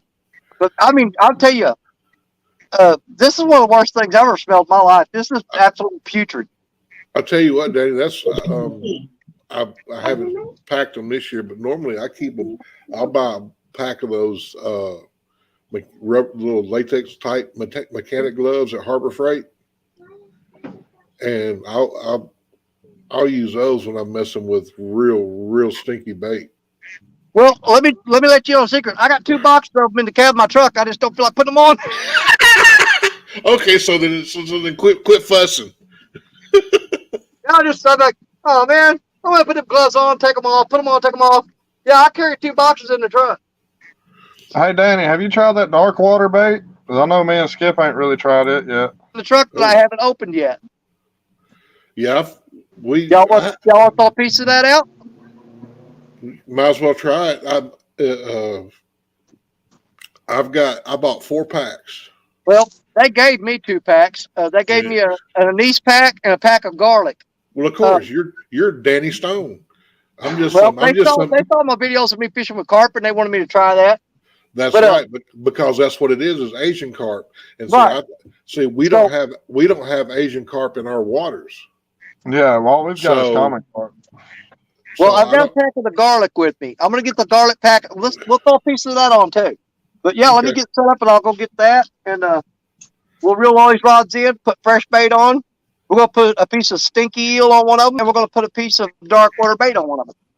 All right, I'm gonna jump off here for a little bit, Danny. I got to run to the store real quick. I'll holler. I'll see if I had a drone that'd fly that far, I'd send you one. Danny needs a care package. All right. I'll see y'all in a little bit. All right.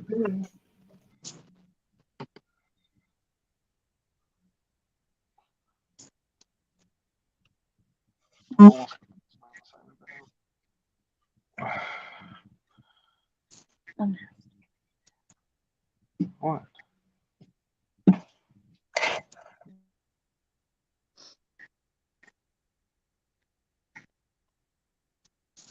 I'm trying to decide whether to use a peg float or not. I just can't decide.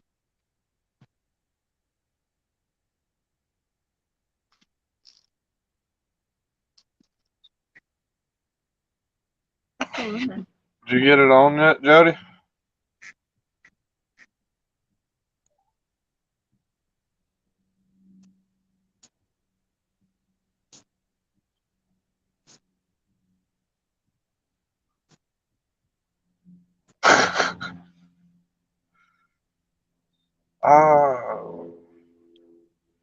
Try putting a little bit of electrical tape over your knot where you first start it, and then spool up very lightly, and then come in with a tension after you get like 3 or 4 wraps on it.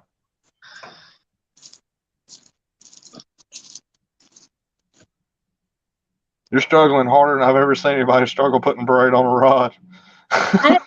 The first time I put braid on, I had no trouble.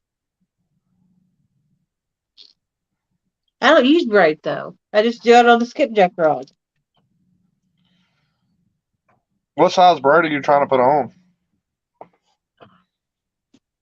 Spider wire is 20 pounds.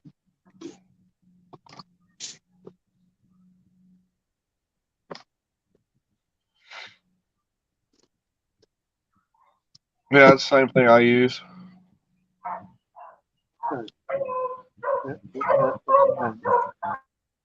I have trouble seeing the braid anyway, and I just sucking it up.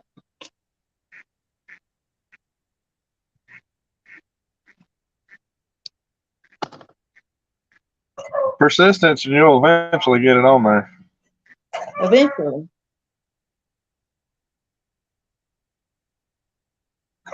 Which with me, any rod I use on the kayak has mono, and any rod I use off the bank, which is mainly my bigger rods, the surf rods, I use braid on. So I'm kind of used to tying braid, I guess.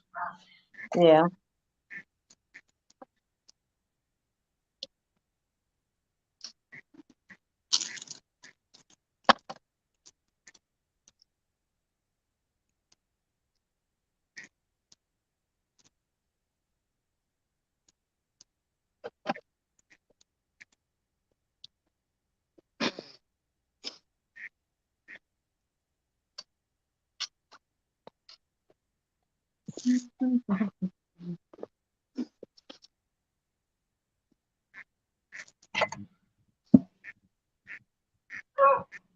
You're going to feel like you've been trying to put that braid on forever, and I feel like I'm trying to build this box, and it's taking forever. I've been doing it the whole live stream. And I think I about got her knocked out finally. If I have to, I'll take it to the dam and get somebody to help me do it.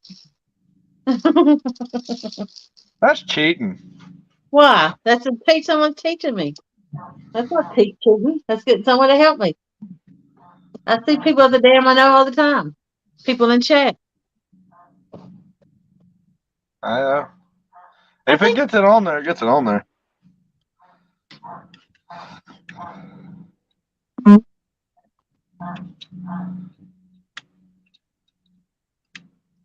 I'll make a 3-hour trip and I'll spool it up for you. How's that? Perfect.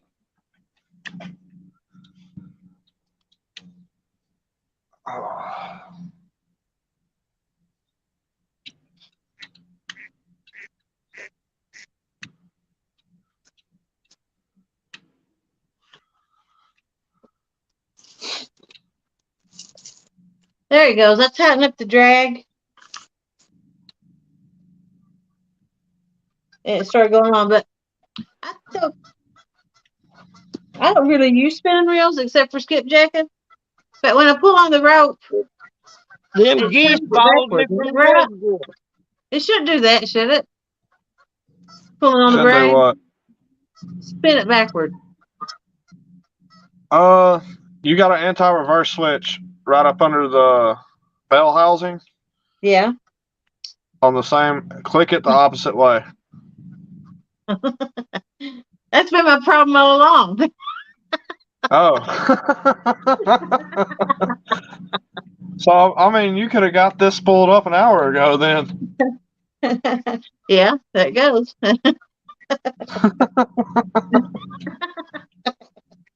Welcome to my world. Hey, Yeah. I can't tell you how many times I've been hung up on the kayak, and the mind Yeah. just goes blank of what I need to grab out of the box behind me, and then I grab complete opposite of what I need. I'm grabbing stuff for skipjack while I'm trying to re-rig a catfish rod. Yeah. I'm right there with you. So the learning channel's already been taken, right? I can't get that title. Do what? The learning channel, that's already been taken, isn't it? Yeah. Learning channel name. It's already gone. Well, that's already been taken. So I mean, you could always go like Catfish Discovery, something like that. Or yeah. catfish, Discovery catfishing Channel for of Fishing. dummies. Danny, yeah, you catfishing for dummies because that's what I was just then. I almost bet you somebody's already got that one too. Hey, we can start a novel series of that. Yeah. Yeah. Which, when I started fishing, I didn't know nothing about this community. Yeah. So I've had to learn everything the hard way. I'm only 28 years old, so I've had to learn everything I've learned the hard way, and older guys showing me everything. So there's been a lot of trial and error in mine. Well, you I see just how now I'm really learning. got to where in the past year and a half, really watching other people fish and stuff like that. Yeah. And then Skipper gave me the idea of, hey, why don't you start a YouTube channel? You fish enough that you can bring people along with you, and that's why I did this. Gives me somebody to talk to while I'm out there. Yep. That's right.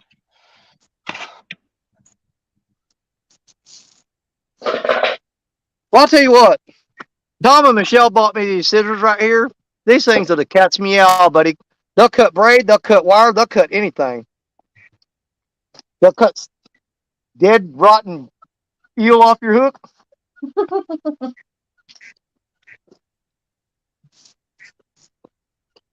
That's the cast I've been It's looking still a little early, but we're going to go ahead and start baiting up to get serious now.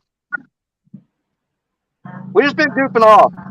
But now we're going. Why serious beforehand? Huh? I said, why wasn't you serious beforehand?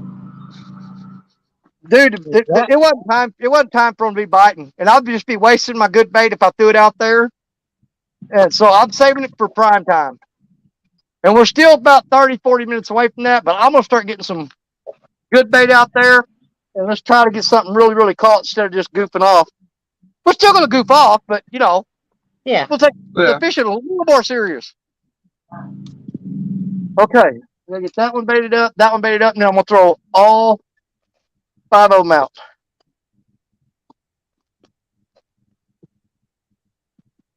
I'll airmail you Carnage and the other rods. That way you can just throw them out too for me.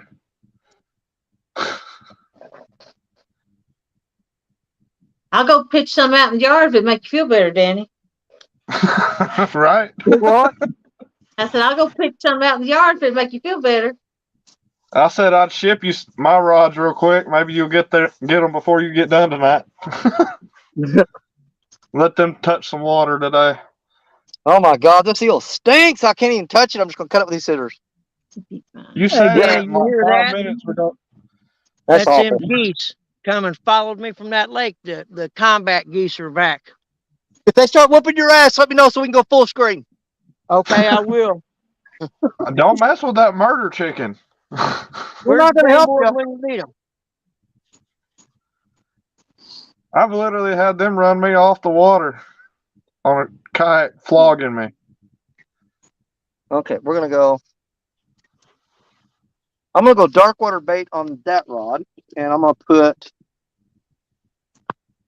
ahead and put skipjack on this one.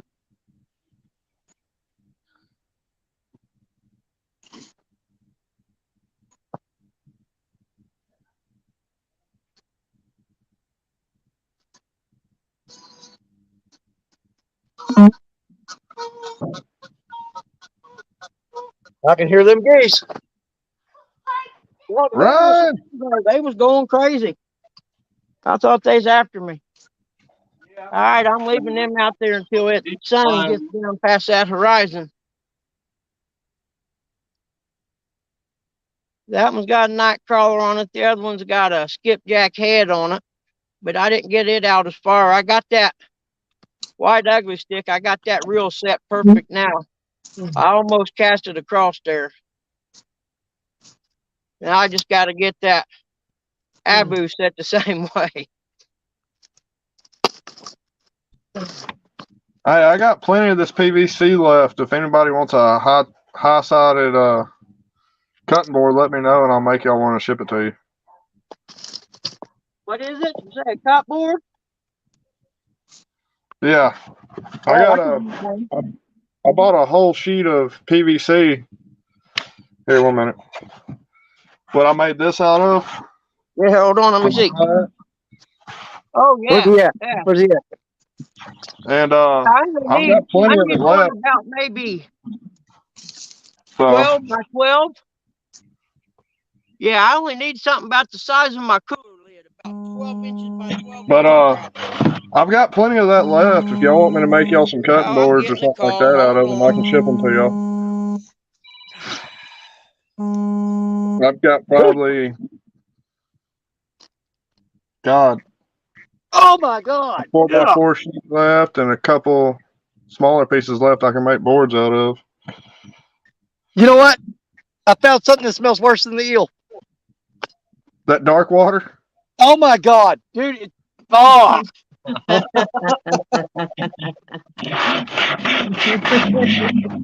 This is worse than the eel. Yo, I don't think I'm gonna put this on a hook. Is it the definition of a stink bait, Danny? I'm not gonna put that on a hook. Nope, I can't do it. Nope, can't do it. Really?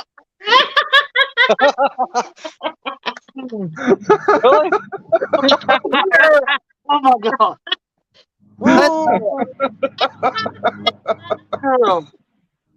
I can't do it. You know, if it's that bad, you probably ain't got no business fishing with it anyhow. I can't do it. I can't do it. Yeah, I probably wouldn't either. Poor Danny. Oh my God. You can do it with a stink stick, ain't you? First the eel, now the black or dark water bait. So work it out. I just lost my sponsorship. Oh my God. No, I don't know. There's something not right there. Maybe it's setting. It's supposed to be. You can set it in the sun or whatever. It doesn't matter. But I'm telling you. No. Is it supposed to be refrigerated? It says no. It says you can lay it in the bottom of your boat. But I wouldn't do it. I wouldn't put it in the bottom of my boat unless I was selling it. Selling it to somebody you don't like. Exactly. That. All right. All right. I'm gonna close the lodge out. Let me get up.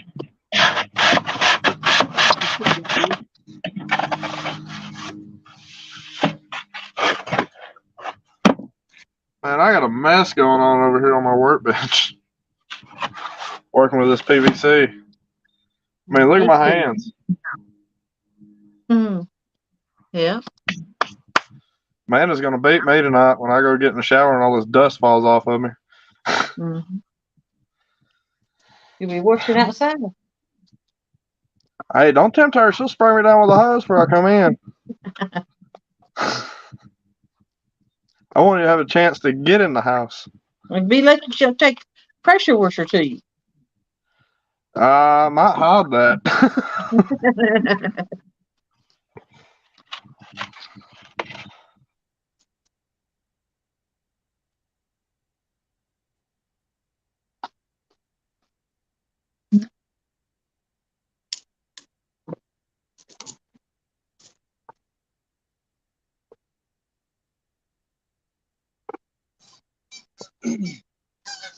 I learned my lesson on Walmart swivels today, not to buy them. Yep.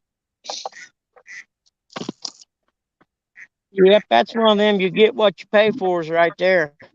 Yeah, but I don't have anything else available to me. When I run out, I just got to run and get what I can get. I Oh don't have yeah, bait that's store. true. And it was on my skipjack pole. It wasn't like I was expecting to land a record. Yeah. You know, I'm really not ready to just completely give up on that eel because the only catfish we caught today was on the eel. So I struggled through the eel. I got a piece of it on here. I thought it couldn't get no worse, but I was wrong.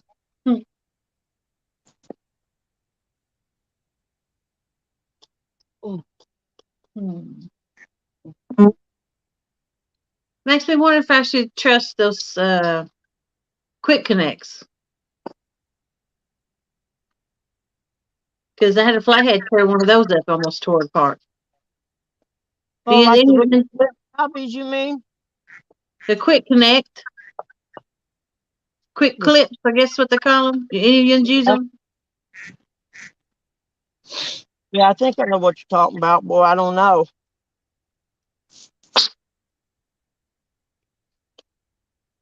You want some good barrel swivels? Get them from Bottom Dwellers online. Yeah, We've got a about local tackle shop that I get mine from around here.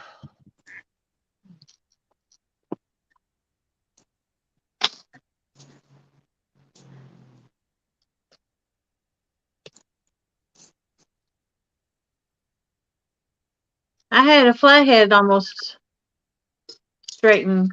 Let me get there, that notification. One of these out, quick clips. And that's supposed to hold them. That's what I'm saying. The big Then as you. there wasn't even big flatheads. There's only 20 pounders, 26 pounds.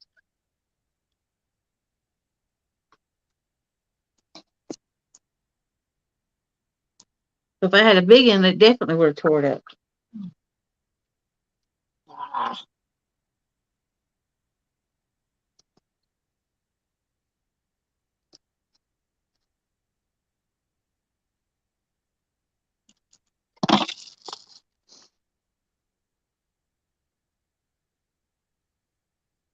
Seems like I bought some at Bass Pro though. Some different brand. Uncle Lou said those clips that you just showed are for weights. For what? For sinkers. They are not. That's what they sell them at the bait store when I bought them. I asked them for quick clips. What are you setting out trot line now? Let's see. I bought these the other day. I ain't used them yet. Jody, I put those at the end of all my leaders. That way I can swap out hooks real quick. Hook sizes. Without having to swap out a whole leader. It saves 175-pound test. But those ones I had right there, like I said, a flathead almost straightened one of those, and that 26-pound flathead it's a good size, but it ain't a monster.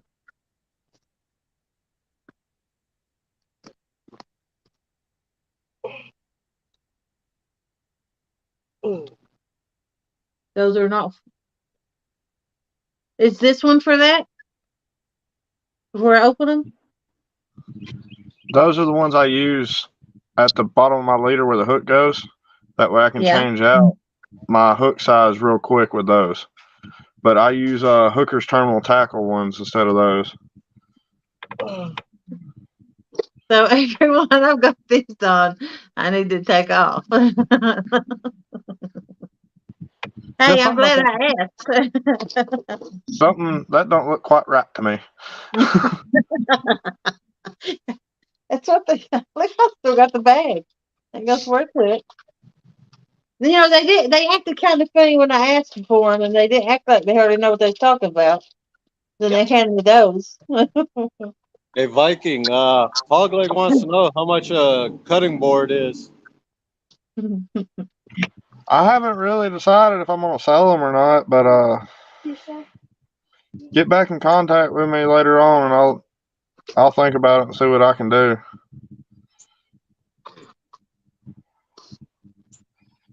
I mean, it's not going to be pretty, but it'll work.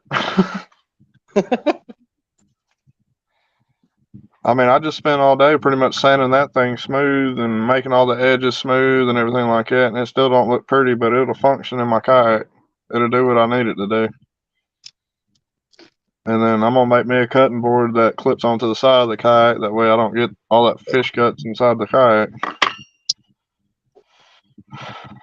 Ooh, at least it's starting to cool off here a little bit. I never thought I'd see the day that I was wanting it to cool off some.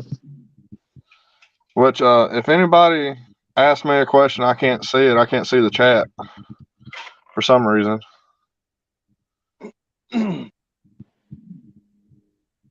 Are you on your phone? Yeah, I'm on my phone. At the bottom, it should say chat, and then you click on comments. Oh, I'd have to swap back and forth between the main screen and chat. Okay.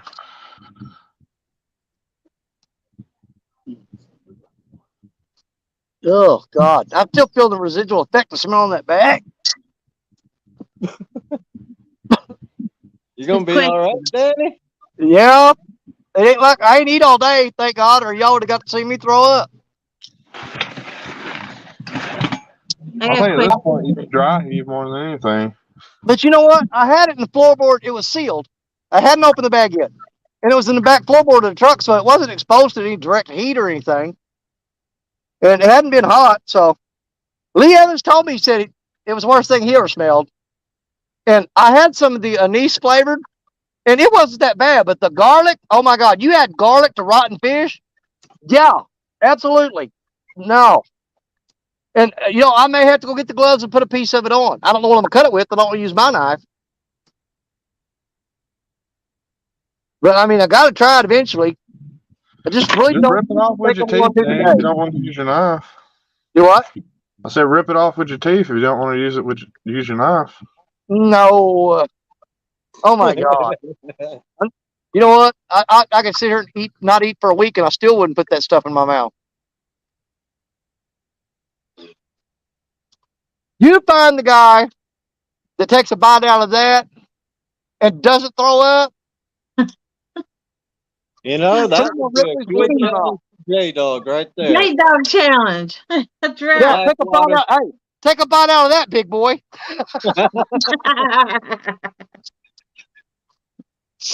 I'll be right back. I'm gonna walk up to the car and get my sweatshirt for later. Okay. And Yeah, hold it's get cool here too. He's going to get his goose poking stick. be all right. If they go in the water, it'll make an interesting video.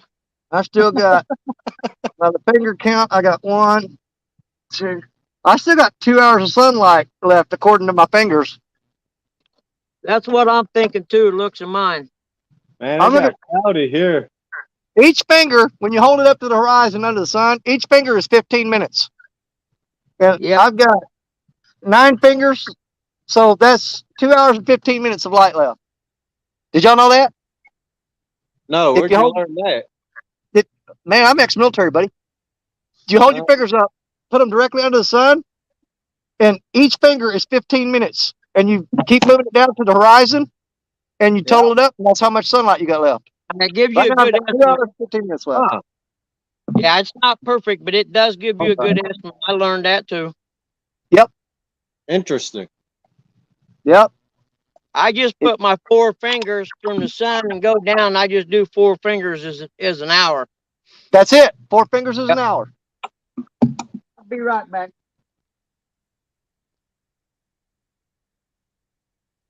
See there? Learning channel.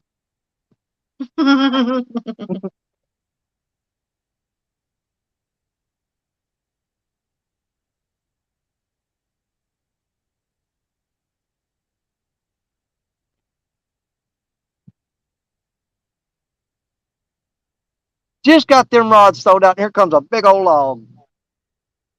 Is he going to miss it? It don't look like it. Maybe I can move it with a stick.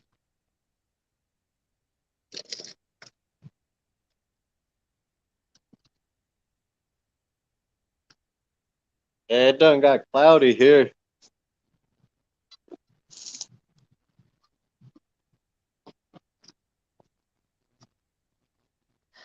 Let's see. And I can't tell if see the rods or not. Yeah.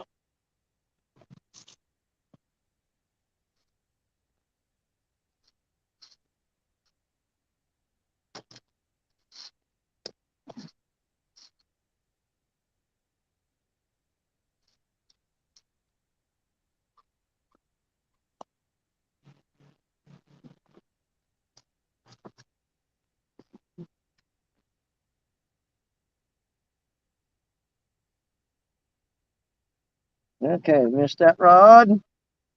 You're gonna miss that one. So hard to see that freaking line sometimes. Yep, it missed that one. All right, logs missed all 5 rods. That's a good thing.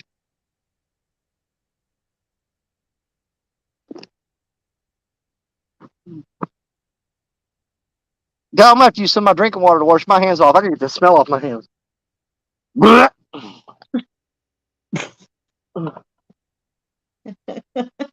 Oh, Now, I got some baby wipes in the truck too. some of mine. Yeah, I'm gonna have to get the baby wipes out of the truck and wash my hands. I can't do this. Does that That's not transfer to your bait? You what? Does that not transfer to your bait, the smell of the baby wipes when you rebait now? To be on your You know, I hands? didn't think about that. You're just trying to keep me suffering. You're not fooling nobody. That's what I do.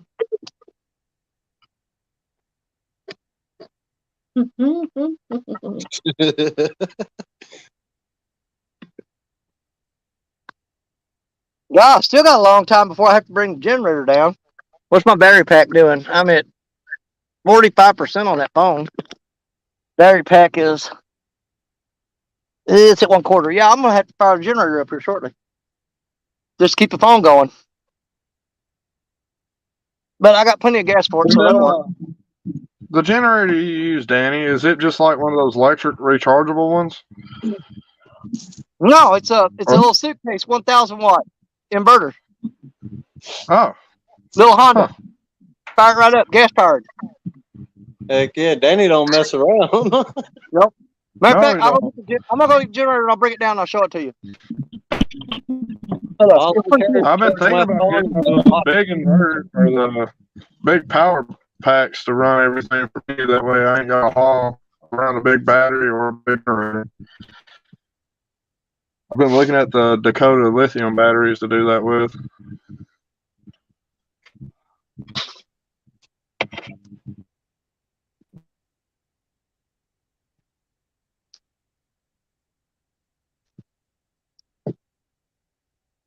Michelle said get the unscented wipes. That would work. they actually do sell wipes for wiping your hands.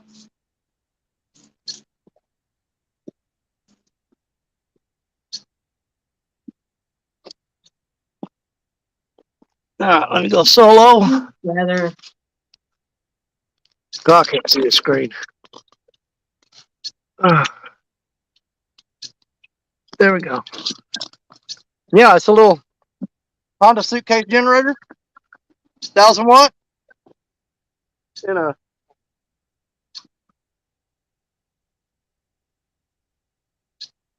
gonna show you how quiet it is.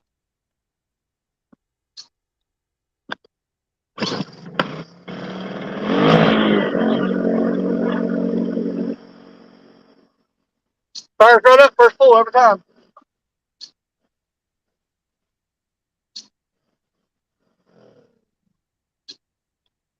But it's fairly quiet.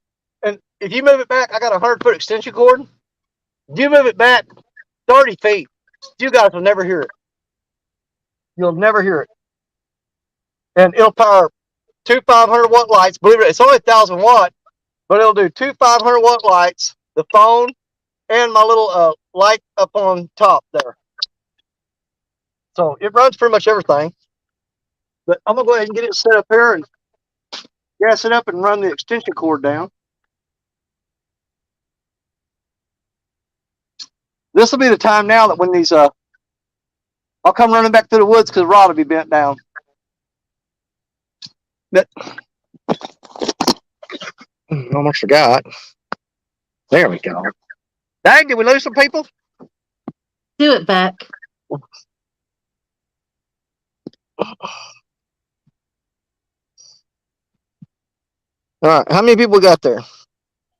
1, 2, 3, 4, 5. Is Lance still with us?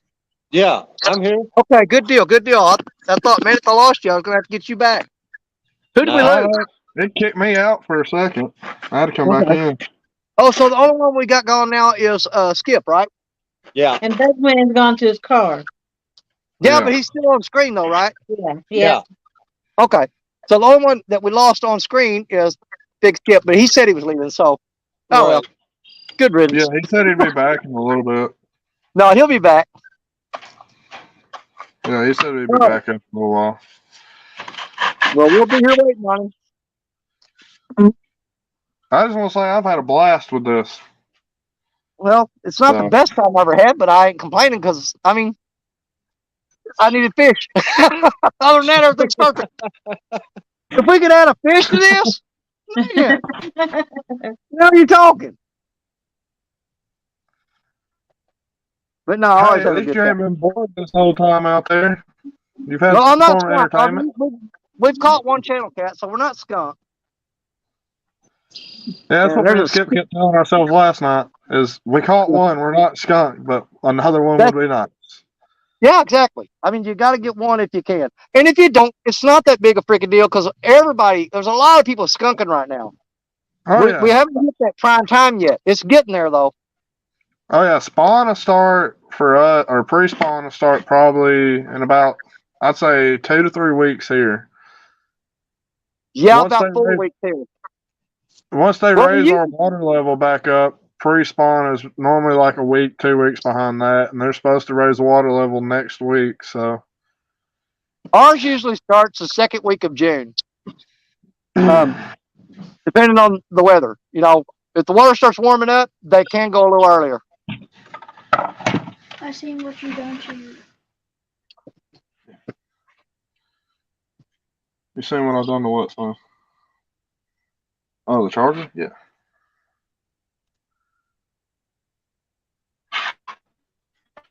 Hey, Ronnie Moore. How you doing? Hey, Ronnie.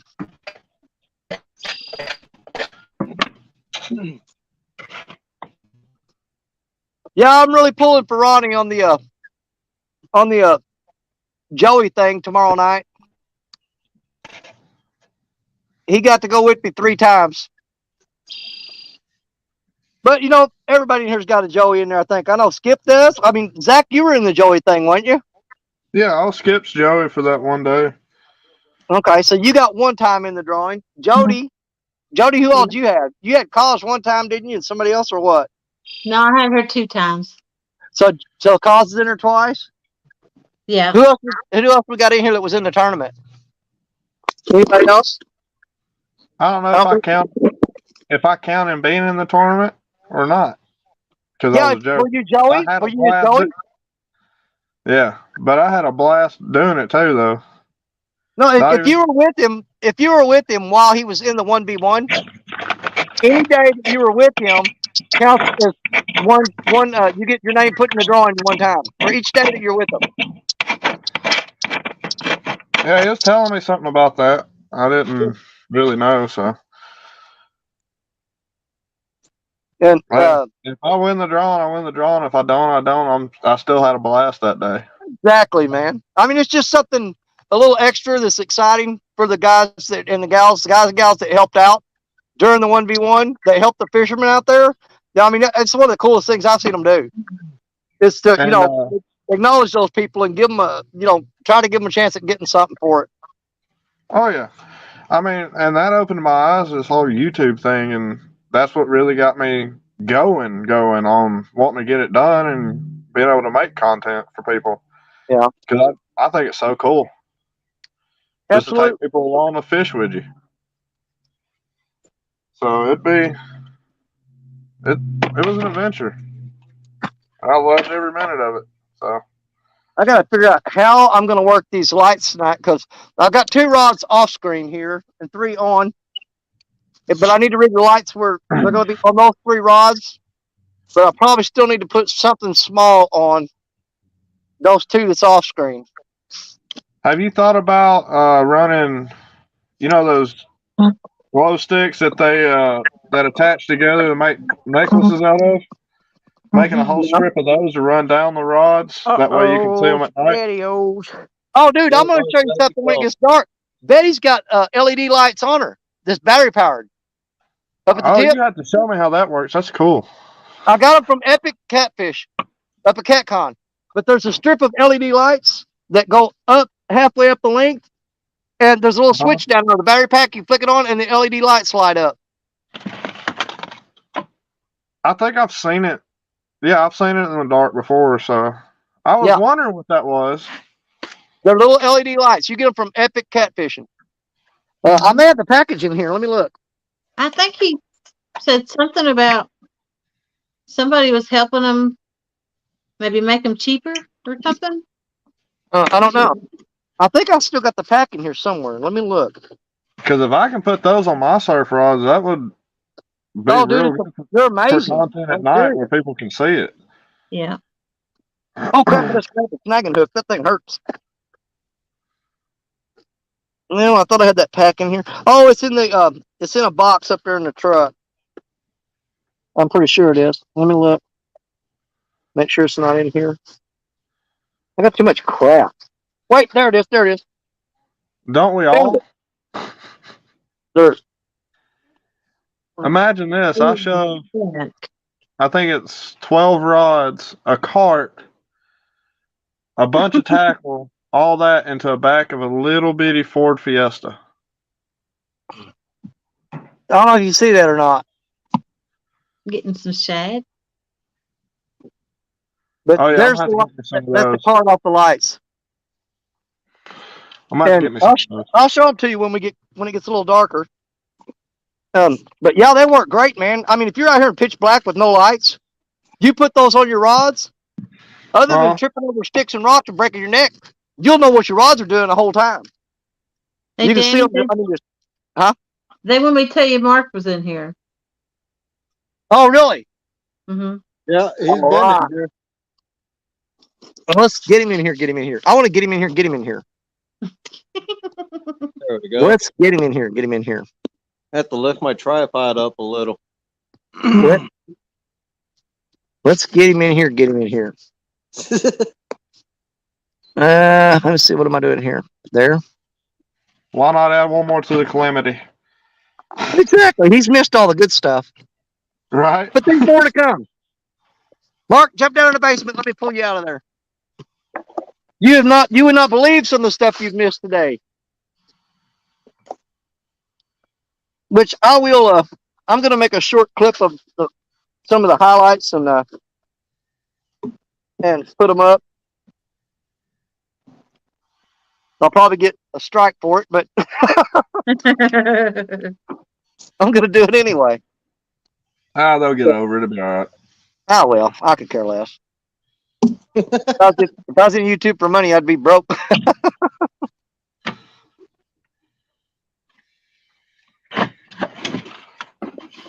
What's going on, everybody? I thought it was funny. I've been in chat for about an hour, and you guys are asking all these questions. I'm like, hello, I'm right here about the Joey tournament. Yeah. Did you see the little episode part with the Bugman and the game warden? I did not. Did I? Oh, you're gonna. I'm gonna make a short clip of it. You're gonna love it.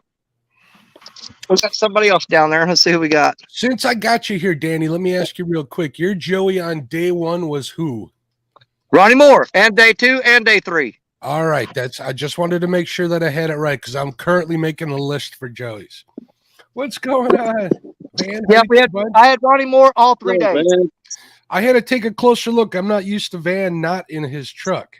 No doubt. Yeah, I know. It's weird seeing rods behind him.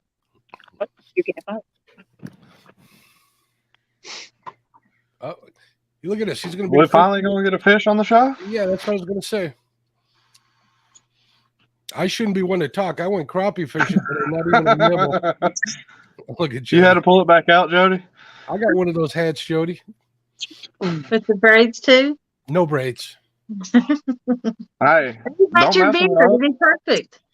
I actually wore that on somebody's Halloween live stream, like the first year I was on YouTube. You know, I wore it during the monster hunt on Halloween. I think I remember that. Yeah. I wore it in honor of Catfish Viking down there beside you. How you doing, Viking? You were Big Skips Joey on the day one, right? Yes, sir. Cool. All right, I got you on the list here.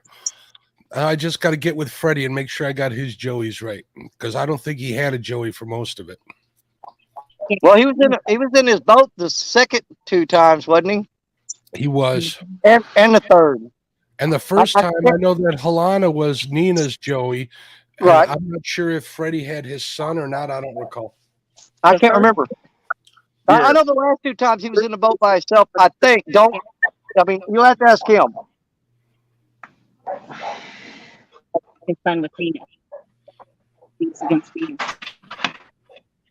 But I just knew that, after I took him the first day and the second day, I took Ronnie Moore through the mud and the muck and the slop and stuff. I just knew he was going to bail on me at any moment. But he didn't. He stuck with me all the way till the time that Creo threw me out.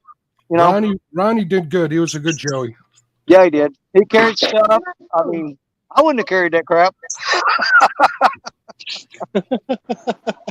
He carried that generator. He carried the down there because my phone was going dead. So, and we actually had to fire up the generator that first day and move it back away where nobody could hear it, which you don't have to move it very far. Yeah, that thing's But we were actually running the phone off the generator because my power pack had died and I didn't know it. Them Hondas are quality stuff. They ain't cheap, but you get what you pay for usually. Oh, no doubt.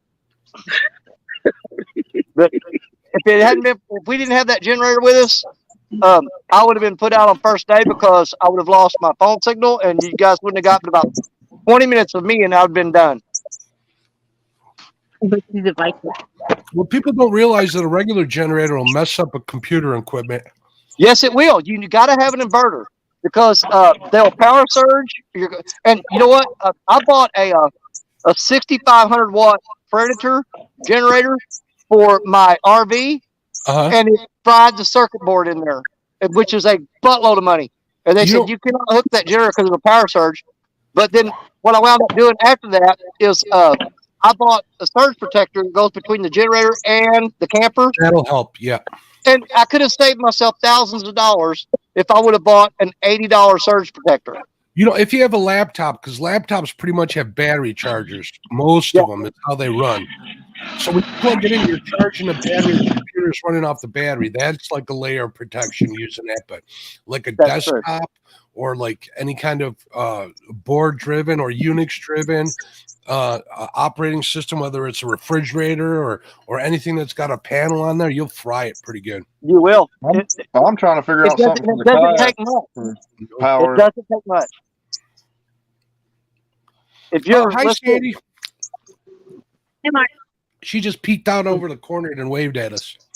Oh, were they on their boat? Yeah. Hello. First rule of live streaming: pay attention to chat. Second Terry rule: Stanfield. be entertaining. Third rule: catch fish. Terry Stanfield says that the skipjack were way better at Kentucky Dam today. Her nephew got a cooler full. And see, we were told that they weren't going to do any good today, so we didn't bother going back. And they actually were better today than they were yesterday. But you know what? I caught enough of them to last me for a while. I'm good. Bobcat got a load of them from his post on Facebook. Yeah. Tennessee. See, because Mark, I know you know Grizzly Jig down in Crothersville, Missouri. I know of him. I've never been there. Okay. Well, I've been getting my skipjack from them. Now, the little small ones that are like 8 inches or less, they get $5 a piece for those. Anything over 8 inches to, I think 12 is $10. Anything over 12 inches is $15. Well, I caught most of my skipjack were over 15 inches. So doing that math, you say $15 per fish. That's the logic I used on my wife to justify the gas money going there. I said, I made money because if I had to go buy these, I would have spent like $180. versus That's a spending bait. 80 on That's gas to go get crazy. them. How much gas did you burn to get there? Look, Johnny, Probably a little over a quarter tank. I drove 2 hours and 16 minutes. So And that's it's not probably all about that three, far it's from probably you. about 3/8 of a tank. Okay. Lord. Well, Danny, down here they're only like for any size you pay around $6 for them if you buy them frozen. And only one guy down here provides all the skipjack for this area. Yeah. So Well, if we can't get them, I can at least get a frozen one and try to get a brim or something like that to use as bait. But that's the thing. I could catch them here, but they're usually like 6 inches long, 5, 6 inches.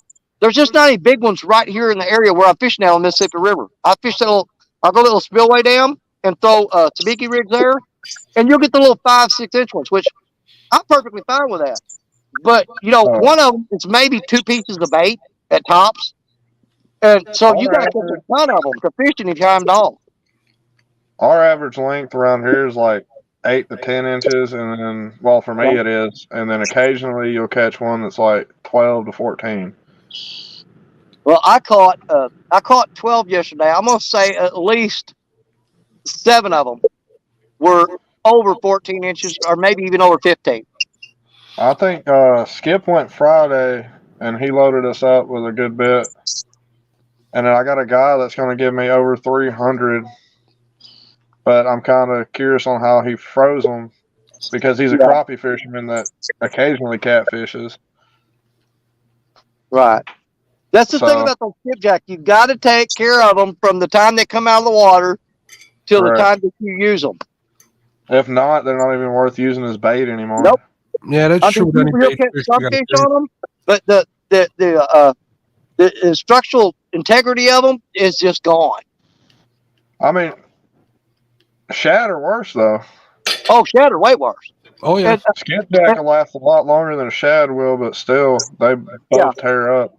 But I've frozen shad and thawed them out the next day, and they would be like that. Now I haven't tried it yet, and I can't remember who told me. But somebody said when you catch your shad, keep them cold, okay? And then when you put them in the freezer, put them in a Ziploc bag and put a little bit of brine water in with them when you freeze them, and it will keep that meat and flesh firm. I don't know that to fact. I haven't tried it yet. What I haven't tried yet is somebody told me to freeze them like you would crappie in water. So go out and get yourself like those cheap plastic sealable containers, the Ziploc ones, and freeze them like you do crappie, because I know a lot of guys freeze their crappie in water and they say that'll work. I am going to try that this year. Yeah, we'll see how I will try. You know what? I'm going to try it both ways. I'll try it. Just put them in the water and freeze them. Well, if you think about it, he told me to put them in brine water. Maybe the brine has nothing to do with it. Maybe it's just the water. Well, I brine mine. That's a better clip there, Jody. You're not supposed to use that looks right to me too. I'll go grab one of my rigs here in a minute, and I'll show you how I do it. Why do you have that clip in there anyways? Me? Oh, that's your skipjack rig. You don't need to use that heavy-duty one on a skipjack rig. That's all I got. Oh. The only reason why you're when you were skipjack fishing is because you hooked into a shovel head. Or what it's called a... No. Hooked into a motorcycle, it's rough anyway. I'm going to go ahead and run my cord down for my generator because my power pack is, for some reason, it's not charging my phone. Yeah, I'm going to walk away here for a minute. I got to go take care of something. I'll be right. Okay. Well, you guys can hang around and do it. It's not going to take me about 10 minutes to get everything set up. And you guys just chat amongst yourself. Okay, I'll take care of it. You handle it, Jody. Good. I say hello to people in chat. I ain't got to yet. Yoo-hoo! There's a lot of people. And Annette Morgan and Johnny Smallpepper come in. Yeah, they didn't get to say hi to him yet. Don R., Ronnie Moore, Terry Stanfield, CBA, Uncle Lou-Hoo, Buck Williams, Catfish and Crappie. Psst. It's all mine, Michelle. Hog leg catfishing.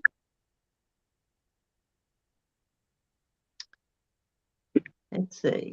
If I'm missing somebody, downtown Ernie Brown, I think he left and's coming back. I don't remember if I said Buck Williams or not. He's always good for a good time. He's as big as the nut as us are. So, yeah, I think that's all there is in here right now.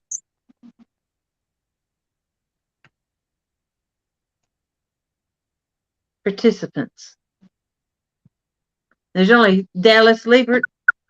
Here you go, Jody. I'll show you how I do mine. I do the rig down to the, oh, there's camera, down to the snap. This is where my hook goes. Yeah. That way I can swap hook sizes without having to remove a rig. Mm-hmm.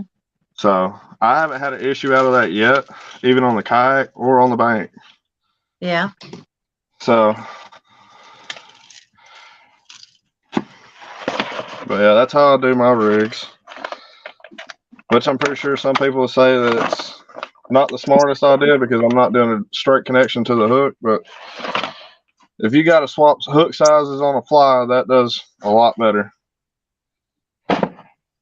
And now doing that, my rigs can, instead of making 100 different rigs for 20 of each hook size, I can just make 50 rigs and it's for every hook size. Don R, it's a piece of cake. You got nothing to worry about. Yeah, I'm not. Does that not right, Buck? 20-pound braid for skipjack.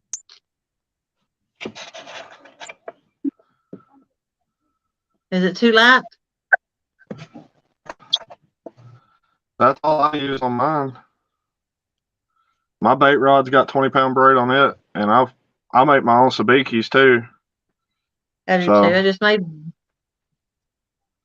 I've got, is it this bag?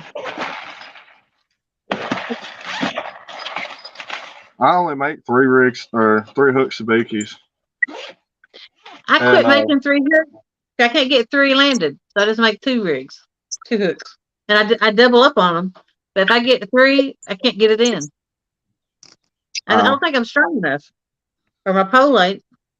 And then I use these for my little jigs on there. Yeah. They're the really, really little crappie baits. And sometimes I'll wear them out with that, and then I'll swap over to Foley spoon, whatever, and I'll do good on that too. I got Foley spoons, but this will get them every time. I have not tried a hair jig yet. There's shiny silver. I like shiny heinies, but they're really hard to get. They're sold out. This is what this brand is, and they work okay. Just make sure you get the ones with the big hooks, not the tiny hooks. Okay. I'll look into those and give them a shot too. I have people come ask me what I'm using because I catch more than them. That's normally how it goes when I go to the dam or something like that, just skipjack fishing. Because I'll observe everybody that's around me, seeing what's getting hit, what's not getting hit, and I adjust to that. Yeah, this is generally, I can use this anywhere I go at any time and it get hit. The light don't work all the time. Don's bringing in a ringer. I like that, Don. Yeah, Uncle Lou's absolutely right. Keep the shad out of water. I even have my when I make my brine, I salt the heck out of that ice, and then I open the bottom of the cooler and let all the water that does melt drain out of there. Oh, okay. And they'll be frozen solid by the time I get home, which is literally 15 minutes from my house. Well, see, that's what I had my cooler that I was putting my skipjack in yesterday. I packed them all on ice, but I had the plug open on it. So every time it melted, it drained out. Now, Parker just went the opposite. He mixed water and ice together with some salt in it and made like a slurry. And he was plunging his skipjack down into that. Yeah. So I just have.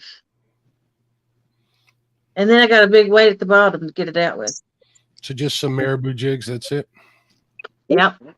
And sometimes I put 2 of these big sinkers to get it out farther if they're out far enough. Too far. I would just buy some sabiki rigs. I'm not into tying all those knots. They don't hit them as good as I've these been, do. I've been working on my They're Albright. routine skipjack. I've been working on my Albright knot lately, and going from 8-pound fluoro to 10-pound braid is hard for this old man to see. So it's been quite the challenge. I just now started tying my own sabikis, Really? and so far I like it way better than buying them. Yeah. It's pretty quick to tie. Yeah, it don't take long. I You can just tie tie one. loop knots? What? If you can just tie loop knots, that would work. Mm-hmm. Yeah. That's what I use. Let's turn it light off right now. I don't need it. Yeah, and then Lou, as soon as I get them home, I vacuum seal them frozen, pull them out of there, freeze my hand to death, pulling them out of there, and Big Skip tried that salt brine thing, and it actually worked. Oh yeah, it does. It's how they make ice cream. Well, see, I knew I was going to be using, because I only had 12 skipjack, I knew I was going to be using them up fairly quickly. So versus vacuum sealing them, I just took plastic saran wrap and just wrapped them up really tight. And put them in. I've gotten them from Grizzly Jig Company like that. It seems to work fine. It gets all the air out of there. The air is And when they wrap up real tight in cellophane, it's basically the same as vacuum sealing them. Air oxidizes flesh as far as bait fish goes. So you want to keep all the air out. Even when it's frozen, it'll start oxidizing it. Who wants to make a bet? With you, absolutely not. Jody, you keep wearing that. I'm about to go braid my beard and braid my hair back. If I had control, I'd have booted her as soon as she said that. I was saying we could make a bet how long it takes me to tie a rig up. You're probably faster at it than I am.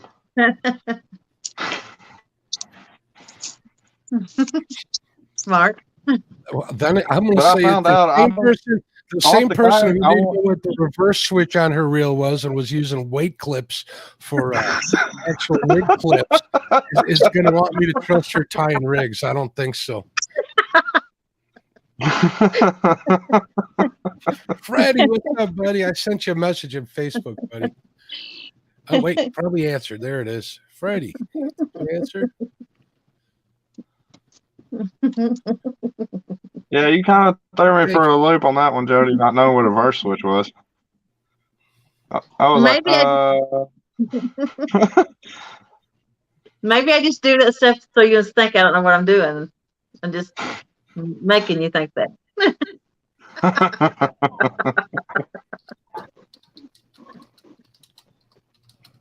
We definitely got to get into chat like this again. It's been very entertaining.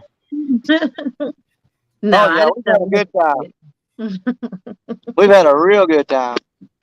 Hey, Danny, you want to make a bet? No, Jody, I do not want to bet anything with you. Not happening. I'm not your Huckleberry. I ain't taking bets from Jody. I don't want to do it, but I kind of want to hear what you were going to bet. I'm not a bet man, so I'm out on this situation. We could bet how long it took me to tie a skipjack rig. And if I won, then maybe you could eat a piece of that carp. Take it, Danny. I don't care if you tie 1,000 skipjack rigs in 30 seconds. I'm not eating that freaking carp. Why do we care if Jody can tie a rig or not? We just want to see him eat the carp. We've been talking about this for a little bit now. We all know that ain't happening. Masculinity on the line and thinks she can get us to do whatever she wants. Not happening. I'm too old Not for that. today. Nope. It's just fun. Lou says, then when you go to use them, poke a hole in the bag and let it thaw naturally slow. Yeah, I cut a small hole and I use them frozen on the hook. They'll thaw in the water. But then I'm too impatient to wait for it to thaw out. Yeah, I'll get it on the hook and it'll thaw in the water.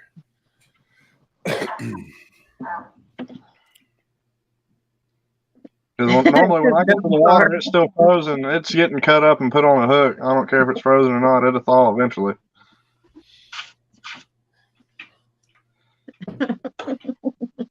More time you wait for bait to thaw out, the less time you are catching fish. Yep. I'll put a hook through that frozen crap and pitch it out there. Okay, so now you guys had some questions about that Joey giveaway. Basically, what I'm going to do is if a Joey was on screen with their, well, not on screen, but with their angler, let's say for 2 days, they'll be entered in twice in the giveaway. If they were only in there once, they'll get entered in once. That's how we're going to do it. We're going to use the Wheel of Misfortune. Okay. I When are thought you gonna about do that, spinning it Mark? like 3 times to find the winner, but then if people saw it spin 3 times and they got picked one of the first times, they'd really get upset with me. I don't know if I want to carry that load around. When are you gonna do that? Tomorrow night on my show. All right. That way I know when to tune in and watch. I know I'm not gonna win, but I want to be excited for the person that does. You never Dude, know. you ain't supposed to say that. You're supposed to say you were tuning in anyway. Yeah. Get with the Hey. program backing. I guess I'll watch your show now. Now you're Now gonna you make me know you're not not tell watching anybody the what show. time I'm doing the giveaway, so they'll be tuned in the whole time. Mm-hmm. Hey, I may do it at the beginning, I may do it in the middle, I may do it in the end. You have to tune in and see. I'll be there no matter what. Yeah. Sure. One thing I didn't mention yesterday on the show is Creel got a rod donated to him from an anonymous donator, so he get picked up a rod too. So Wow. for the winner, so that was added onto the winner prize. So Oh, that's cool. Here shortly, I'm gonna try to check out some of Uncle Lou's stuff. I want to try his demon dragon stuff.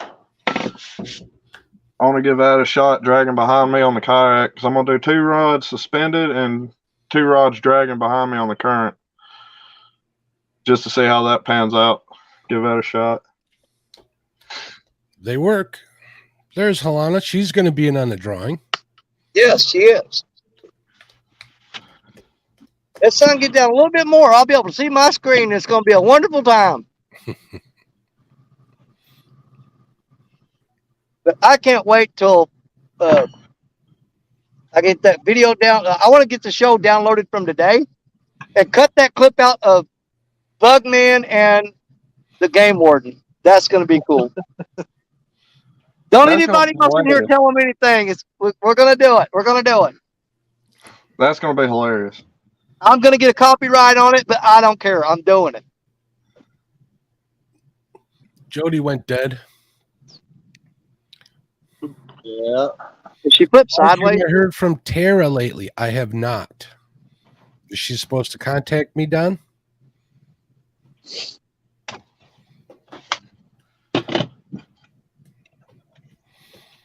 I gave the, oh, you mean about the prize, Don? I did give that information to J-Dog. He was going to pass it on to Tara, so they have it. He confirmed that he got the information, so it's in their court.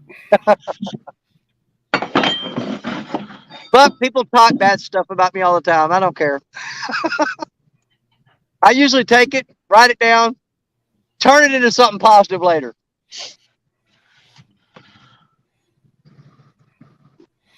And here comes the ocean waves from the barge. Buck says, hurry, if you want to type bad things about Danny, do it now so he can't see it. Yeah, because the glare is just like blinding me. But like I was telling him, I said, I write that stuff down and spin it a different direction later down the line. So keep that in mind when you're talking smack.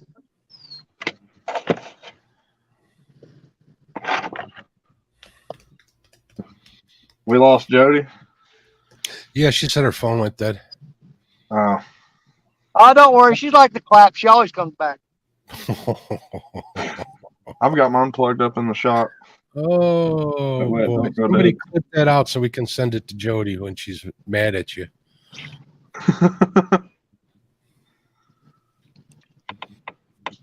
Nina says, hi, guys and gals, eating Bojangles and watching the show.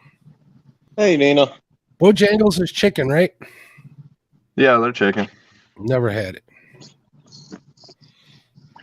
I'm not really a Bojangles fan. I'd rather have Chick-fil-A than Bojangles. I literally did have a pork shank, and CVA claimed I was cooking it in the microwave. I wasn't. It was leftovers. I warmed it up in the microwave. It was good, though. That's what I was doing when I was in black. I was finishing it up.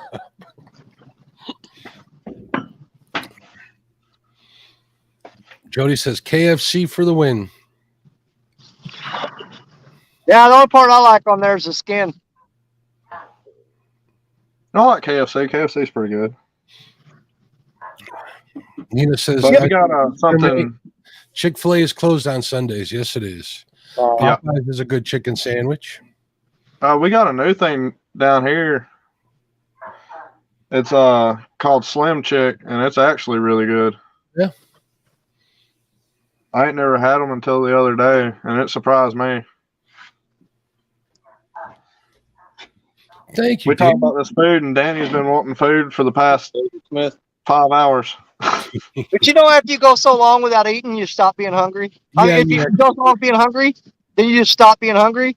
I've reached that point where the hunger pains have stopped and just went away. Through this whole show, we've went back to food several times. We always do. Fishing and food goes together. It's not going to bother me now. Although if I go up there and there's a dead squirrel on the road, I'm probably going to cook it. Thank you again, David. I appreciate the kind words, bud. The show is nothing without the contestants and the sponsors and the people that donated stuff, for sure. And the people that showed up to watch it every day. I was so amazed at that.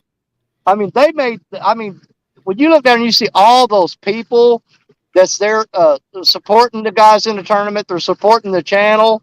I think there was some big deals watching too, because like for instance, Greenwell lost his anchor, and right away Never Lost contacted him even before the show was over, said, "Hey, we'll send you an anchor." So Are you serious? Oh yeah. How cool is that? I don't know why it keeps kicking me out of this, Danny, but I always come right back. Well, that finger ain't kicking you out, but that finger's bringing you back. Yep. A lot of people, especially in like streams that have that many people in there, if they're real popular, they won't go in there and talk because they just are worried they're going to miss saying hello to somebody back, and it's quite the intimidating thing they have to do. Yeah, I'm having to swap between chat and the up screen just so I can keep up if anybody says anything to me. And you know, whether you're popular or not, if you go in there and say hello, everyone, everybody freaking says hi. Yeah, I'm always worried that I'm going to miss somebody, so it's yeah. So here's the thing: I'll come into a show and I'll watch all that. You're going for like 15 minutes of everybody saying hi to everybody. Hi, John Boy. Hi, Mary Ellen. You know, it'll go. When that stops and there's a lull in it, then I'll go, hey, everybody, for two reasons. I have to answer. I don't have as hard a time finding people that's saying hi to me. And plus, it's kind of a butthole move, but you start it all over again. I'll say hello to people twice just to make sure. Danny, did you see my bait cooler I got from my den over here? Check it out. Uh-huh. Hold on, I'm gonna blow you up. One of those. Look at that. Got my oh my god. Where'd you find that at? I bought it off some Russian guy off the back of a truck through Craigslist. No, I mean, the story is I stole it from Dockery. That's what I've been telling everybody. Really? Because he's got a DMF cooler like that. In his so does that got lights in it and stuff that work and everything? It does. The lights are on and it does cool off. And the lights are separate from the refrigerator function. So right now it isn't cooling because I got a fridge in my garage and I got a fridge in the house. I don't need a third one. So I just got it lit up. I got to figure out what to put in there. I was going to get it nice and cold for the tournament and I forgot to turn it on before I went to bed, and I was going to load it up with all the bacon I got stored in the house just for the show. That was my next comment to ask you. I was going to ask you if the refrigeration part of it worked. Because, dude, you can put all kinds of snacks and crap in there and have it in the background. I'll never leave this den except maybe to go to the men's room. That's about it. And then my wife will force me for sure. Yeah, because, dude, you can load that up with all kinds of snacks and live bait for Mark, you know. You know, Danny, that thing's a commercial one, like one you see like at the bait shops and stuff. I'm guessing it weighs close to 300 pounds. Oh, so it's like the big worm boxes at Walmart where you go and open the door. It's got, you know, the whole cooler and the compressor's all on top, like one of them $high refrigerators. Yeah. You know how hard it was for me to get by myself up 4 steps into my house from the garage? It was a pain. I wouldn't have been able to do it. We got it up. I just kind of forced my way through it, but I was surprised at how heavy it was. Oh, you missed the beginning of this whole thing. Man, I took a dive, and I mean, I planted my butt on the ground and jammed my spine. For about 30 minutes, man, I was almost paralyzed. I was hurting so bad, but I didn't let anybody know it. But I hit the ground pretty freaking hard, and everybody saw it. You know, it's one of the embarrassing things where you go like, no, I'm all right. I'm cool.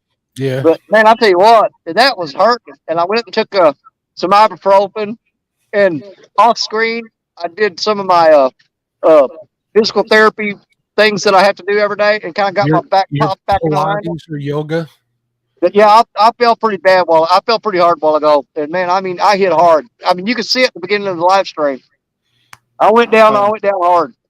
Yeah, you had me worried there for a minute, Danny. Well, we'll make the most of it. You know, I'm going to play with that.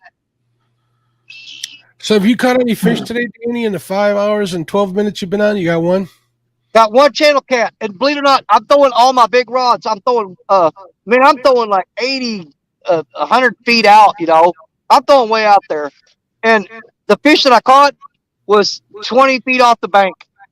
I just pitched the rod out there because I had bait it up and I was doing something else. And I just pitch it in the water and set it down. And that's the one that caught channel cat. I mean, just right off the shore. Been there, done that. But the rods out in the middle, they're not doing anything. Right now, we're planning on it being a late afternoon or early evening bite. That's what we're hoping for. So, well, there was that cold front. You're fishing a post cold front too, aren't you? Because we had one yesterday. True. So that always makes it cool. It takes a while for them to wake up. Right. Sometimes you'll get at them at the end of the next day. Other times you got to wait till the next morning. Well, it's been hot enough today. Here. Yeah. It's been hot enough today that I was actually uncomfortable sweating sometimes.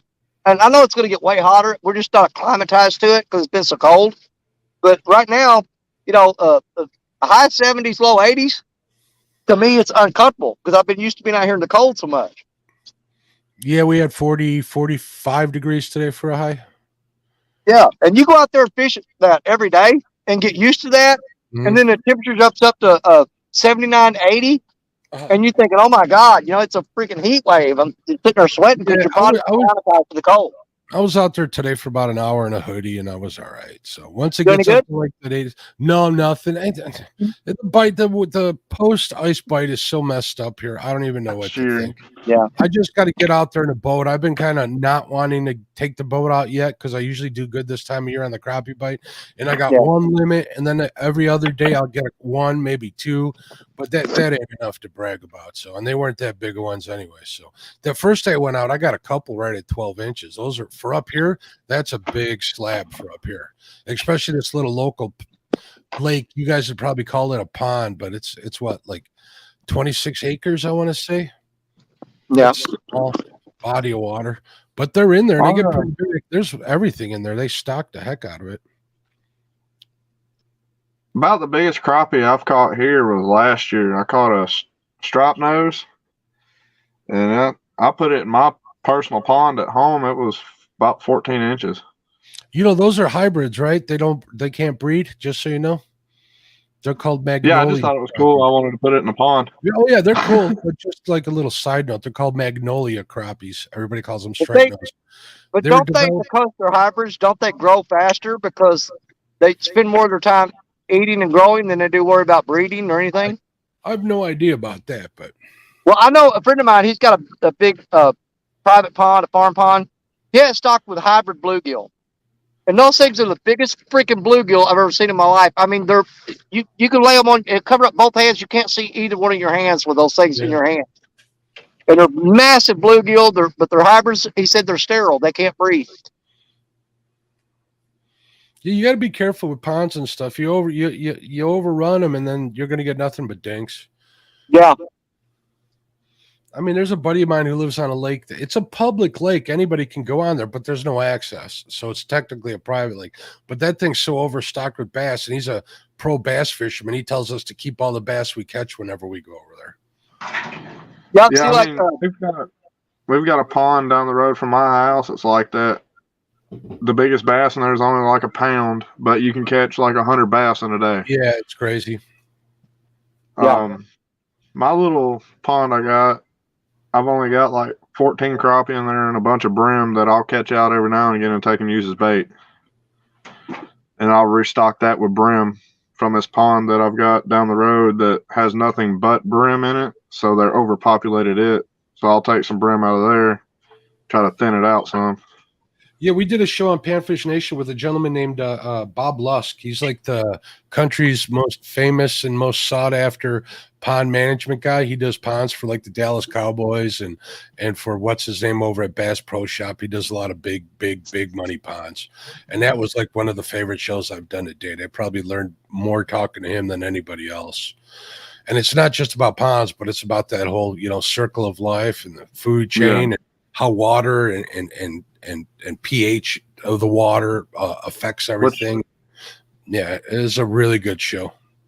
Which my pond's a linered pond, so it's not really anything big, just enough to stock a little bit of fish in there, watch them, everything like that, where I can see them, and hey, just for entertainment purposes.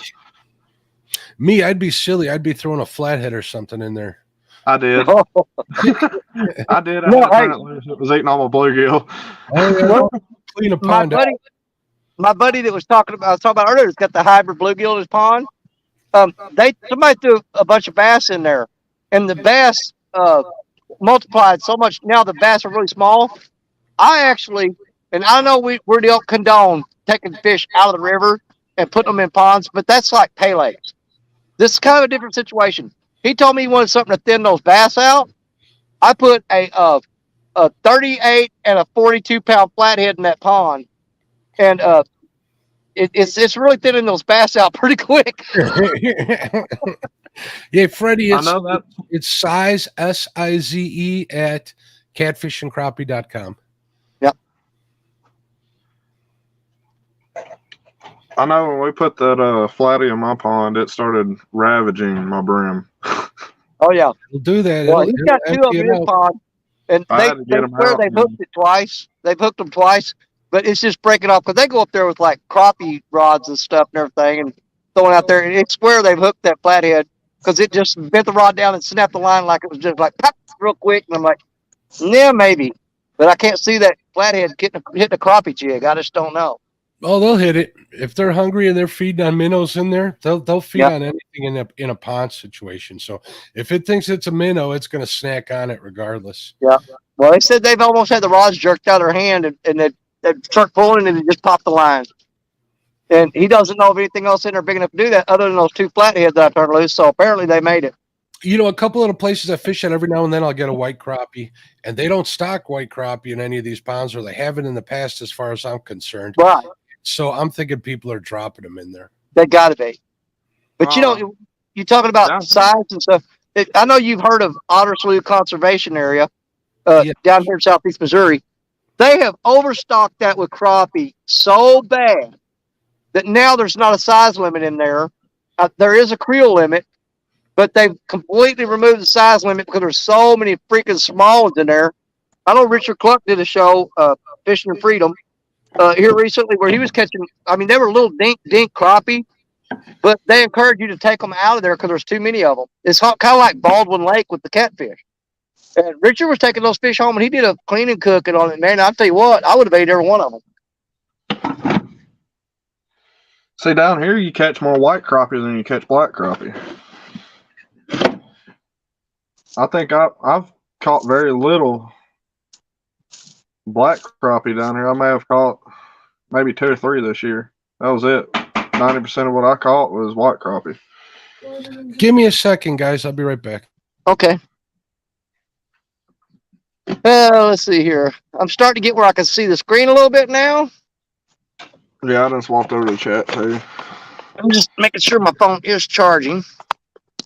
That's going to be a problem. It shows it is, but it's dropped down to 36 from 40, so I don't know. We'll see. Hopefully it doesn't become an issue. Yeah, I see Don R. Hello, Don. Annette Morgan. Is Freddie in here? Yeah, there's Freddie. Yeah, I seen Freddie a minute ago. Okay. Yeah, I'm starting to get where I can see the screen now because the sun's getting at a better angle. Where it has been, it's been shining bright on it. And it's just you can't see it all. I haven't really been paying attention to the comments trying to get this box done. Yeah. Which I knew it was going to be one of those chats for me where I wasn't really going to be watching the comments today. Well, I'm pretty sure the bite's going to be absolutely horrendously slow here tonight. I may be wrong.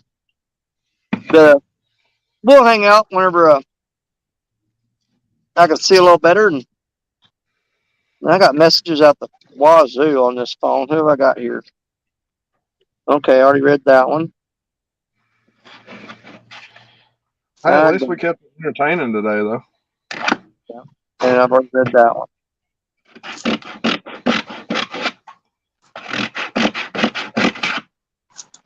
That's why my screen or my camera ain't been on that much. Is because don't nobody want me to watch me work. How you hang out, dog?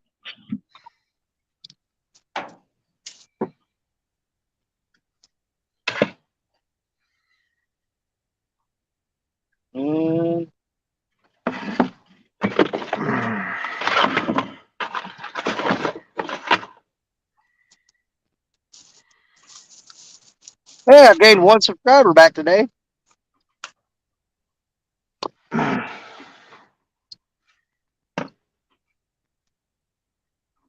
I'm just happy I got where I can live stream with y'all and join the crowd for a little bit. I got a little less than an hour of sunlight left, according to my hand. I got right at an hour. It's just shy of an hour. Probably about, I want to say 55 minutes. But we got the generator on. The lights already set up here, so we'll be good to go. As long as the phone starts charging and takes off, we'll be fine. I'm going to get me one of those contact lights like Big Skip Scott was using last night. Yeah. I like that light. That light does a good job lighting up a good bit of area. Yeah, the Compex lights are awesome. Richard Cluck has a set of those. That's the first person I saw that had them. And I saw him with those, and it really impressed me. Which, my next thing to do to the kayak, I'll be installing lights on the deck lights on it. Blue deck lights. That way I can light up the deck of my kayak and I can do some night fishing trips off of it too. There you go.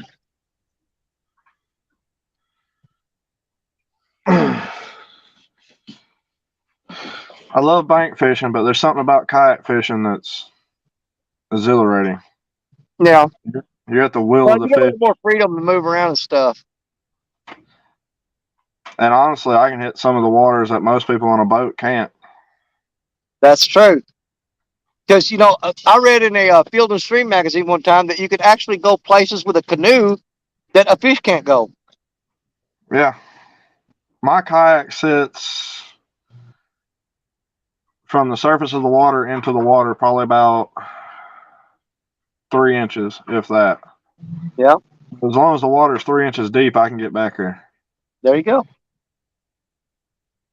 And a lot of time when they drop the water, catfish get stuck in deep holes back in creeks, and I can go hit them catfish up. Yeah, and they're going to be, if they've been back there for a while, they're going to be hungry. They're going to be hungry.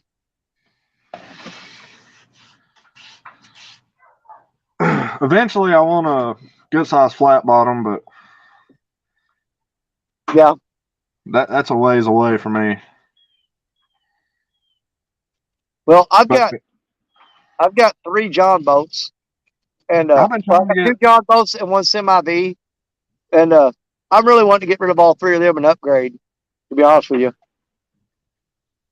I've been trying to get people around here to sell me one of their John boats just so I can go out on one and fish on one, and I can't get nobody around here to sell me one.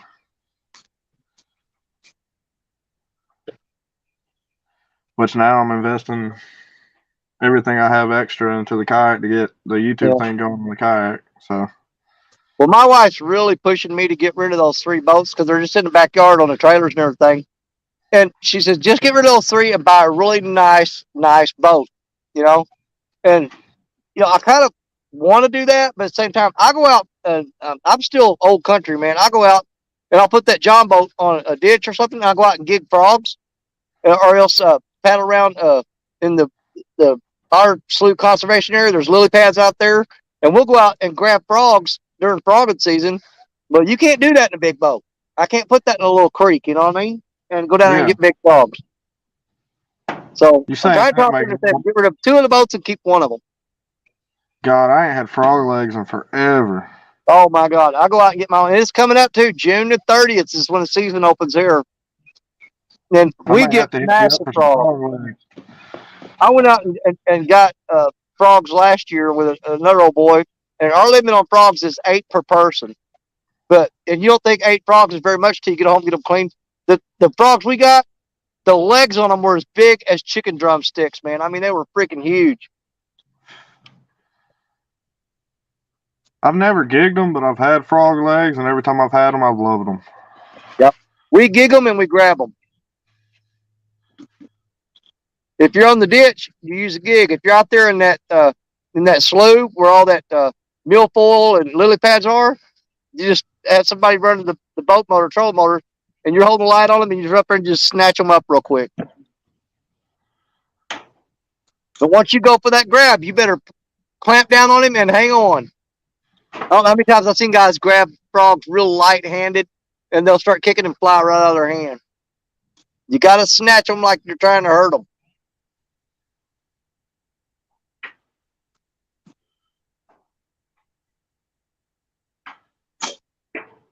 Oh, I'm really hoping these big fish show up here in a little while and start getting some action going. Uncle Lou, I'd like a mess of frogs one day. That way I Oh, can clean I love and eat frog legs. He said, how many bullfrogs do you want?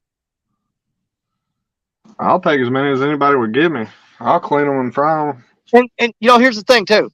I go out and catch frogs in the wild, gigging them or grabbing them, and those frogs are absolutely delicious. Love them. Now you can buy frog legs in the grocery stores here in frozen. They're individually wrapped, but those are farm raised frogs, and to me, they just don't have flavor that a wild caught frog has.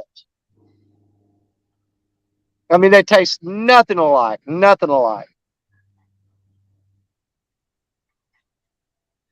It's almost like farm raised catfish versus river caught catfish. It's exactly the same. Exactly the same.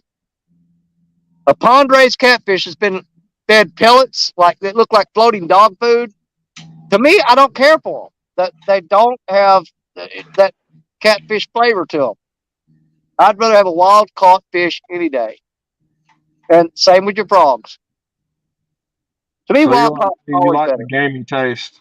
You like the gamey taste in them. I do. I grew up I'm on the same them. way. That's what I go for.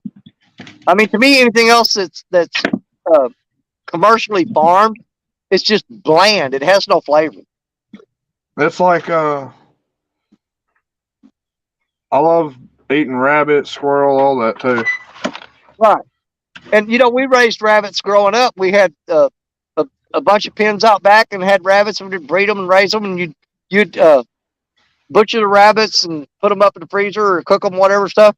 And to me, they weren't as good as a wild. You go out hunting with a pack of beagles and shoot you a rabbit. That's We good did eating. the same thing. We raised rabbits too. The But big they don't old taste white as good as rabbits. when you go out and shoot. No, it's not. But I'll take some fried rabbit any day too. I love that. Some deep fried rabbit. Rabbit, biscuits, and gravy, buddy. Oh my God, Oh yeah. Or some pinto beans and cornbread with it. Oh yeah. But yeah, when you fry that rabbit up and you got it, rolled in the breading and stuff, and you pull that rabbit out of that pan, and you got all those little crumbly pieces of fried batter off of that rabbit, and you pour your flour in there and your milk, and make that gravy with all the little crunchy pieces in there. Oh man, pour that over a biscuit, bite into that rabbit. Man, that's good stuff right there. And you do it with squirrel too. That's one of our biggest meals. And when we go to deer woods, that's the biggest thing. We'll go out and shoot a bunch of squirrels, and we'll cook them up for breakfast. have fried squirrel, biscuits, and gravy. That's what you eat for breakfast in the deer woods. And you talking about good, buddy? That is good. I can eat my weight in that stuff. Hey, I Fields like to biscuits and water. gravy, period. Chad's in here. I saw Kelly Bullock a while ago too. I didn't say hi to Kelly. Hello, Kelly. Well, we still got Freddie in here. Yep. Buck Williams is in here. Fields to water, Chad. And y'all guys, here's the thing. I came to this spot specifically because I could go over there where I've been fishing, and you guys can watch me catch little catfish. But if I want to try to get something impressive, I've got to fish here. Yes, it throws a high probability of not catching anything, although we have caught one channel cat so far that was not huge. Big Skip is back. Big Skip is back. I told you I'd be back. Guess who's back? Back again. About time, Skip. Skip is back. Well, I looked at something. I may have found us another spot. Where? The bridges out at Edgewood Road. I know what you're talking about. You know where Hine Street turns into Edgewood right there at Elm? Uh-huh. And you go down to Edgewood, and you go on back down there, and it crosses the Elk River. But it's real narrow. We could literally hit the other bank with surf rods. All right, so it'd be like a short rod kind of thing then. Yeah.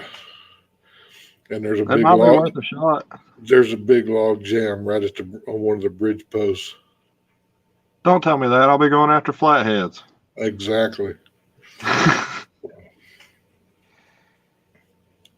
You're going to have flathead on the brain when you go fishing there. But what are you talking about, dude? I already do. I'm gonna try to concentrate a little more on flathead something this year too. I usually don't target flatheads. I'm gonna have to disagree with Uncle Lou. I love squirrel. Oh yeah. I love the squirrel. very few times I've had squirrel, I like squirrel. Now, I don't like dove. I'm not a big fan of dove. Well, yeah. I do, but a lot of people are turned off of it because it said it's got like a liver taste to it. Right. They said it tastes like liver. But man, we take. There's been times that we've made poppers out of them, where you fillet the dove breast meat out, and you'll kind of grill it a little bit to kind of get it cooked a little bit. I mean, take that, put some cream cheese and a jalapeno pepper, stick a dove breast in there with it, wrap it in bacon, put it on the grill. Boom! You're talking about it now, buddy. You're eating it. Bacon wrapped dove breast. You thought bacon? I ain't never had it that way. Huh? I've only ever had it fried. I ain't never had it that way before. Bacon wrap them, put them on the grill. And you can even take, like, if you pull the breast off of a dove and it's got the breast piece, put a strip of jalapeno on the backside of the dove breast and wrap that in bacon, throw it on the grill. Brother, I'm telling you. Yeah, that's the best way to eat dove breast. Yep. You take that bacon off there and you put it on your plate. You lay that little strip of jalapeno that's been grilled with it on there. You peel that meat off of that breastbone and you put that all together and pop it in your mouth. Boom! You're eating good then. Pretty much like a dove jalapeno popper. Yeah. I have to give that a shot. You need to try it. It may change your mind. Which I love liver, so I don't understand why I don't like dove, because it does really have the slight taste like liver. It does. It reminds you of, it's a liver. You know, and duck, any kind of waterfowl is pretty much the same way too. See, my sister duck hunts, so yeah. Well, here's the biggest mistake. A lot of people are going to gross out, but the biggest mistake people make with cooking duck is they over freaking cook it. You're actually supposed to cook duck like a medium rare steak. That's what I've heard. You slice it, and yeah, there's a little bit of that pink coming down there and stuff. Try it like that. If you can eat a medium rare steak, cook duck breasts like that. Okay, cook it medium rare. It's not like a chicken that you can't eat raw. Okay, waterfowl's a whole different deal there. Okay. You can cook that medium rare and eat it, and I'll tell you what, oh my God, it's good. Lance packing up, or is he shooting off big bottle rockets? I don't know. Re-rigging. There you go. Hey, what rod holders are you using? Did you make those? Yep, he makes his own. Yep. I'm You've making. never seen the Lance McCougar rod holders? They're freaking awesome, dude. I'm kind of trying to make something like that for my big surf rods. Well, on mine, you buy a lot of the commercial rod holders, the handle on it is too big. It won't go in there. So what I made them out is 2-inch PVC pipe and rebar for my big surf rod. Right. But you have to go with the with me driving a mixer truck or a concrete truck, I can get a hold of rebar fairly easily. All I got to do is ask some of the finishers. So I made 4 the other day with shorter pieces of rebar just to try them out, and I'm thinking about making some with longer stakes to drive in the ground for the surf rods. Right. Well, if you ever seen Mike's fishing home, he's got some rod holders that I believe he got from Lance McCougar. Yeah. And man, he's got them things. They stick up in the air, dude. I'm telling you. When he's got his rods in those rod holders, they almost look like Black Betty sitting there. And I told him, I said, he has to reach up and get those out of the rod holder. But man, it gets it up there. A lot of times you're in situations where you need your rod up high, especially in fast current, because the lower your rod is, the more of your line is exposed to the current, and it will sweep your hook down. But the higher you can get that, the less of your line is making contact with that current, and it won't sweep it downstream as bad. Right. That's another addition. That's another plus to having these big surf rods. They don't sweep down the stream as bad as other ones because you come up real high.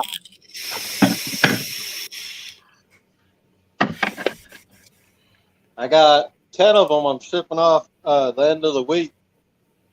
There you go. 2 of them's going to Richard. Oh yeah. Eat them. Oh yeah. I may have to talk to you about getting some of them off of you then. All right. What size rebar do you use, Lance? Or is that what that is? Huh? What are your stakes made out of? T-post. Yep.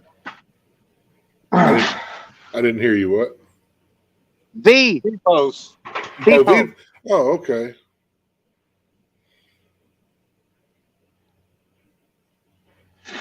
But yeah, if you want rod holders for get you some PVC pipe. Oh man, there's a huge school of stripers right out in front of me chasing some shad. I'm gonna run and get. I've got a rod rigged up with some crappie jigs like for a sabiki rig. I'm gonna get that real quick and throw into those stripers, see if I can't get one of them. Hey, Danny, it's acting like it's about to kick me again, so if it does, be on the lookout for me to come back in. Scroll up in the chat. The link's still there. I found it. Yeah.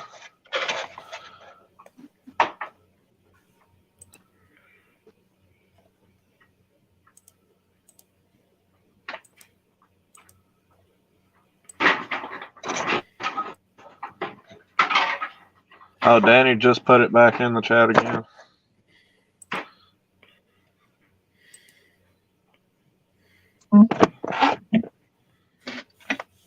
Well, yeah, I like those rod holders that you made. Yeah. What's nice about them, they'll go forward when a fish hits. That fish will run. It'll just lean forward, and then at a certain point, it'll just snap back. I'm gonna throw this Foley spoon on him first and see if that'll do anything. Yeah, there's a bunch of stripers out here chasing shad.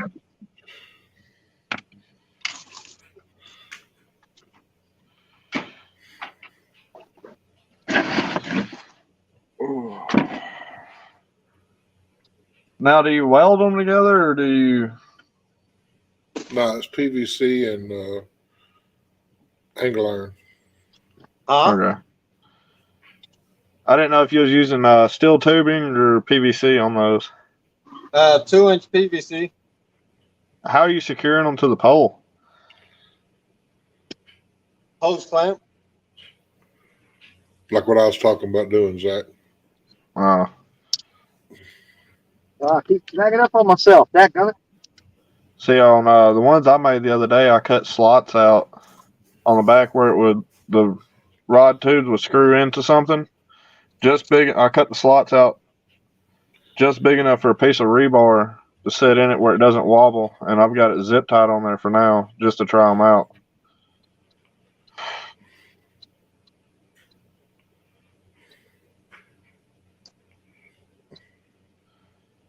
Danny, you're getting a little dark on the screen there. Am I? Yeah. Well, we got the lights set up. We'll turn them on when we get ready. Right now, I got, like I said, the whole school of stripers chasing Chad out in front of me. And I'm throwing a Foley spoon on them, trying to get them to. I would love to hook one of them stripers.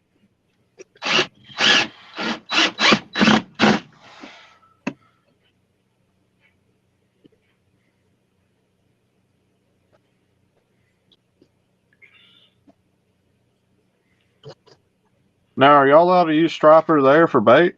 No, but we're allowed to eat them. Yeah. And Danny's still hungry. Dude, I will cook that striper right here in front of y'all. Hey, I'd watch it. I love Right. watching Catch and Cook for some reason. Man, they were chasing them Chad all over the place, and I've got nothing here. What color's that?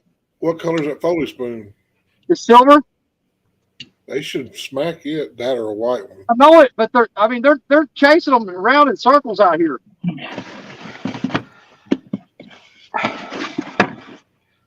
Oh, one smacked at it. He chased it up to the shore.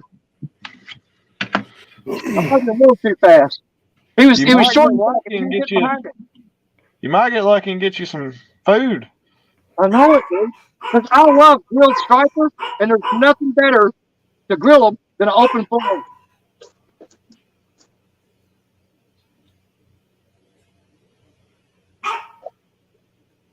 Come here, buddy. Come on. No. Man, they're short striking right behind it.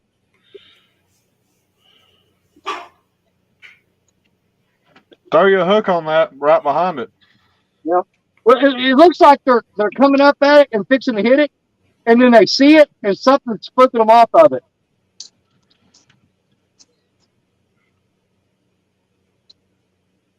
Yeah, they're not going to take it. Crap. That's what I like. I've got a Mets jig on this other rod that maybe they'll hit that. But they did strike at this one twice, but they hit behind it. Hey, that Mets might end up hooking you one up then. Well, let me try it real quick.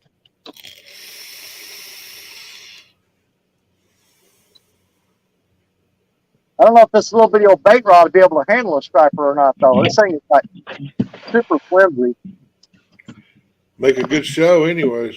Well, I've only got 6 pound test on here. Set the drag. All wrapped up on the end here. There we go.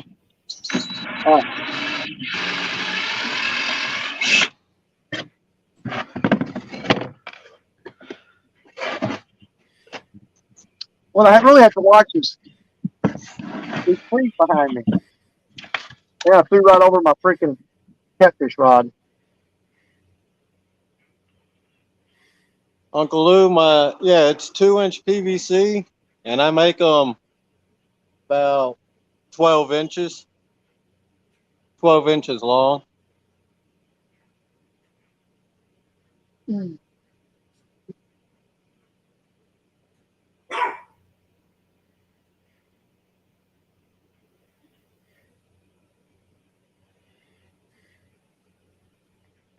No, they're not even interested in that. I seen one of them flare away from it. In fact, he swirled through the water and went away from it. That's why I always keep a 1-ounce rooster tail in my truck, in my bag.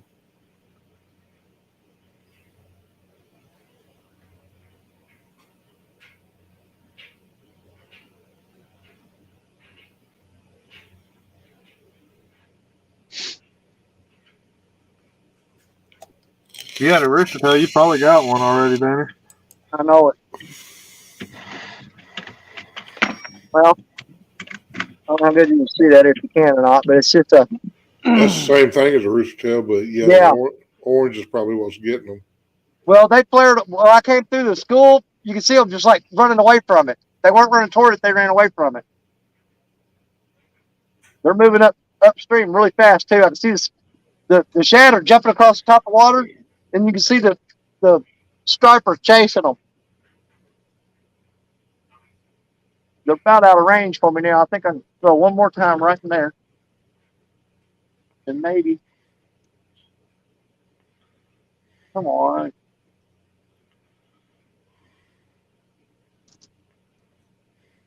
Trying to get it where I can see all 3 rods in the camera. Yeah. There we go. That's better. Once it gets a little more dark, I'll turn the light on and I'll be set.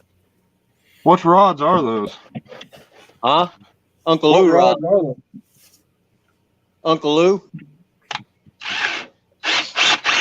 The 2 right here, they're medium lights. The one on the very end is a medium. Well, hey, Mark. Hey, what's going on, fellas? Hey, I got a bunch of stuff going on. I got a bunch of calls for all this. I was talking to the wife. So I'll be in chat in a little bit. Let me finish taking care of this. Thanks for having me up here, Danny. Good luck, guys. Later, Mark. All right. Later, Mark. You're welcome back anytime. All right, Uncle Lou, thank you. Well, they're not That'll gonna help get a lot. I went right smack through the middle of that school 3 times with that, and nothing. They didn't even act like they wanted to hit it. That's just 2 more rods I have to carry up the end of the night now. Is all that's going to end up in. Yeah, man, it's getting dark, and you can still see them Uncle Lou rods. Yeah, I love the color scheme of those, Uncle Lou. They look good. Look at that Oh, yeah. sunset, boys. Woo, look at that backdrop on that rod. Look at that. Let me give it to you good. Look at that. Oh, yeah. How That's could you pretty not sunset want to right be there. somewhere like that? I mean, golly, look. So that's the issue I have with Carnage. Carnage is black, and it's hard to really see it at night. Well, she's got LED lights up there, and I'll have to angle the camera later. I'll kick it up really high, like that, and you'll be able to see those LED lights lit up. Because you're not going to be able to see them other 2 rods down there behind it very much anyway, I don't think. I'm going to turn the lights on them. You may or may not get to see them, we'll see. But anytime I hook up a fish, I'm going to run down here and I'll be right in front of the camera anyway with the light shining on me. So if we do get anything, you'll be able to see it getting reeled in. And I got 2 more rods off camera right over there. That all I can do is step 2 steps and grab them and step back, and I'll be back in frame.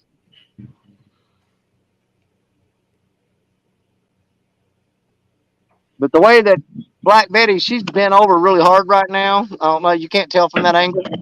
That means there's like a ton of trash that I'm going to have to reel her up, clean it off, and get it back out there and get ready for the prime time bite.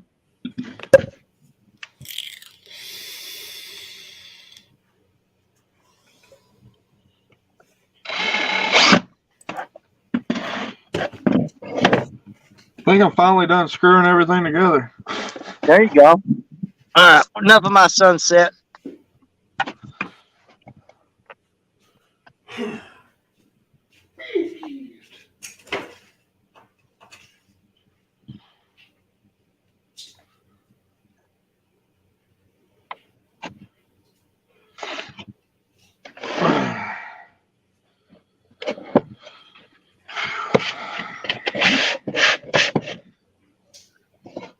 Well, at least if I can't buy it for the kayak, I can try to fabricate it the best of my abilities.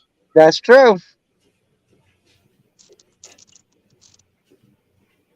Well, good. The charge is finally going up on the phone. It jumped from 36. It's up to 40 now. So at least we're gaining power now.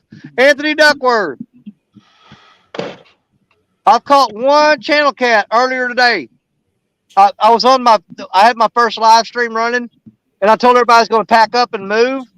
And as soon as I turned the freaking camera off, I looked back and the rod bent down and I caught him. I did manage to turn the phone on and video record it. So we do have footage of that fish. But I came back on the live stream, was holding the fish, and everybody's like, you caught it off screen. I'm like, no. I've got video of it because before I reeled it in, I turned the camera on and stuck it back in the tripod. So we filmed that fish being pulled in. But I couldn't believe it, man. I mean, I said, all right, y'all, we're going to shut down the live stream. And I hit the button to leave. And when I did, I turned around and looked, and the rod was bent over. And it was just a 4-point something channel cat. He wasn't even 5 pounds. But he got out there in that current, man, he turned sideways, and that thing fought like a 20-pounder. But he was just under 5 pounds. And he ate eel. I got skipjack and eel out there, and what he chose to eat was the eel. And I got this one rod that just keeps dropping slack steady. Keeps dropping it.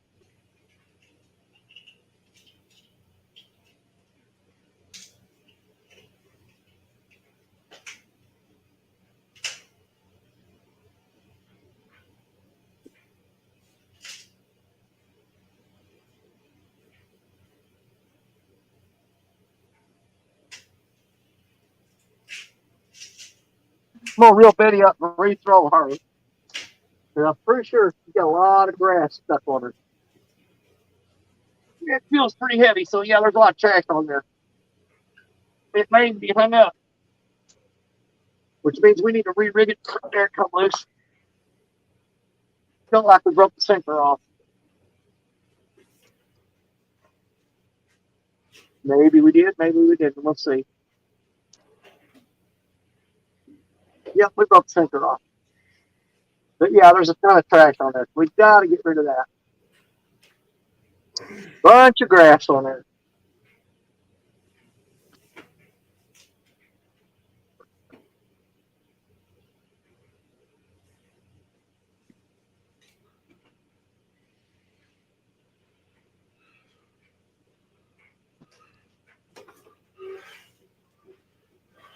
I think that's what's handicapping us in the spot right now is all this trash under the water.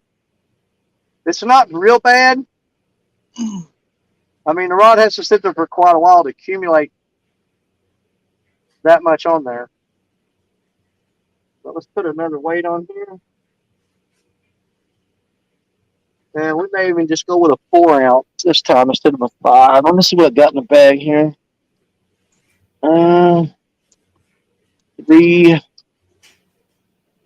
I know I've got to put them in here. I'm not doing no slip sinkers. Forget that. There's a 5.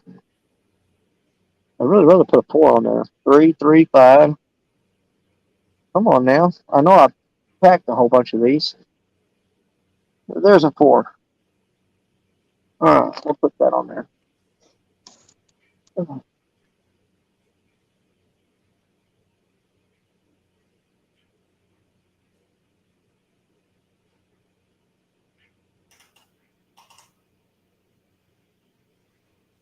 When I get done installing this, Danny, I'll show you what I've been working on all day trying to get built.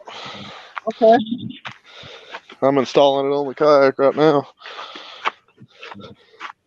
Just don't drill holes in the bottom of it. Do what? I said just don't drill holes in the bottom. Hey, when I bought this kayak, it had 2 holes in the bottom of it, and I fixed it. Yeah, I heard you say that earlier. Yeah, $2,000 kayak for $200. I wasn't passing that chance up. No, I'd take that deal all day long. And it only took me 20 minutes to fix it. I plastic welded everything back together.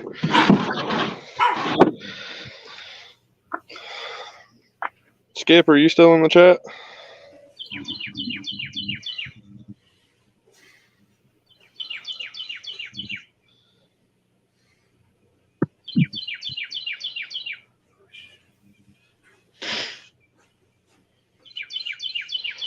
When you're ready, let me know, Danny, and I'll show you. There's a freaking deer standing about 40 yards away. They're blowing at me. Oh boy, Danny's hungry. He's Just gonna up there, run. just up there blowing. Jump on the back. No, I can't kill that deer. That's wasteful. If that deer was the size of a rabbit, I'd take it. But he's standing up there on the road blowing at me down here. Wow. I mean, you've heard a doe, whenever you walk up on them, spook them, they'll run off and make that noise. She's standing up for doing that. Yeah, Viking dropped out. Who did? He keeps. I'll bring him back in a minute. He keeps falling out and coming back. Yeah. All right, there's some fresh, bloody, greasy skipjack. Let's get out here. So it's about time. If these fish are going to bite, we're getting close to time for it. Yeah. They might not bite all night long, but it's closer to the time that they would. I know one thing. When I get to the house, there's the bottom. I'm gonna make some baby back ribs. I'm going to open up the refrigerator and eat anything that's in front. If somebody's saying, I was saving that, I'm like, well, you shouldn't have put it there. When I open the door, that's what I see. Right. All right, Danny. Here you go. I built this shelf to put. Hang on, let me blow you up, buddy. Let me blow you up. All right. I built this shelf to put tackle boxes across. Okay. Put a back stopper in. That way my drawer doesn't go all the way back. Nice. It stops right there. And then there's the drawer I built. Oh, cool, man. Awesome. Man, homeboy got some skills. Yeah. Well, I like that. Now if I can just teach him how to fish. Yeah. Now, have you sat in the chair and slid the drawer out and see that you got plenty of room, like leg room, and to be able to get in there? I can do that real quick. Okay, so it just swivels on you. So yeah, you got it made. Oh yeah. Okay, That's there easy. you go. And then the trailer's gonna run away from me here in a minute. I like it, brother. Looks good to me. Redneck fabrication at its best. Hey, it's always the best. You know, there's lots of times that I've been out here fishing and they weren't biting, and I thought, well, crap, I'm not going live because the fish aren't biting. But then I looked at it like this. How many times do you see people doing live shows, live streams, and they're sitting at a table at their house or, whatever? Like how Skip's sitting there like right now. They do live streams and people chat and talk stuff. The only difference is I'm doing it from riverbank. Fish or no fish, we're still hanging out. You know what I mean? All right. Yeah. That's how it's going to be like I can fish overnight. And right now we're kind of counting all day, but I've been in the conversation. Exactly. And right now we're kind of counting on Lance to show the fish part of it. I believe in him. I think we'll see something out of him. I hope. Something's made to happen. Mine is a really high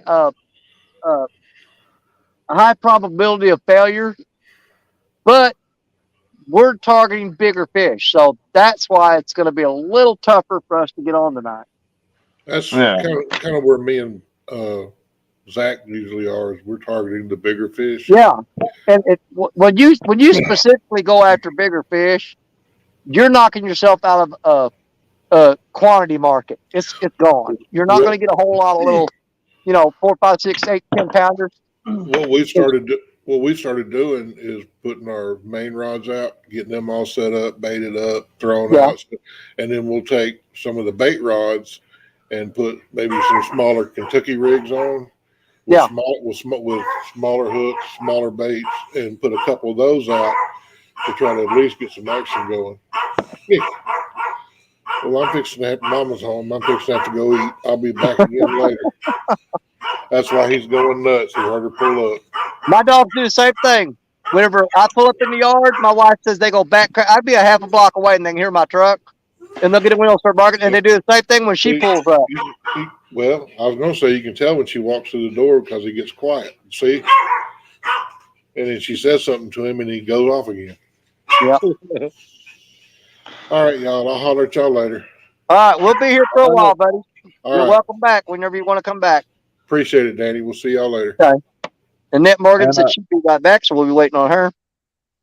And thank Lance, you, if Anthony. Lance, if you I hook put up a lot a of fish, work in make that sure you thing holler today. at me.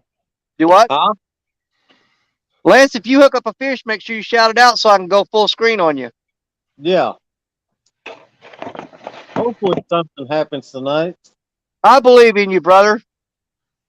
And if it don't, it'll happen next weekend. Yeah, you better be on your game next weekend. Oh, yeah, yeah. I'll be going out next weekend. So Yeah. let's just all Friday. meet up at the same place, Danny's channel. Well, no, Lance is in a tournament, Channel Cat tournament next weekend. Yeah, Saturday. Yep. Friday, I'll be breaking out the old school cane pole, man, from the 70s.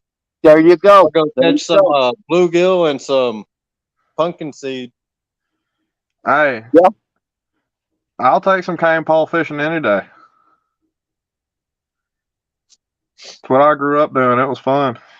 Well, a lot of times, if I'm crappie fishing, if I don't use the big 12-foot, 13-foot crappie poles for jigging, man, I'll rig up several cane poles to take the kids out and have just where they swing it out there and drop it and lift it up, and when you pull it back toward you, the hook's right there in your face, and you take the fish off, throw it in the bucket, throw it out there, get another one. Yeah, these are they're three-piece cane pole. Yeah, I've used them before. I always break the cotton pick a tip off of them though, because where we crappie fish, I very rarely crappie fish, but when I do go, we crappie fish this one little lake, and it's full of channel cat too, and we'll be jigging around for crappie, and man, you'll have a channel cat get on there, like a 4 or 5 pound channel cat, and go lift him up, and he'll snap the tip of that cane pole off every time. Yeah. Buddy of mine last year caught a 20-pound channel on one of those little slabalicious crappie baits. Yeah. Fishing for skipjack. Off Yeah, an man, ultralight rod. don't care. They hit anything. I've caught channels off of rooster tails before. Yep. They don't care as long as it'll fit in their mouth and they can possibly get a meal out of it. Yeah. Yeah, so you know they got to be sight feeding when they do that, because that rooster tail's not putting off any kind of a scent or anything like that. Right. So they see that thing and they're going after it. Which I think a lot of times I've done crappie jigging. I think I've like bumped them in the nose and it pissed them off and they just grabbed it, you know? No, there's something else I'm going to try this year from the bank. I'm going to try jigging for flatheads this year. Really? I've heard a lot of people doing it in my area and actually hammering big flatties here lately. I know one thing I'm gonna do this year. I'm gonna use my slide rig with a 12-inch sucker. Ooh, that'll be interesting. Slide that down the line. Hey, my biggest flatty came off an 8-inch brim, so you might get lucky and hammer into something big with that. Well, mine come off a cut carp. That slide rig, I grew up using that in Hawaii, so we used to slide like 5-6 pound fish down the line. So 12-inch sucker, that ain't nothing. No. We've got those running in the creeks down through here, but I don't know how to catch them without a cast net or something. Now, you talk about throwing it on there live, right? Yep. Okay. Yeah.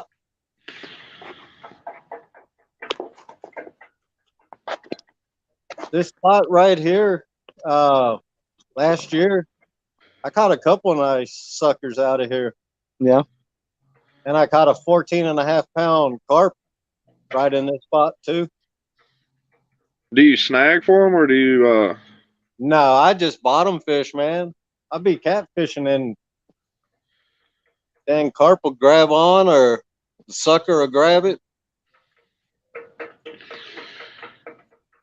See, around here, we've got a lot of bow fishermen, so carp are really, really pressured around here. Yeah. Come here, you can have all of them you want. We used to, If I used to come up this year, Danny, I might come snagging with you one day and bring a couple home. Oh man, you can have all of them you want. There are literally hundreds of thousands of them in schools that just piled up around here. Are they the Asian carp? Yeah, and they want them gone too. They're invasive. I still want to do, like I said earlier, try lamprey. Well, yesterday was the first time I've ever seen one of those, live. Actually put my hands on it. Last year was the first time I seen one, and I think I've seen more evidence of them this year than I have ever. Yeah, with the bite marks on the fish or whatever, the circles, suction cup circle deals. Anthony asked where I was located. I'm in Alabama. I fish the Wheeler Lake, occasionally Gunnersville Lake, Pickwick, and Wilson. Oh yeah, you're in a prime location. My buddy's back. Oh yeah, man! I can now that I have the trailer on the kayak on the trailer.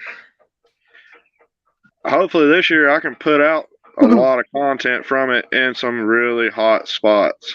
Absolutely, man. Make sure you work on it. Do the best you can with it. We'll definitely watch it.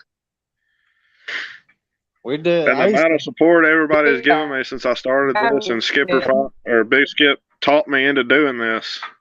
Yeah, I'm so appreciative of the support in this community. Oh yeah, man. I've been in this community now almost a year. And Bugman gone again. I wonder if he ran in with another game warden. No telling. I don't know what he said something before he went off. What did he say? He said, "I'm going to jail." What did he say? There he is.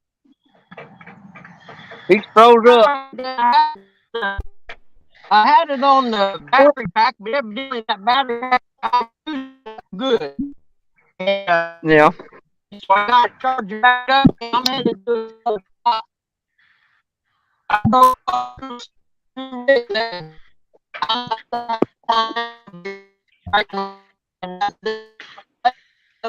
They running over the hill. I don't know. Does he sound like a ping pong ball to y'all? Yep. Sure Okay. does. Do I sound bad? All right, hold on. I'll come back in. Hold on. Well, you're good right now. Well, you sound good now. Oh, it was before? Yeah. You're cleared up right now. You're cleared up. You're good now. Okay. Hold on a minute. Was it then? No, you're still good. Okay, that'll work. But I'm headed back to that lake I had before. Nope. Whatever you're doing, you're ping ponging again. When you put it back in the console, it messed up again. Yeah, that's what it is. I have to figure on out. the cluster. I just got to figure out where I can set it at. Hold on. Yeah, it's something about the phone location that's doing it. Running over the hill. Hello, folks listening while driving. I hope y'all better luck than me today. Well, so far we've got one catfish so far caught earlier today, but nothing else. And I ain't been fishing today. I've just been tinkering, trying to be a little productive. Yep. Stinks in here already. I think it's more satisfying when you build stuff. Yep. Yeah. Now you were saying you wanted to build some. You wanted to build some rod holders for the beach for your surf rod. Get you some angle iron and a PVC pipe. I've got a round stock too, 2-inch round stock, and I'm pretty sure I can get a hold of some angle iron on one of these job sites when I go to it and cut it down. And I've got a welder, so I can weld it together, make a real good bond that way. Right. I bought a welder just to build this trailer. Yeah, you might as well put it to use. Right. I've got actually 2 welders. I had a MIG welder to begin with, and it just wasn't penetrating enough on this steel to weld this trailer together. I couldn't get no welds to hold, so I went and bought a stick welder. And then my special butt I went through and tack welded everything in place instead of running full beads down it. I'm trying to get my profile thing here, so this makes a. Hold on. And There you go. There's a big rain picture came for you. through. Look at that. There's a picture for you. Man, that'd make a nice thumbnail right there. Yeah. Yeah, it would. I can screw it up by doing this. Hold on. Let me get. Well, there you go.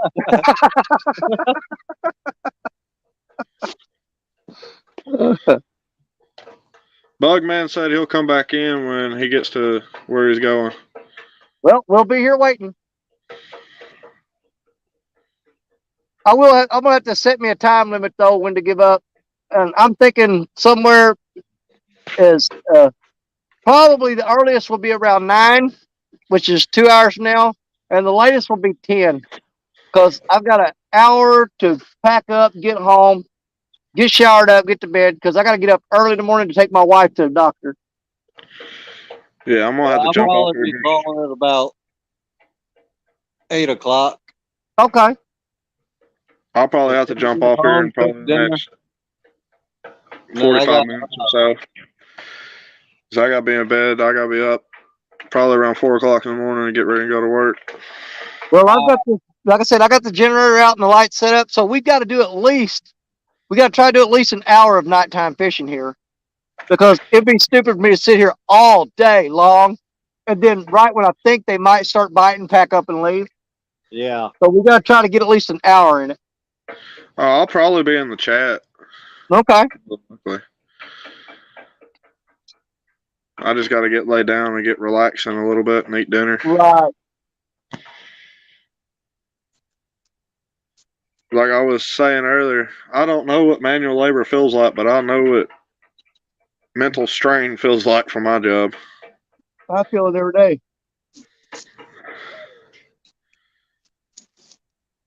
Especially driving a mixer truck. I rolled a truck last year because somebody cut out in front of me. Instead of hitting them and killing them, I hit a ditch and rolled the truck. Oh yeah. I ended up going through the passenger window and getting 18 stitches in my back from it. Well, the biggest thing I ever rolled was a semi trailer. I used to work for it's a wholesale foods company, and I did short hauls with semi, and I had this one backcountry road going to this one town. It had a really sharp curve in it, and I was coming around that curve and looked up, and here coming an 82-year-old woman driving her car. She was in the wrong lane, and I had two choices: hit her head on, or cut that wheel and go off an embankment. And I rolled that truck all the way to the bottom, and I didn't get a scratch on me. Yeah, it was either I'm going to eat the back end of that car or I'm going to eat it in the ditch. And I chose to eat it in the ditch. Well, she was heading directly head on to me, and if I would have hit that car, it would have just annihilated her. People don't understand what it's like driving one of these big trucks. Well, I'm telling you. I didn't care for it. It was, oh man, I just don't like driving those big rigs. I don't think I'll do anything else but drive those. I got my little side hobbies I do, like breeding the reptiles and fishing and stuff like that. That's enough for me.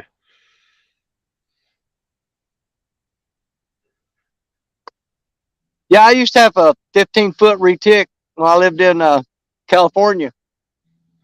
Oh man, that's my favorite snake right there. I had good bit of retics there for a while, but they banned them here in Alabama. We can't keep them no more. I was gonna start breeding last year, and right when I got my girls up, ready to go, ready to breed, they were starting to build follicles or building eggs for me to start breeding. Right. When they banned them, I had to get rid of all of them. before I got popped by the game warden and got fined. Dude, I mean, you have to get in with them and get the license and permits, but there's big money in Florida right now catching them pythons. Oh yeah, I've seen it. Which I've been bit by a lot of animals, and I'm not proud of it because it hurts, especially with those big snakes. Yeah, it don't feel good. It's tough to get them off of you. Oh yeah, I never really handled my big snakes unless I had somebody there with me. Yeah. And then when we got out of the retics, we moved into doing little geckos and stuff. So now I breed geckos. Well, I had to get rid of mine because it ate the neighbor's cat. No, I lived in Salinas, California, when I was stationed at Fort Ord, California, and I had that reticulated python I kept in the house. But we lived on the second floor in a balcony, and I took him out on the balcony one afternoon, which overlooks, like a beautiful mountain sunset there, and I had him out there and let him lay out there on that cotton picking balcony. And I was going to run in the house just for a minute to grab a beer or something. And I come back and that thing had my neighbor's cat next door. It had done coiled up. It done had his head down his throat and he was swallowing. Oh yeah, I used to feed my big ones rabbits and stuff like that. You'd be amazed at what they can take down. She went and filed a complaint, and because I got charged with negligence on that, and they come and confiscated the snake. But yeah, I took 100% responsibility. I left that snake unsupervised on that balcony, and her stupid cat that I hated anyway, come climbing on the balcony, and when it hopped down there looking at that snake, the snake just nailed him. I mean, they're opportunistic feeders. Yep. If they have a chance at a meal, they're going to take it. Absolutely. I had to set up my tripod that way I quit holding my phone and making it shaky. But yeah, if they have the option to take a meal, they're going to take it. And bigger the meal, they're happier with it because that's less they have to eat. Exactly. But I've been messing with reptiles since I was, 18, 19 years old. I've been breeding reptiles since I was about 20.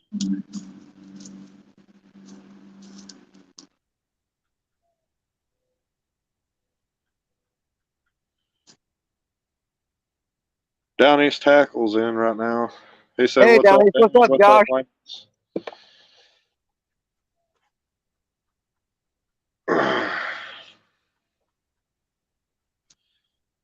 I was hoping to get this done in time for me to get on the water today. Yeah. Lee Evans is here. Hey, Lee. What's up, buddy? I've caught one freaking fish today when I turned the camera off on the live stream. But I did hit the record button and got it on video. I went live earlier today, and I told everybody I was going to shut down the live stream and move. I shut down the live stream and turned around and looked, and the rod was bent over. I got the camera turned on to record it.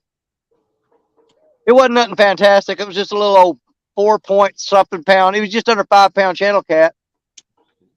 But I sat here for live for over 2 hours without a bite. And the second I turned the camera off, boom, he nailed the rod. Lee's asking for the link, Danny. Oh, yeah, I'll drop it for you, buddy.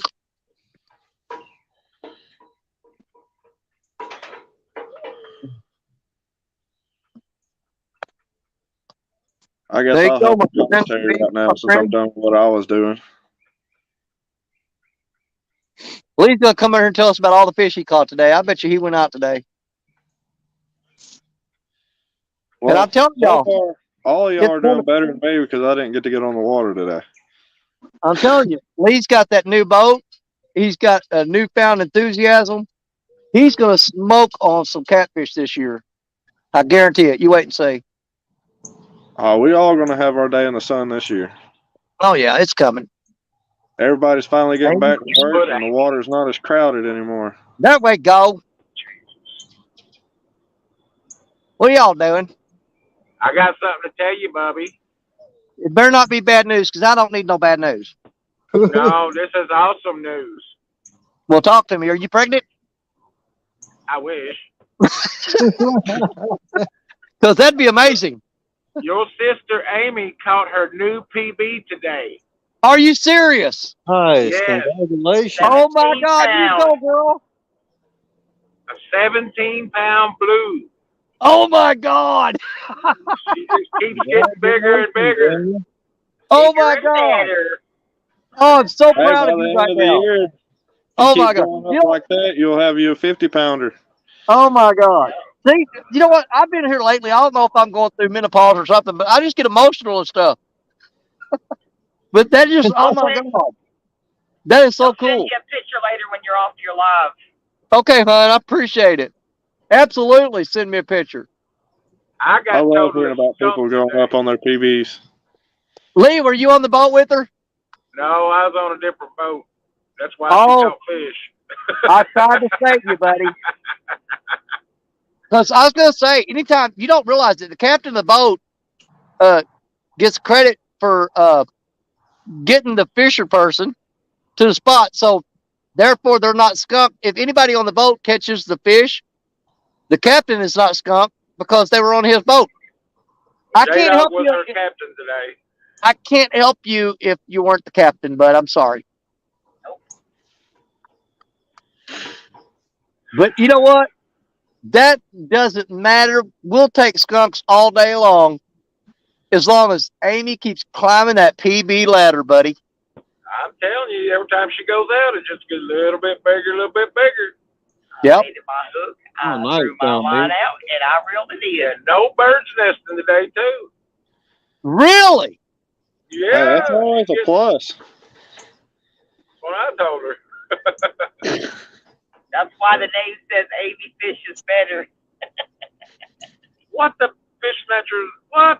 That's what I typed when I put you in the stream. Amy Fish is better. See, I give her control of the phone. Look what happens.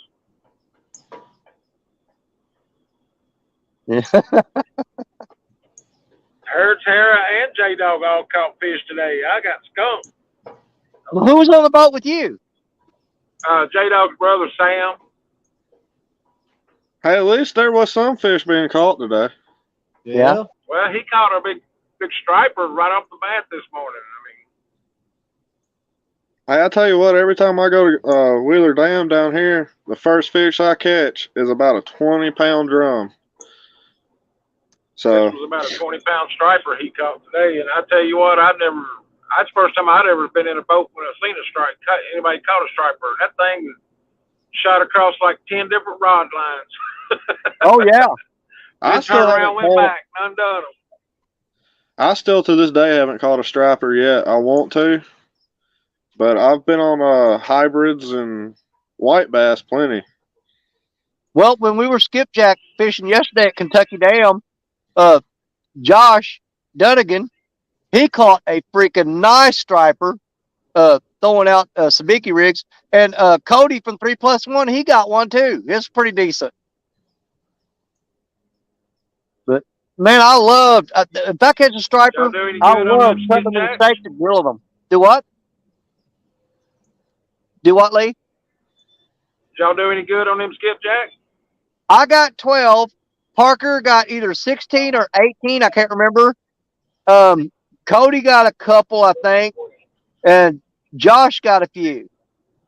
But they weren't running and they weren't biting worth the crap. So we're happy that we got the 12 and the 16 that Parker caught, and plus the couple. Cody was really disappointed because I think Larry called him and said something about they caught some big, massive catfish while he was gone.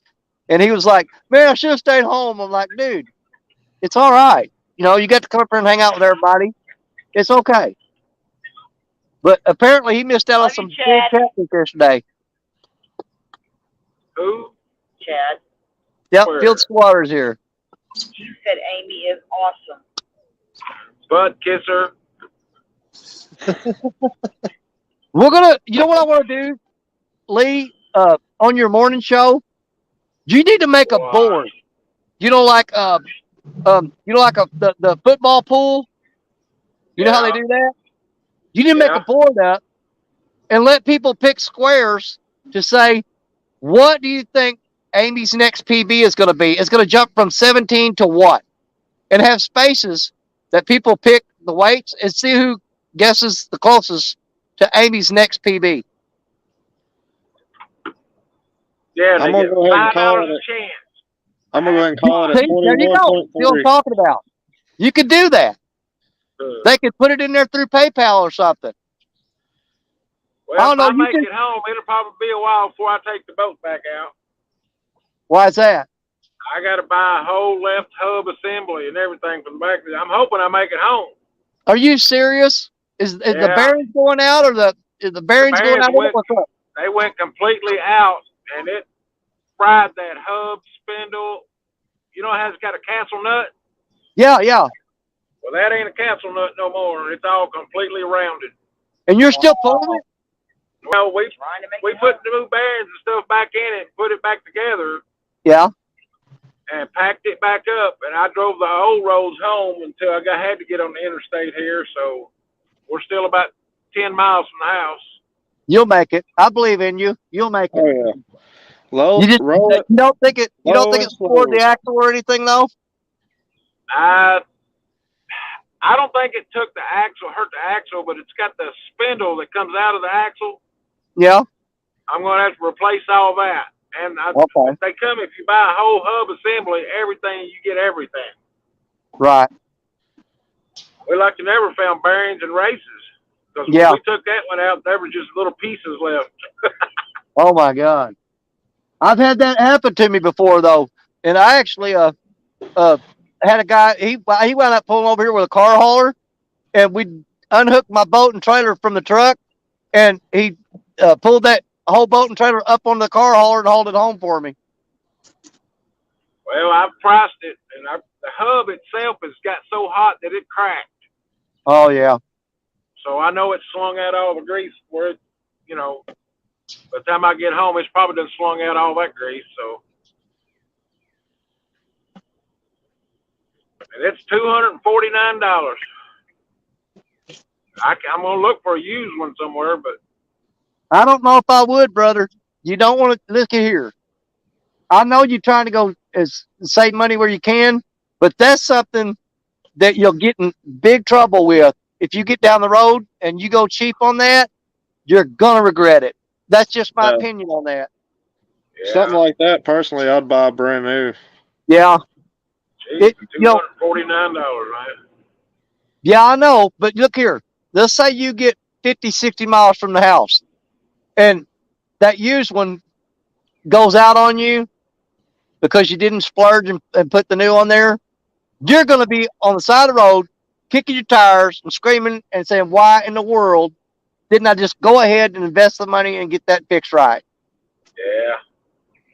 I mean, but you think about it, whatever you're most comfortable with, you do. I just don't want you to get out there in no situation where you're on the side of an interstate with your boat, dragging on the ground. You know what I'm saying? I know in May, see, we got that Tennessee meet and greet. That's a 4-hour drive. So see, look at there. Do you want to trust that 4-hour drive to used parts? Not really. I do. I wouldn't either. I wouldn't feel good about you doing it. I'd be worried about you. I'm worried about me now. Well, I am too, but you're only 10 miles from the house, so. Hey Lee, how bad is it wobbling? Oh, it ain't. Right now, it's not wobbling at all now because we put all new bearings in it. But it had just got the hub so heated that it cracked the hub where it slides up onto the axle. Yeah. And we never got the bearing in, and it wore the spindle, a groove in the spindle that you could put your finger up in. Good God.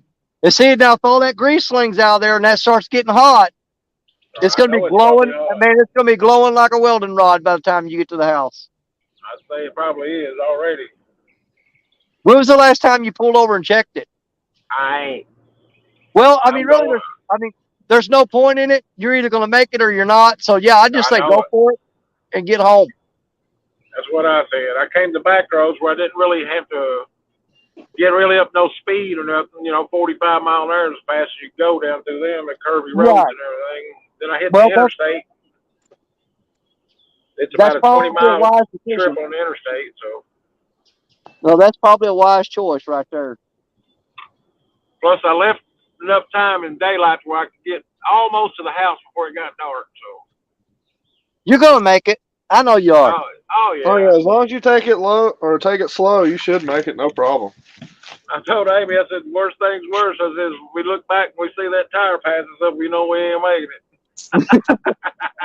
Hey, I'll tell you a story about me driving in a mixer truck. I had a wheel bearing go out once, and it slung.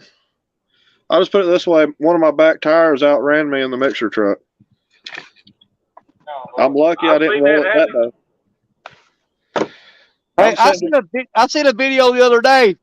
There was a guy that was like a quarter mile from his house, and the tire come off and the hub went out, and he went ahead and walked to the house and got his son's skateboard and used ratchet straps and put the skateboard under there and made it to a quarter mile down the street to his house with a skateboard under there. I've seen that video.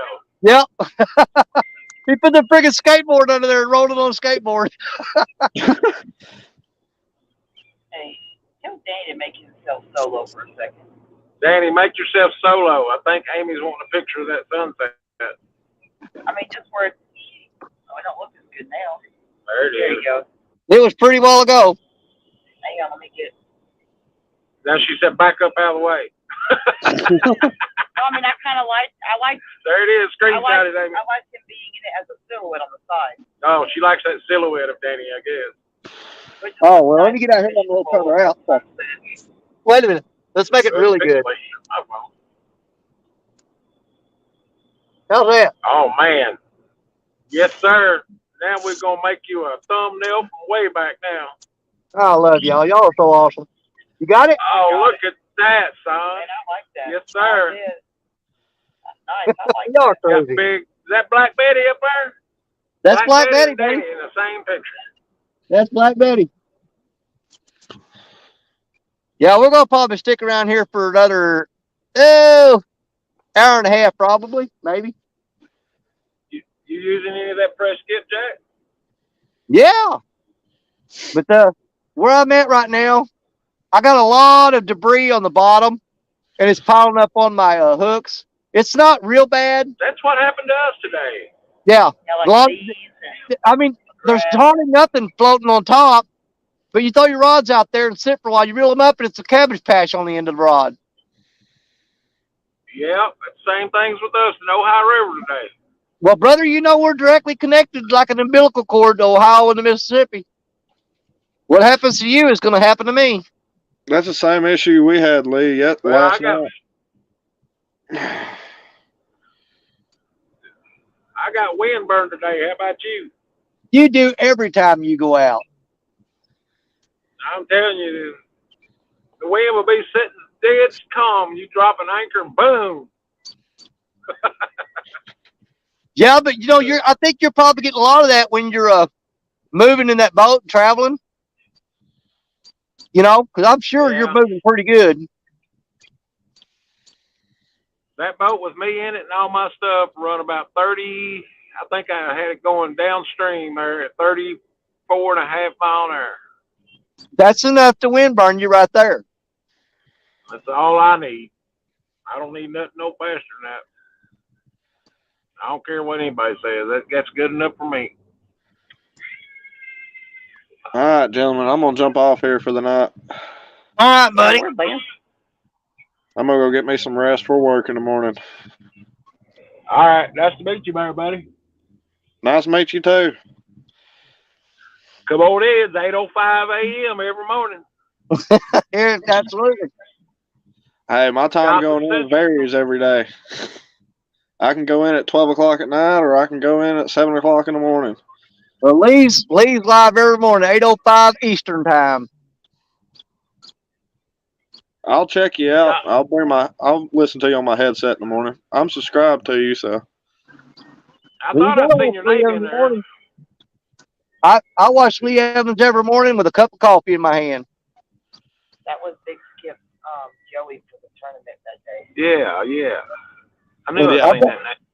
Yeah, I I've would got say so so, used Joey. to, I've gotten so used to seeing Lee in the morning. If I get my coffee and go in there and he's not on, it kind of aggravates me a little bit.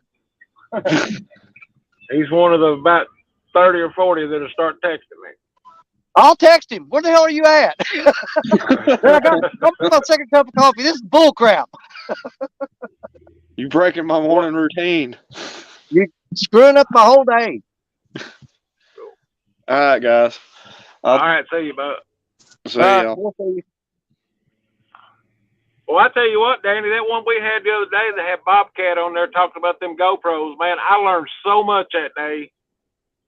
I'm telling you, I got some footage today. I'm gonna try to make me a video, a short little video. I ain't got no fish in it, but So do you think it was an SD card all along? I know it was. Okay. What's Lance doing? Quiet. Yeah. What are you doing, Lance? Checking my rod. He's quiet. Trying to stay warm. I'm It gonna got see up, if I don't know how hot today. It got hot. Oh my God, yeah, I was burning up out here. I'm gonna see if those lights will show up on Betty. I'm gonna go flick them on real quick. And our high today was 39, so. Oh, it was nice here. We got up around 60 there at one time, 62. I know next weekend, during Avid's tournament, when I'm down in Mendota, it's supposed to be in the 50s.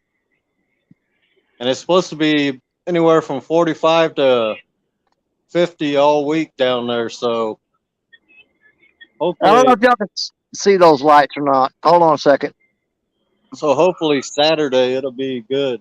Next Saturday. Are those LED lights on the end of that rod showing up for y'all? Yeah, a little bit. Yeah, It this is probably will. light. It'll get better when it gets dark. Light. When it gets dark, you ought to see them. Oh my God, it looks like a Christmas tree. Yeah, I had them on that Ripping Lips rod I had for a long time. They're Yeah. called fairy light. Yep.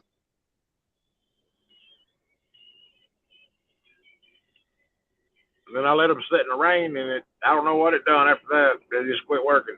It corroded the ends in that little box. Oh yeah. Well, if I don't catch anything here tonight, there ain't nobody can say I didn't commit to it and give it all I had, because I sat here all day long. That's the way we did. We'd sit from 9 o'clock this morning till 6 o'clock this afternoon. I don't think I got out here till crap. I think it was like 10:30 maybe. But my God, I slept in this morning, and I ain't done that in a long time. But because Thursday night, I fished Jody's flathead tournament, and I didn't get home till little after 3 in the morning. I got to bed at 4 o'clock. I got up at 6:30 and went to work Friday. Worked all day.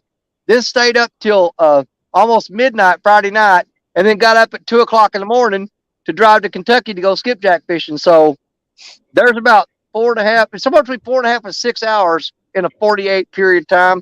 And when I went to bed last night, I was gone. I mean, wiped out. And I was actually questioning my decision driving home from Kentucky, because I was so tired. I almost pulled off side road, went to sleep a couple times, and it was really too dangerous, man. I know it. It was really dumb that I drove, and I got home. It was right. Just starting to get dark when I pulled in the yard. It was just starting to get dark, but I actually thought about staying there in the parking lot, sleeping in the truck, because I was so freaking tired. I won't do it. I won't do that again. That was a scary ride home, buddy. I could have fell asleep at any moment. Man, you remember, I think it might have been late last year or something. I went up J-Dogs and fished like 3 o'clock in the morning and then decided to drive home. Yeah. And I got on coming down the interstate, and I got about 50 miles from the house. Phew! I think Mike's Fishing Home was come on there, and he actually came on I started a live just so somebody could talk to me. Yeah, to keep you awake. Yeah. When was it? Last year. Oh, yeah. I do remember that. That was before I got involved in it. Well, you can sit over and go to sleep now as it is. I stayed awake every trip home from J-Dog. J-Dog, thank you. Stayed awake to cat running home. I mean, I don't know. Well, this daytime driving. Wait till you stay up all day fishing and then drive for like 6 hours at night. You know what I did today, Dad? I'll let you drive and pull the boat. I pulled up the anchor. Yeah, I forgot to tell you, she pulled up the anchor The by Cat herself. River one. Never lost anchor. Yep, she did all the work It's hard by work, herself. ain't it, baby? She looked at me and she went, help. I said, I'm not helping you. You wanted to do it. Let's do it.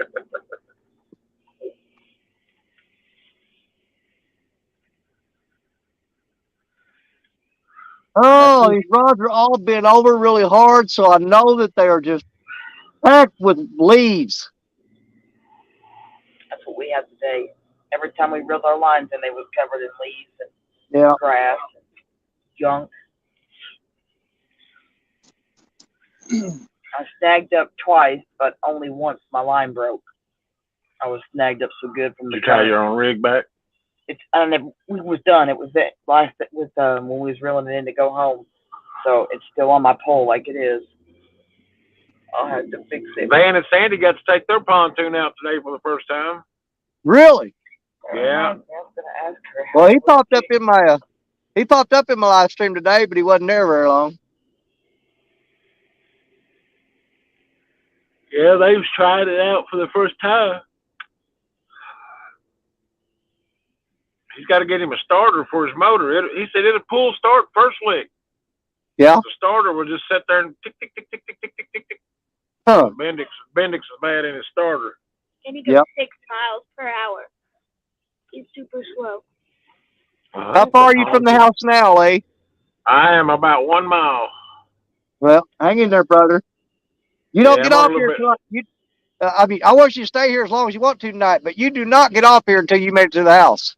Well, I'm about 3/4 of a mile, and I'm gonna be backing it in. So I'll have to get off the phone when I back it in. So there's nothing I can do for you, but what you can do for me is not leave me sit here worrying. You know what I mean? yeah. Lance, you caught anything today? Nope. Big old skunk today and Friday. I'm hoping this trend breaks next weekend during Avid's Channel Cat tournament. It will. You got warmer weather coming. I think right now, because it was like really cold the last couple of days, and it just warmed up today. These fish haven't had time to transition from that cold to the warm. Get you some night crawlers. There you bite on it. That's true. That's never fail for channel cat. You know, that's the one thing I've never caught on night crawlers up here. Really? Yeah. I'll catch suckers. I'll catch carp, drum. Never caught a channel cat on night crawler. I guess every water's different, huh? Oh yeah, every water's different. Yeah, we catch channel cat here on night crawlers, but like I didn't remember it till he said something. But when you're fishing with night crawlers on Mississippi River, 9 times out of 10 you're going to catch a drum, and then you'll catch a channel cat. But almost every fish you're going to get is going to be drum, channel cat. But you got to go through a ton of drum to get one channel cat. See, last year, my buddy, we caught a bunch of drum, and then all of a sudden he caught a 2-pound flathead on a ball of worms. Well, Danny, I made it to the house. I'm backing in now. So good job, buddy. Good job.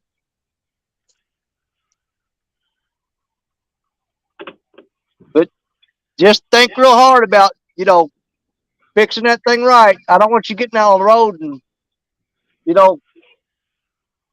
until I know you put new parts on that, I'm going to stress every time you take that boat out. Yes, Daddy. Yes, Grandpa. Okay. I'm just kidding. Well, I mean, no, I know what you mean. It freaked us out when we got to the boat ramp, and we seen it. I said, "Oh my God!" Well, I was going down the road, and I told her, I said, "We got a bearing going out." I said, "I can see it." Yeah. Now, did you have just the regular bearings on that, or were the buddy bearings? They're the buddy bearings. You moved Okay. the car. No, You sure? You said he was over too far. I'm good. Well, gotta looking watch at that camera, it looks like you're gonna hit the car. I ain't nowhere near your car. Put the tags on whenever you get out. Yeah, for God's sake, Lee, don't ram into the car. That'd be a hell of a way to end the day. It's just her car. I ain't worried about it. Yeah, the crap. More than anything else. You said, okay, the bearings went out. We had to drive home all weird and crazy and worried, and then bam, hit the car when I got to the house. What more can happen? Mama. Well, I'm trying to back this boat into a little, about 10-foot wide slot. Oh, I know. I know, baby. And I got her in there. She's in there. Well, I'm going to give you a little tip because I've done this before. When that happened to me, and my dumb butt got out of the vehicle and walked around there and stuck my finger to that hub, the feel of it, and gave myself second-degree burns. I ain't touching it. Don't grab the hub, dude. Don't do it. Hold your hand up there and see if you can feel heat coming off of it. But don't stick your finger to it. I already know that it's got to be replaced, so there ain't no sense in me walking back there and sticking my finger to it. Hold your hand up there and see if you can feel heat coming off of it and see, because that heat will damage your axle too. Yeah. Go back up there. I'm gonna get off here, Danny. I'm gonna back in. Well, you're home now, buddy. Amy, I'm so proud of you. Way to go, sister. Have a good night, Lee. Have a good night. All right. Lee. Night. Night. See y'all. We'll see you in the morning. All right. Good luck, fellas. All right. Bye. And then there were two. Yeah. I'm gonna pull my rods in, these three to my right, and clean the grass off of them and throw them back out. And we'll shoot for it a little bit longer. But first thing we gotta do is get the grass off of them.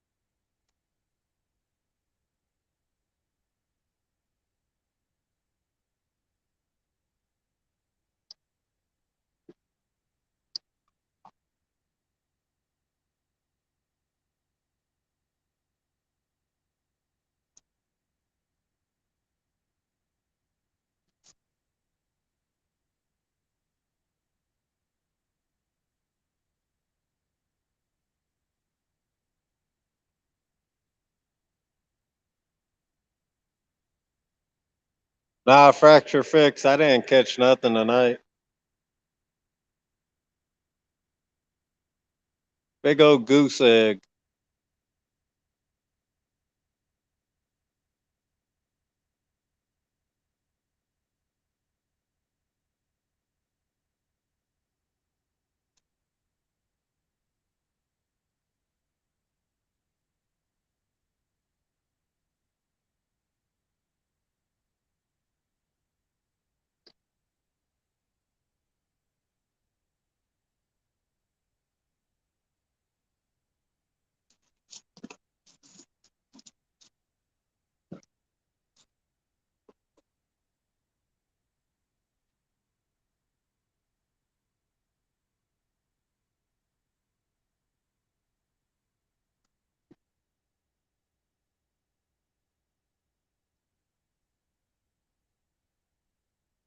But there's people that spot that Jules bait.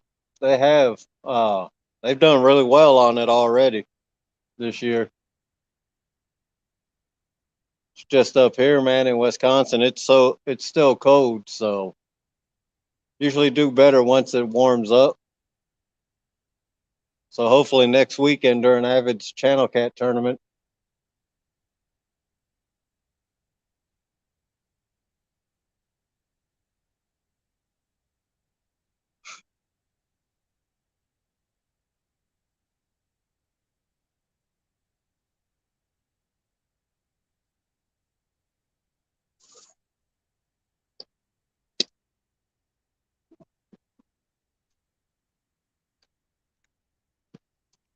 What's another thing I hate about fishing in the dark? You can't find the cotton picking hole that you had your rod stuck in on the rocks in the dark. You pull that rod up and you're like, you're searching for that. Where did I have that stuck at? I can't see it in the dark. But That's why man, I like my rod holders. that was the most grass I pulled off of them today. They both Man, had about 10 pounds of weeds on them. Yeah, I've been pulling off a lot of grass and leaves too. Yeah. And you know, you got to figure, and I've heard people say it, that when there's that much trash on the bottom, Yeah. you got to figure those catfish, they don't enjoy that. I mean, could you imagine if you're sitting in a chair and somebody just there throwing leaves in your face constantly, you know? Right. It's kind of like Chinese water torture. Yep. I mean, I'm sure they don't enjoy all them weeds bouncing off their head. And I don't know if they would just like find a log pile or something to get behind and lay there. I don't know what they do. I don't know enough about catfish to tell you that.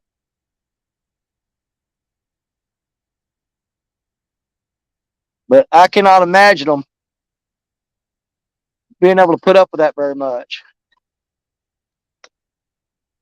Okay, catfish. But all right, Danny, I'm gonna hop off of here, man. Well, And I'm gonna look for you. You know what? I've been live for 6 hours and 55 minutes. I'm gonna go ahead and run it off to an even 7 hours, and I'm gonna pack up too, buddy. I mean, right now I'm just beating a dead horse. Yeah. So I appreciate you hanging out with me today, though. We had a good time. Oh yeah. Thanks for having me up here, man. Man, anytime. You're always welcome on my lives. You know that. But And we'll let this go ahead. Once this weather warms up, man, it'll be a different story. Oh yeah, we're gonna put on a clinic, dude. I guarantee it. We're gonna put on a clinic. But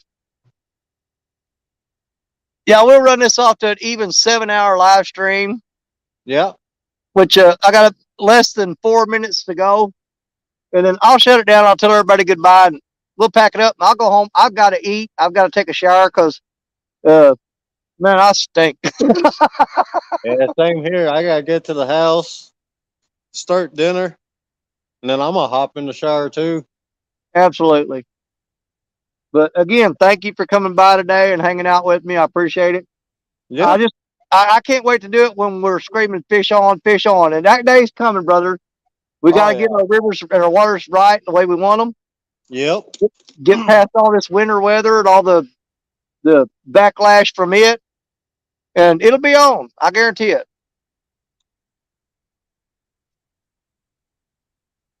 Oh yeah, like this spot here, man. This is only when I don't want to go far from the house. Exactly.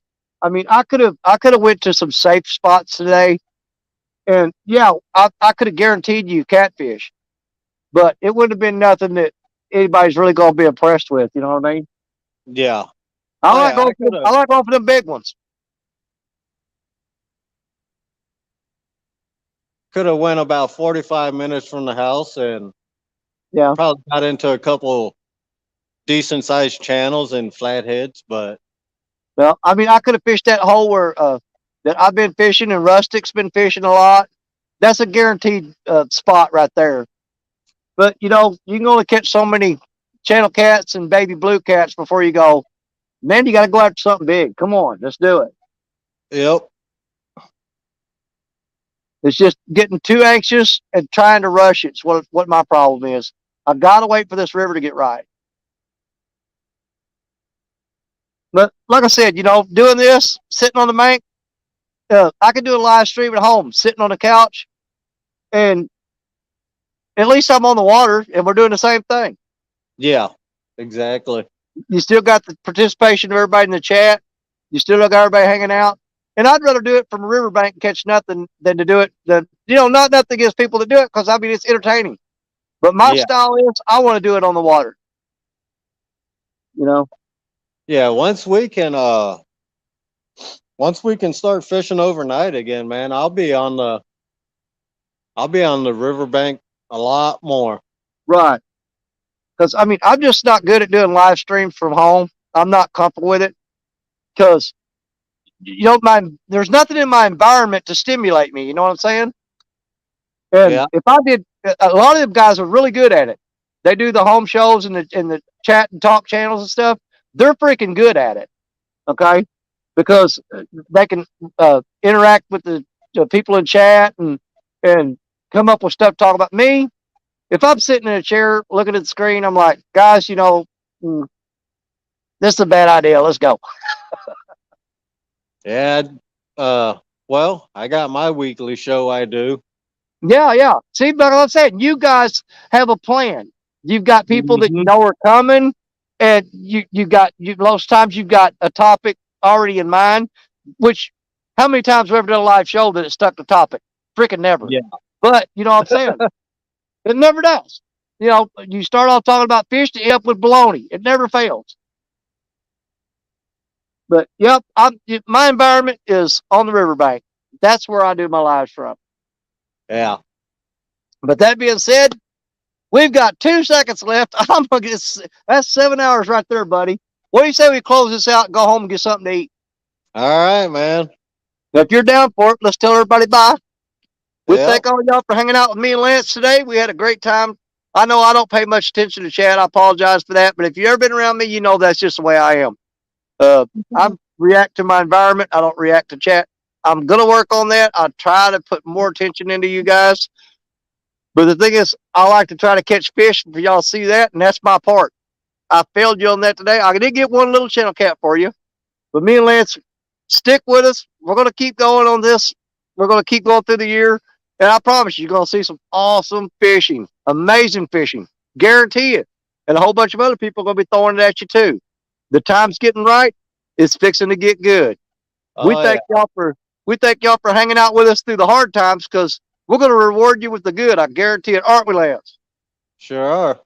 Absolutely. Hopefully this year, man, I plan on fishing the Mississippi too. So. Oh, brother, I'm telling you, you get this river right, and it is golden. It's golden.